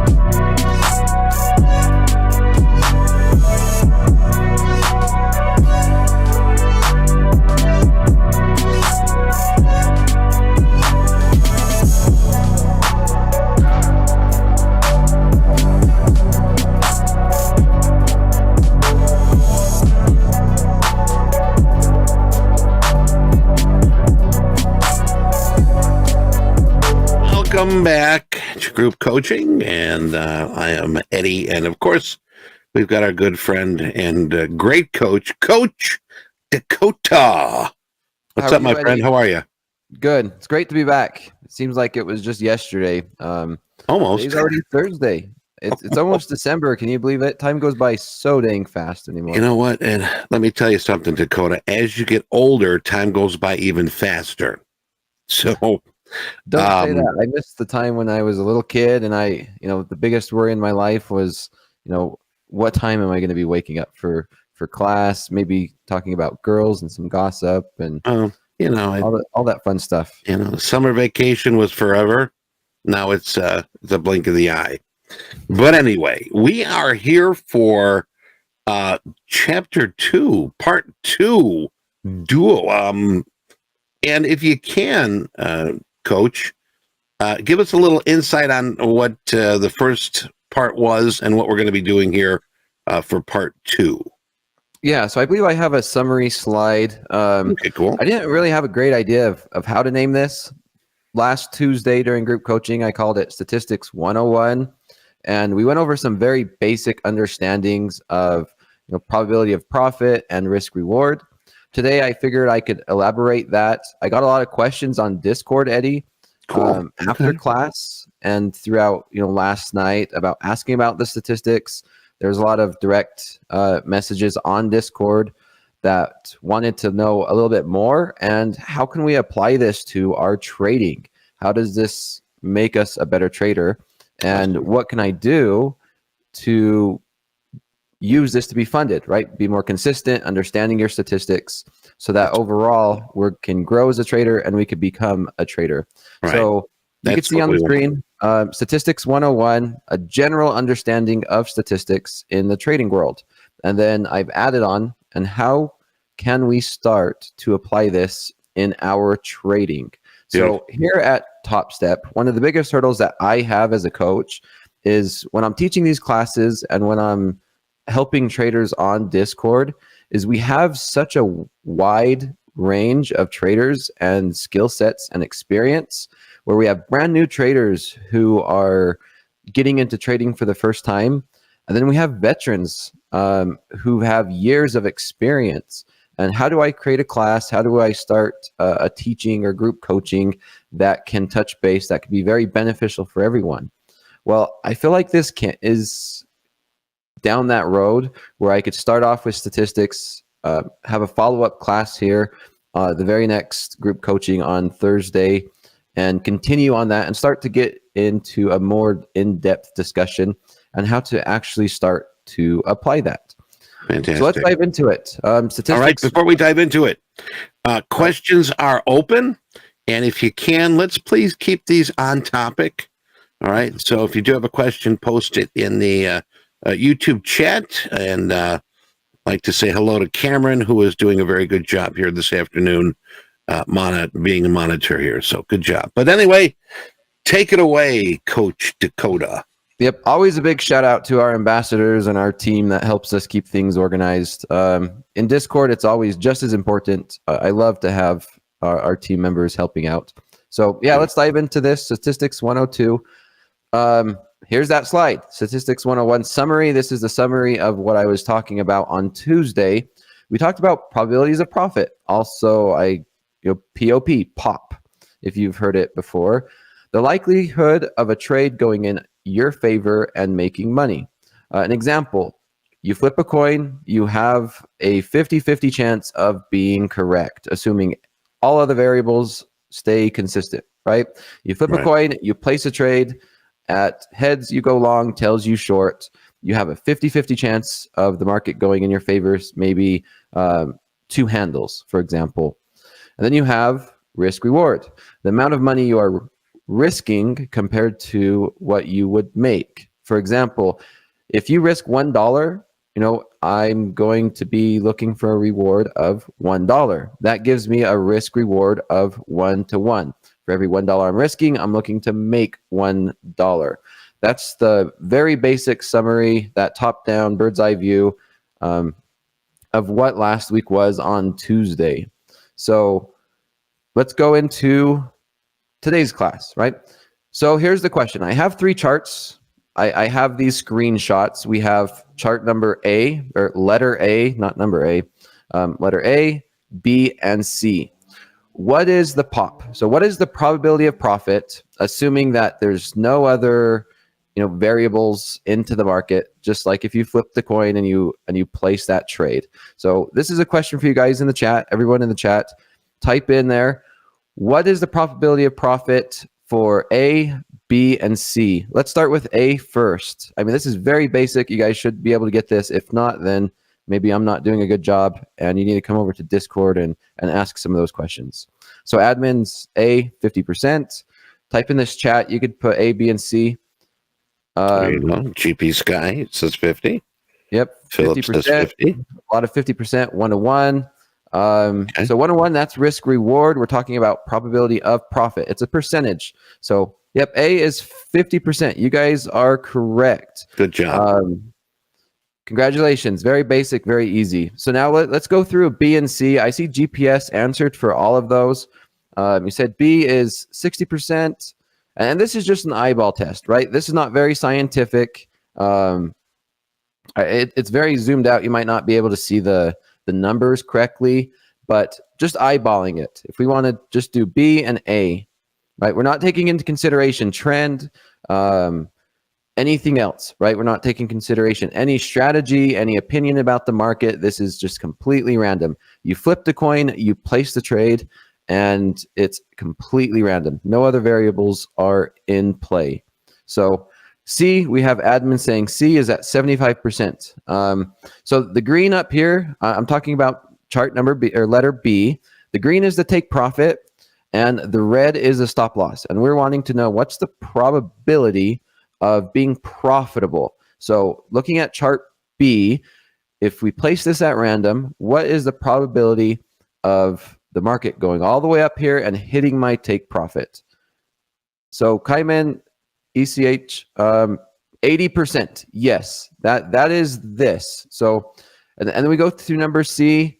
It's pretty much the inverse, right, guys? We're seeing you guys say 25, 20%. So let's go to this very next slide, which I have these. I did the math. I went through it, and I did it for us. So chart letter A, 100%, 50% probability. You flip a coin, it's random. You have a 50-50 chance of being right and wrong. So what, oh, let me go back. Oh, I'm just destroying this slide. Let me redo that one. Okay, so we have a 20% probability of profit on B. So, the chances of us placing this trade on chart B and the market going up and hitting our take profit, we have a 20% chance. Over here on chart C, it's the exact opposite, right? We place this trade, we have our stop loss all the way down here, and we have a really short take profit. And we place this at a random, we have a 80% chance at being correct. So now the next question, which I seen some of you guys are trying to answer, is what is, I duplicated that. So what is the risk reward for each of these? As you can imagine, risk reward and probability of profit can go hand in hand. So let's hear that for you guys. If you guys want to do letters A, B, and C, what do you guys believe the risk reward for each of these would be? Just eyeballing it, basing off the probability of profit as well. Boy, you ask, is this how to calculate risk reward? Yeah, this is very similar, and we'll go more in depth as we go through these slides and how to go through that. Okay. 1 to 5. Yep. So yes, exactly. So the probability of profit of chart A is 50%. The risk reward for this is 1 to 1. Chart B, the risk reward for chart B is 1 to 5. So every $1 that we are risking on chart B, we look to make $5. Yep, and I see a lot of you guys are getting this correct. And then chart C, for every $1 we're risking, we're looking to make the exact opposite, right? It has a inverse risk reward. So for every $5 we're risking, we're only looking to make $1. Right. That's a scary looking concept to think about that, Eddie. I don't like to see it very often. However, if the math works out, there's nothing wrong with it. I see traders sometimes that have this. The only issue, and we'll dive more in depth as I go through these slides, talking about these different things and how to apply it to our trading.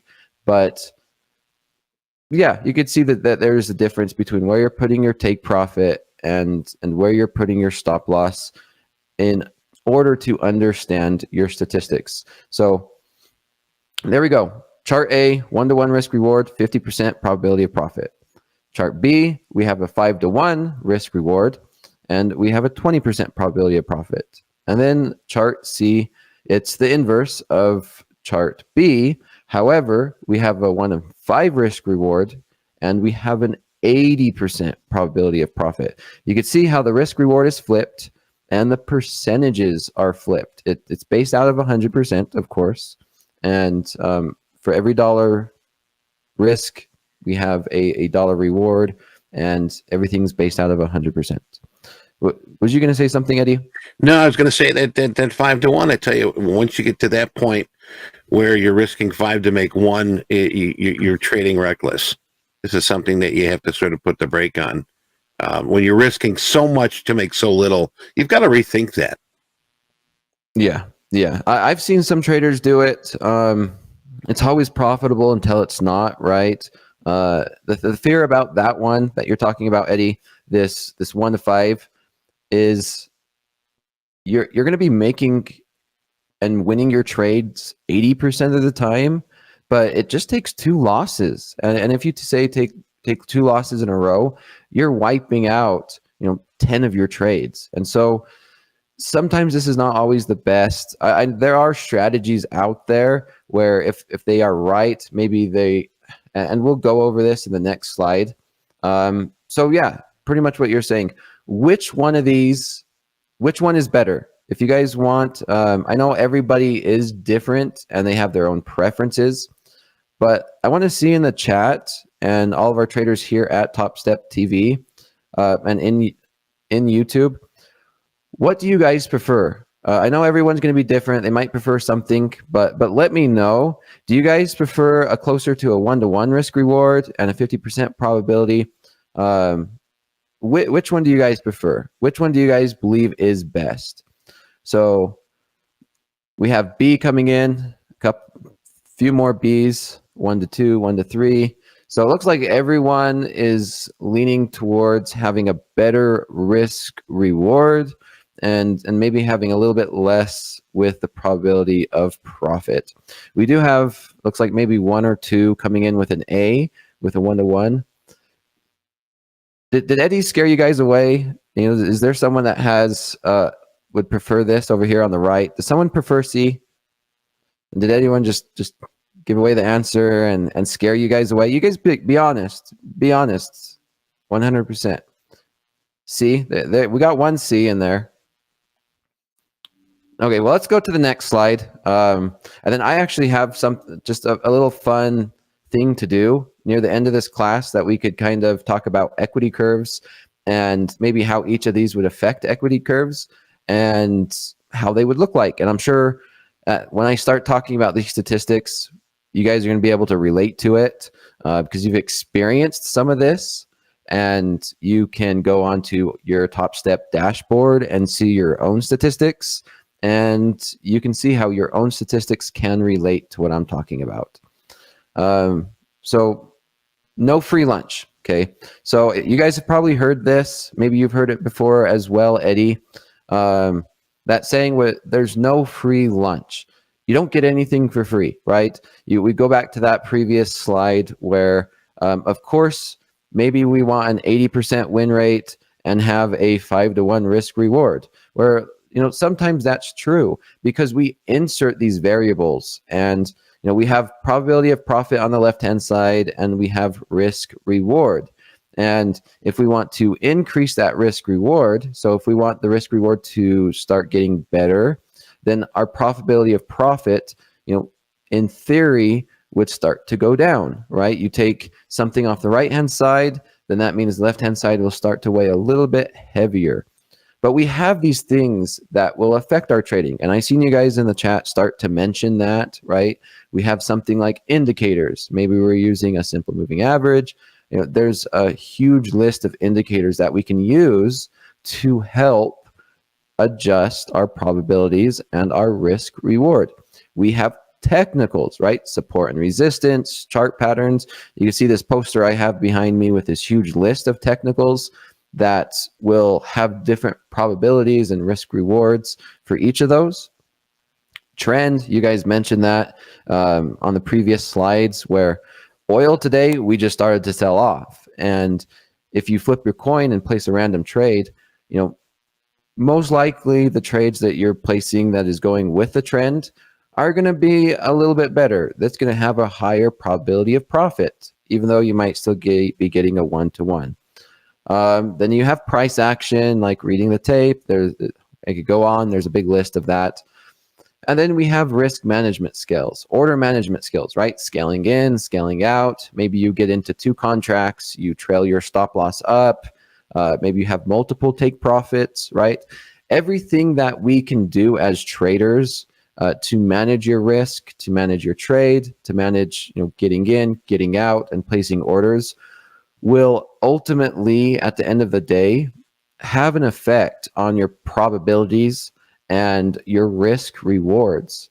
And it's our job as traders to, number one, trade, right? Trade without emotion, trade without, you know, changing things, you know, based off of what the market's doing out of emotion. Not placing trades because you took a loss and then you start to increase your size in order to make up that loss. And anything that could affect your statistics in a negative way.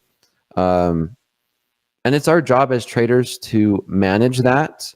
And then at the end of the day, end of the week, end of the month, or end of any period of time, to review your statistics and see where you're at as a trader and ask yourself, do I need to adjust my trading?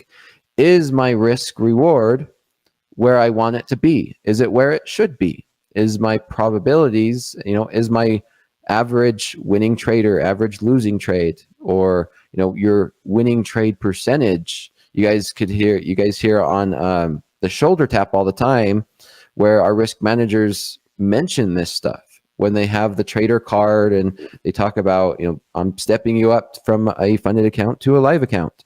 They talk about this. They talk about what's your average winning trade versus your average losing trade. How long you're holding your losers compared to how long are you holding your winners. And so all of the statistics in your trading has an effect on your outcome and your overall success. Let's jump to this next slide. I trade on slow markets during the Asian session and during my class in Discord. And during that class, I do place trades. I place some trade setups, and then I go to bed, and then I wake up, and those trades, they have an outcome. Last night and the night before, I had some trade statistics. These are a little bit skewed because it's just one day, right? And whenever you have one day of trading, that's not the overall outcome of your trading statistics. You want a good data set, right? You want, instead of just a sample, you want your overall trading strategy, because one day, 1 week, even a month sometimes does not indicate your overall trading strategy. Of course, if you're new, then it could be a little bit more volatile. Maybe you have a couple winning days in a row. Maybe you have a couple winning or losing days in a row. But over the long run is what we are really looking at as traders, because I want to know, am I going to be consistent over, a year? Am I going to be consistent over 6 months? And so one individual day, I'm not going to judge myself on that. I'm going to wait until I have enough statistics on my trading to get a really good understanding of how my statistics are performing. So here's an example. This is one day. Real quick, Coach Dakota. I know that Trista's asking something that sort of came to mind. How do you sleep knowing you have a trade on? Now, more or less, you're using brackets with an OCO, order cancels order. What's the distance that you have in your brackets? So my answer with almost everything when traders ask it is very general, and my answer is going to be it depends. The way I sleep, I sleep just like I sleep if I don't have any trades. My recommendation is going to be come join me in my slow markets class in Discord. But number one, and the most important thing, is understanding your tools as a trader. And that's my trading platform. That's understanding placing trades, placing your stop loss, managing risk is number one for me, and it should be number one for everybody here and every trader. That should be number one. And if you're able to use your tools effectively, right, become a master. You understand, I use NinjaTrader 8. I know how to place my orders. I've done a lot of practice in practice accounts, understanding that when I place my trades and I turn off my computer to go to bed, I know the outcome. The market's going to go up and hit my take profit. It's going to go down and hit my stop loss. Or if it's a pending order, right, like a buy stop or a limit order that's not yet triggered, maybe it doesn't even trigger. There's plenty of days where I wake up and the market doesn't even do anything and I don't get triggered in. Sometimes I wake up and I'm still in the market and it hasn't hit my take profit or it hasn't hit my stop loss. There's a lot of outcomes, but every one of my slow markets class, it's recorded. You could find it in the coaches library in Discord. You could ask around at any of our amazing ambassadors, or even the traders are willing to help guide you in the right place. But it's Mondays through Thursdays, 8 p.m. Central Standard Time. I answer questions like that. I talk about those trading concepts, and I talk about these statistics. I talk about statistics every single night. I talk about risk reward. What's the probabilities? when you're placing trades and understanding it, because at the end of the day, that's how we judge our trading strategies. That's how we judge our consistency. That's how our risk managers are able to see the performance of us as individual traders and ultimately make a decision on whether to move a trader up from an express funded account to a live account. So statistics to me is priority when understanding how you are as a trader. So Coach, I got a question from Jacob. Jacob's asking, Dakota, do you use VPS in case your internet or electricity goes out while sleeping? I think you've poked the tiger here. Do the stop loss and TP still work with a real live account, express funded account, even if no electricity? 100%, Jacob. They're stored on a server, and so if my power went out, my trades are still there. My orders are still in. I don't have an issue. That sometimes that has happened. It really has. Sometimes I'll be sitting here, I'll place my trades, and I go to sleep, and then I wake up and my alarm clock's reset for some reason.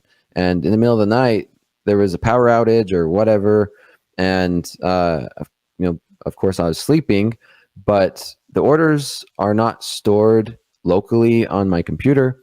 They're stored in a server, especially in a live account where broker stores them. Your stop losses, your take profits, your pending orders.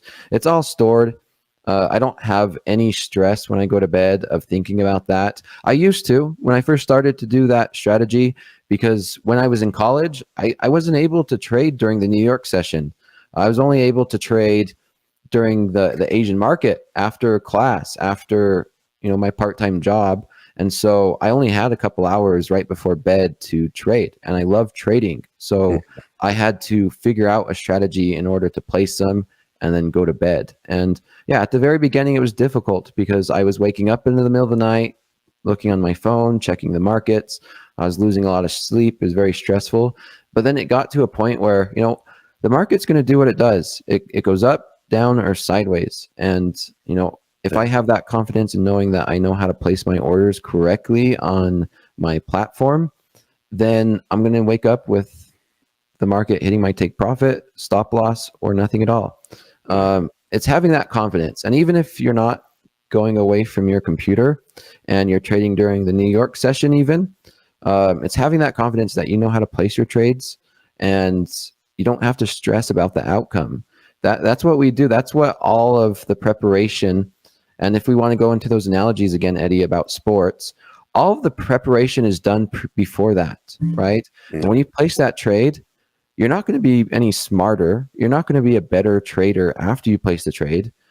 You've done all your analysis. You've done all the hard work.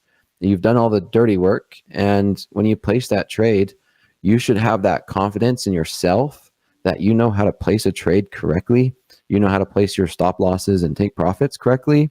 And regardless of what the market does, you shouldn't be stressing out. You really shouldn't. The market could just, you've seen what oil did today, right? It just crashed.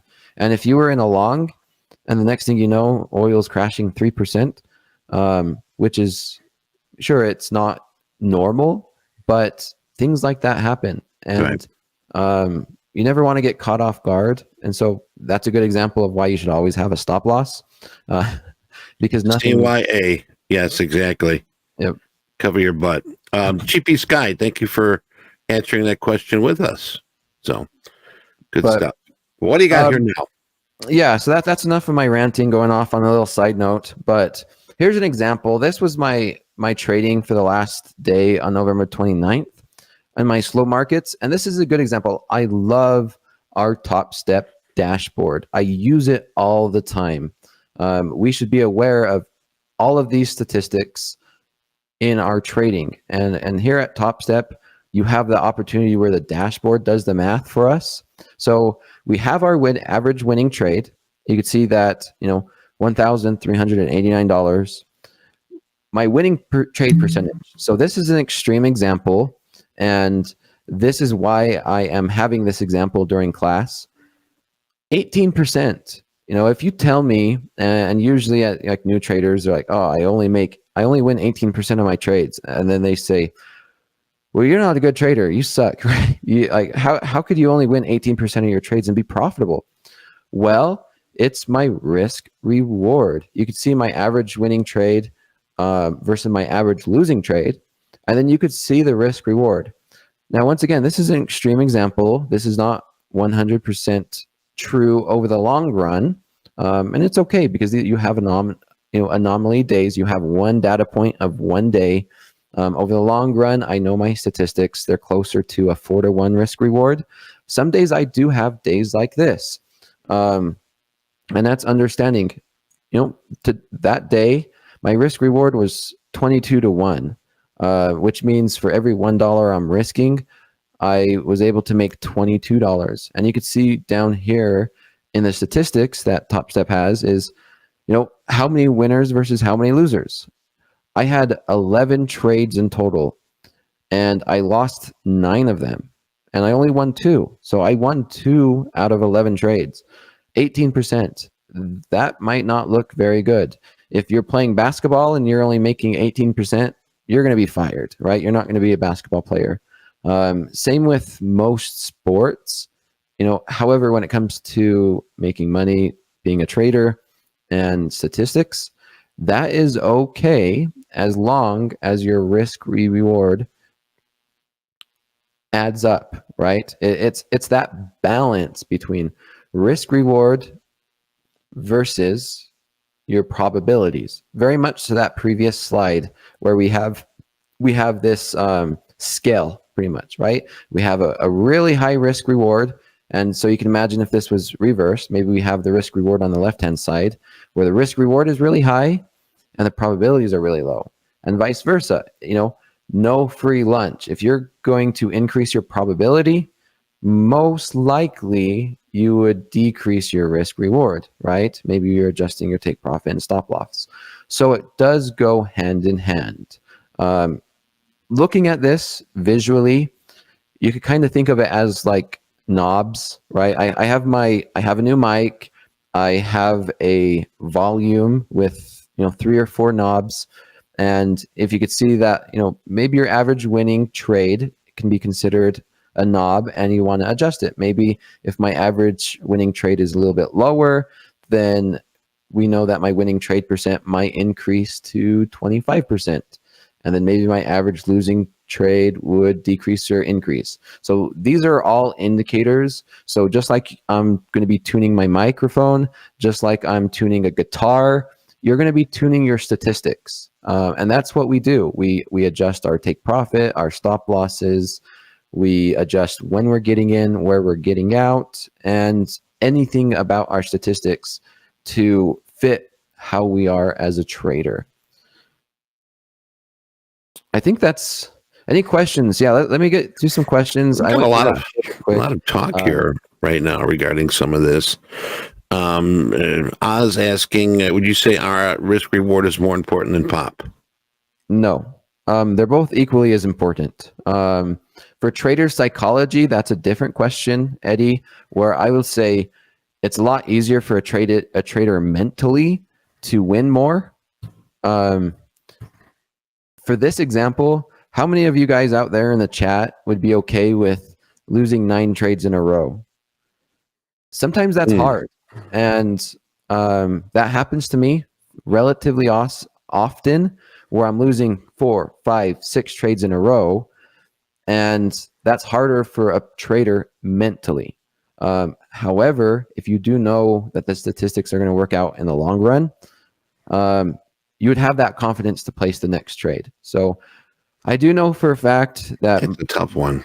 95% of traders will have a hard time having 5 losers in a row, right? Let me ask you something, Coach. Do you feel when you've got 9 losing trades in a row that you're not trading, you're fighting the market? The market is just not agreeing with what you want? That is possible, right? Once again, my answer is it depends. It depends on your strategy. It depends on what your criterias are as a trader. Whereas I think Hoag said if he loses 2 or 3 trades in a row, he stops for the day, because then to him, he's not reading the market right. Right. For me, when I'm trading during the slow markets, I understand and I know my statistics that to me, I'm okay losing, 6, 7, 8, 9 trades in a row, because I'm managing my risk. And you can see my average loser is $62. So how many losers will it take for me to hit my daily loss limit? It's going to take quite a bit, right? If I have 10 losers in a row, I'm only down $600. See, that's good management where you can, you're not looking for that big swing. And I mean, you can walk away. You can have 2 winners and 9 losers and walk away profitable, as long as you catch that market at the right time and you're managing your downside. Just too many traders they're putting that hopium in their pipe, and hoping that downside comes back, and then they let it fall too far, and at that point, now you're in a panic. Okay, now you're going to be reckless trying to get that back, and that's where revenge trade comes in. Emotions hijack your account, and I mean that's something that I got to give you credit for. If you can manage that well, I can see that plausible. But I'm on the same bus with Hoag. It's usually like, I do the baseball analogy: 3 strikes and I'm done. I'm out. I'm accepting the loss for the day, and it's another thing a lot of traders cannot do, is accept a losing day. I mean, it's human nature, and we've just got to put the harness on that and hit the brakes, turn the car off, whatever you got to do. Done for the day. And you see that also in our fast markets here when we are trading. Not everybody's having a good day, but we are accepting losses, and we're managing it to a point where it's not getting deep enough where we cannot trade for tomorrow. So keep that in mind. 100%, Eddie. It's being a good loser. You have to be okay with taking a loss. If you're not, then that becomes an issue. And I have this little fun activity that I'm going to do in front of us. I have paint, and we'll start talking about different equity curves, and maybe we'll do a little bit of that. And I'll show you a couple examples of some very common equity curves that does happen, because yes, over here, traders would love, and it's just human nature, that we like to be right. We want a high winning percent. I see traders, talk, maybe they're bragging, maybe they're, trying to show, hey, I'm winning 95% of my trades. I'm winning 100% of my trades, 90% of my trades. But then their average winner is the opposite, right? Maybe their average winner is $60 and their average loser is $1,000. And maybe it only does take 1 or 2 losses and they hit their daily loss limit. So we have so many traders here at Topstep, and it ranges so widely, right? That's a big spectrum. We have traders who have 18% win percentage. We have traders who have 100%. We have everywhere in between. Is there a right way or a wrong way? I'm going to say, if you're managing it correctly and the statistics work out to where you have profitability per trade. This is one of my favorite statistics on the Topstep dashboard, is average profitability per trade. If that's positive, then the answer is yes. It doesn't matter your average winning trade, winning percentage, or average losing trade. If your average profitability per trade is positive, over the long run, you will make money. So is it the right way to trade, winning 90%? Yes or no? Of course, right? That's not the wrong way. If you're losing money, then the answer would be, yeah, that's the wrong way to trade. If you're making money, then sure. I know in Discord, there's been some conversations of, it's like, yeah, I see these traders who are doing, max 15 contracts. Is that the wrong way to trade? I'm like, well, from a risk management standpoint, that could be really difficult to manage, especially in a volatile market. And maybe, right? Maybe that's the wrong way to trade. I will always recommend only using one contract, starting out really small and growing your account. and gaining that confidence and consistency. But I got to be honest, Eddie, when I started to see some traders here at Topstep TV using max 15 contracts and they're breaking records and they're making all this money, I started to play around in a practice account, seeing and playing around and see how that would be. And I think, how can someone manage risk like this? Maybe there's a way, and let's see how the statistics work out, and trying these new things, because the only wrong way of trading is bad risk management and losing that money. They're profitable, right? They're breaking records. They're making a lot of money. And there's nothing wrong with testing out new trading concepts. As new traders come into this world and into the markets, so do new strategies. So do new ways to manage risk. So I will never recommend using max contracts, but there's always ways to improve ourselves as traders and to test it out on practice accounts. Dr. VJ is asking what instrument? What instrument? What are you trading? What? You could see here, gold. This is my favorite market now, Eddie. Nikkei, NKD. This is my favorite market. Nikkei. Okay. This is the Japanese, and I've loved it. It's been really consistent for me. I've been finding these really high risk reward trades. I've been testing it out for the past few months, and I plan to move it into my live account, my personal live account, starting January 1st. But so far, the test results have been absolutely amazing. Then, of course, NASDAQ and crude oil. Right. Okay. Hey, real quick. I know we only got about 10 minutes here. For those that are asking for the reset, all right, we will be having that tomorrow. Okay, because what you're doing is you're just filling up the chat with repetitive questions. Be here and find out when we're doing things. We will have it tomorrow at 9 a.m. Central. Okay, 9 a.m. Central. Right now, Central Time is 12:52 Central. So we're Chicago time. Tomorrow, 9 o'clock. Be here. We're going to have it open for an hour. I'll show up there, Eddie. Everyone could use a free reset. Well, it'd be nice if you could put it in your back pocket and use it when you need it. But I tell you, the best thing to do is if you are having a problem, I consider reset a crutch, to be honest with you. Best thing to do is test yourself, challenge yourself. If you got your back against the wall in a trading combine, switch to micros. All right, try to get a distance from breaking a rule or hitting your daily loss limit. That's when you need to challenge yourself. Because the thing is, sure, if you got a reset, you do another reset, have another account. But this is where you're going to find out if you've got the mots, if you can do it. So consider that. Challenge yourself. Yeah. If I had it my way, I wouldn't give away resets. There's no resets when I was learning and I started losing a lot of money in my live account. But Topstep is amazing. I will always say it. And I see a lot of people in the chat asking about Nikkei, NKD.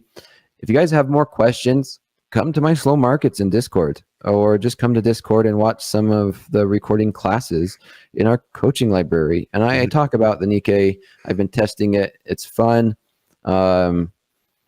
Yeah, so if you have questions regarding that, go to Discord. And anyway, last 5 minutes, I was going to do an example and draw some equity curves about statistics, but I think I'm going to hold off on that because we're getting near to the end.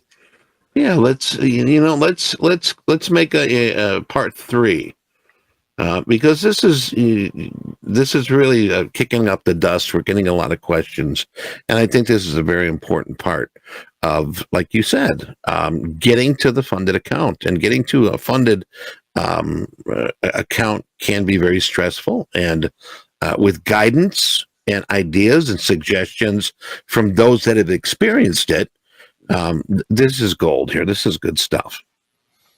Yeah, and one thing I also talk and tell traders is if you start to know and understand your statistics in a trading strategy, when something's off, you can identify it. For example, if if you see that maybe your risk rewards not showing up correctly, maybe your average winning, like any of these statistics here that you see in the Topstep dashboard start to seem off, then that should be a red flag, right? Just like you're saying, if you lose 3 or 4 trades in a row, then you know that you should stop trading for the day.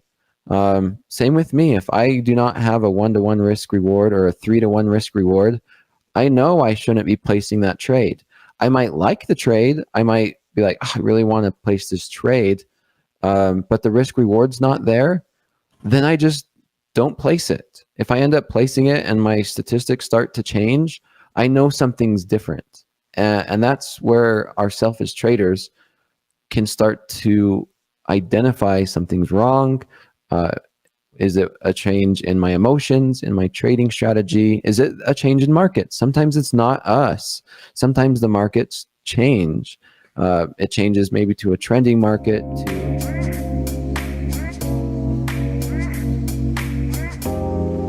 And the first way that we can identify it, it can usually be our statistics, right? Our risk managers behind the scenes, they could see, they know what's going on. At the end of the day, it's our statistics, right? It's the truth. We could say whatever we want. I'm the best trader in the world.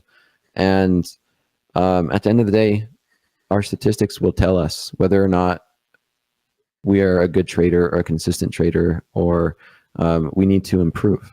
Great. All right. Well, good stuff, Coach. I got a couple things here before we say hasta la vista, baby.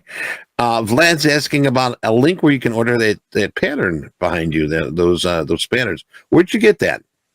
I get that question a lot. Etsy? Was it Etsy or Amazon? I think it was Etsy. Yes, Etsy. I found it on Etsy. I've seen it on Etsy. I've seen something like that on Amazon. Yeah.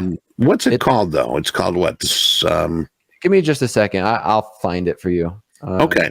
While you're doing that, Cameron, can you post the link to join our Discord channel? Reason being is this week, all day, every day this week, we've had a segment at 3:00 Central. That's in a couple hours, called At the Buzzer. And that's Coach Jay and Coach Paul have been doing this all week. They've got a session today at 3 and tomorrow also. And At the Buzzer, I love the name of that segment because they are both trading coaches and basketball coaches. Also, what time do you come on here, Dakota, for your evening sessions? So I've joined them at the Buzzer for the past month or so. Okay. Talking about, we talk about how the markets were, what we're looking at, and a few other things. I'm going to adjust my time. I think it's just going to be Coach Jay and Coach Paul. I'm not really sure. That they're amazing. Like you said, they are basketball coaches. Sometimes we talk a little bit about basketball and how amazing LeBron James is, and it's fun. It's great. There's a lot of talking shop, talking, how the markets were doing, what our expectations are for tomorrow. 100% suggest it. It's one of those hidden gems that I see that there's, what is it, 1,000 or 2,000 traders here on YouTube live. Coach Jay. The content there is just as good. It's hard to compare one content to another versus us here versus Discord, but it's so valuable, and Discord is just as good. If not, I will argue better, because you guys do have access to us as coaches and a trading community, and it's open 24/7. Go into Discord, ask a question to any of our individual coaches' channels. You have a coaching library where all of our live classes, just like today. If I held a class in the evening, I hold my slow markets class at 8 p.m. Central Standard Time, Monday through Thursday. Sometimes I'll try and hop in on a Sunday night when the market opens.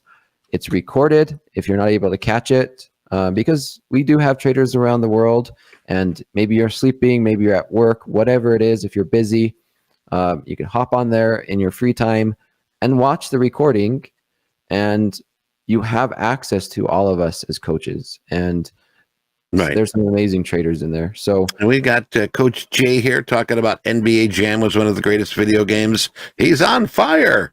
And we got Coach Vince here all day long. So you're even going to catch some of the coaches here in our chat. But awesome. So we are top of the hour, just about closing time. And Coach Dakota, any closing comments? Yeah, real quick. So it was on Etsy, and it really is called Stock Market Poster. Technical analysis. There you go. Nothing fancy. But yeah, I think it's 4 foot by 2 foot. Find it on Etsy. I've loved it. I used to have all these patterns memorized. I don't. Last night during class, we seen some technical patterns, and I look over to my right. I'm like, hey, look, it looks like this. And if we start to break out of that channel, and this was on the NASDAQ, if we start breaking up to the up or down side, we could have a nice push, right? And we started talking about probabilities. You know what? Sure enough, it happened today on oil, and I think it happened on NASDAQ. So a great chart. Yeah. Always having some references on your desk. But thanks, Eddie. I'm glad to have my new mic. I still have a lot of setup to do here. That's good. On my fun. I spoiled myself for Black Friday, got me some new monitors, got me some lights, all that fun stuff to be here live with you guys. But yeah, next time I'm on, maybe I'll have a continuation, maybe Statistics 103, and we can talk a little more in depth and answer some more questions, because stuff like this, it's hard to fit it into 1 hour, and it does deserve, a few sessions like this. Yes, I try to squeeze it in within 1 hour, but the quality is not as good if I'm trying to rush through it. So it's quality over quantity. Carms and Liz like it. We're getting some likes here, and I'm putting that stock market poster on my Santa's list. I'm gonna get one of those. I'm gonna put the link in there. Maybe. Hopefully Santa is watching. There it is. It's okay. All right, Dakota, my friend, Coach. Thank you very much for a great session. And like I said, looking forward to getting you back again. Remember, next week, folks, we're going bell to bell. Bell to bell. We're going to be opening up at 8 a.m. Central, and we will be going all the way through till 3 o'clock. And then we're going to sort of have a shuttle bus to our Discord channel, and we're going to have the At the Buzzer. So, like Coach Dakota said, there is education all day long, and that Discord channel is alive and kicking 24/7, 365. Find out. There's a lot of good things in there, and you're going to find yourself some good friends and some reliable people you can trade with. So, but anyway, thank you, Coach Dakota. I think that's going to be it. Jack, do you want to join me here as we sing our closing song? Okay, thanks, Eddie. Thank you, guys. I'll catch you guys all next time. Big shout out. I'm excited for that Power Hour. Sounds like I might be joining you guys either sometime in the future. And thank you, everybody. I hope to see you guys in Discord. It sounds like that shuttle bus is going to work really great on getting some of the traders into Discord. And we will pick off this conversation over there. There you go. Right on. Happy Thanks, Thursday. Dakota. All right. See ya. Bye. Thanks. We'll see you, Coach. Well, Eddie, I feel like a real jag right now because like a jaguar. Yeah, that's what I mean. Because I'm coming on here right now to announce the winners right after we said that we didn't want to give away resets, but well, here's the thing. I mean, yes and no. I mean, what I'm just saying is don't rely on it. If you did win one, cool. All right, you could use it. Not saying that you can't use it, but what I like to see in any aspect is people challenging themselves. So, but anyway, we're going to keep doing this. We're going to keep giving out resets and so forth. So, have at it. Well, with that in mind, let's go ahead and challenge some people here. Sending out the email right now. And if you guys can show the winners from today. What is that sound, by the way? Oh, it's an alarm that I have. Me and a buddy are supposed to rob a bank here, and I don't want to be late. Yeah, I'm the getaway driver. I'll let you get on that real quick. So, yeah. Jack's dog, Jack's for Jack's, Mad Max, Manic Mustang. That's a good one. Mustang. It's a wiggly wombat. Wiggly wombat. So, Big Daddy. I already sent out the email just now. Daddy. So those are the names on the list. And yeah, I do love it being rigged too. So have a great day, everyone. We'll see you tomorrow. Remember, we do, in fact, giving you the advanced smoke here. Oh, you got some advanced smoke tomorrow. And it's not me yet. Yeah, so that's the end. Eddie, you want to sign off? Yes, remember, folks. Never give up. Never surrender. And of course. No, that'll be all. Just be sure to lock the door behind you on your way out. Good night. Take care, everyone. See you tomorrow.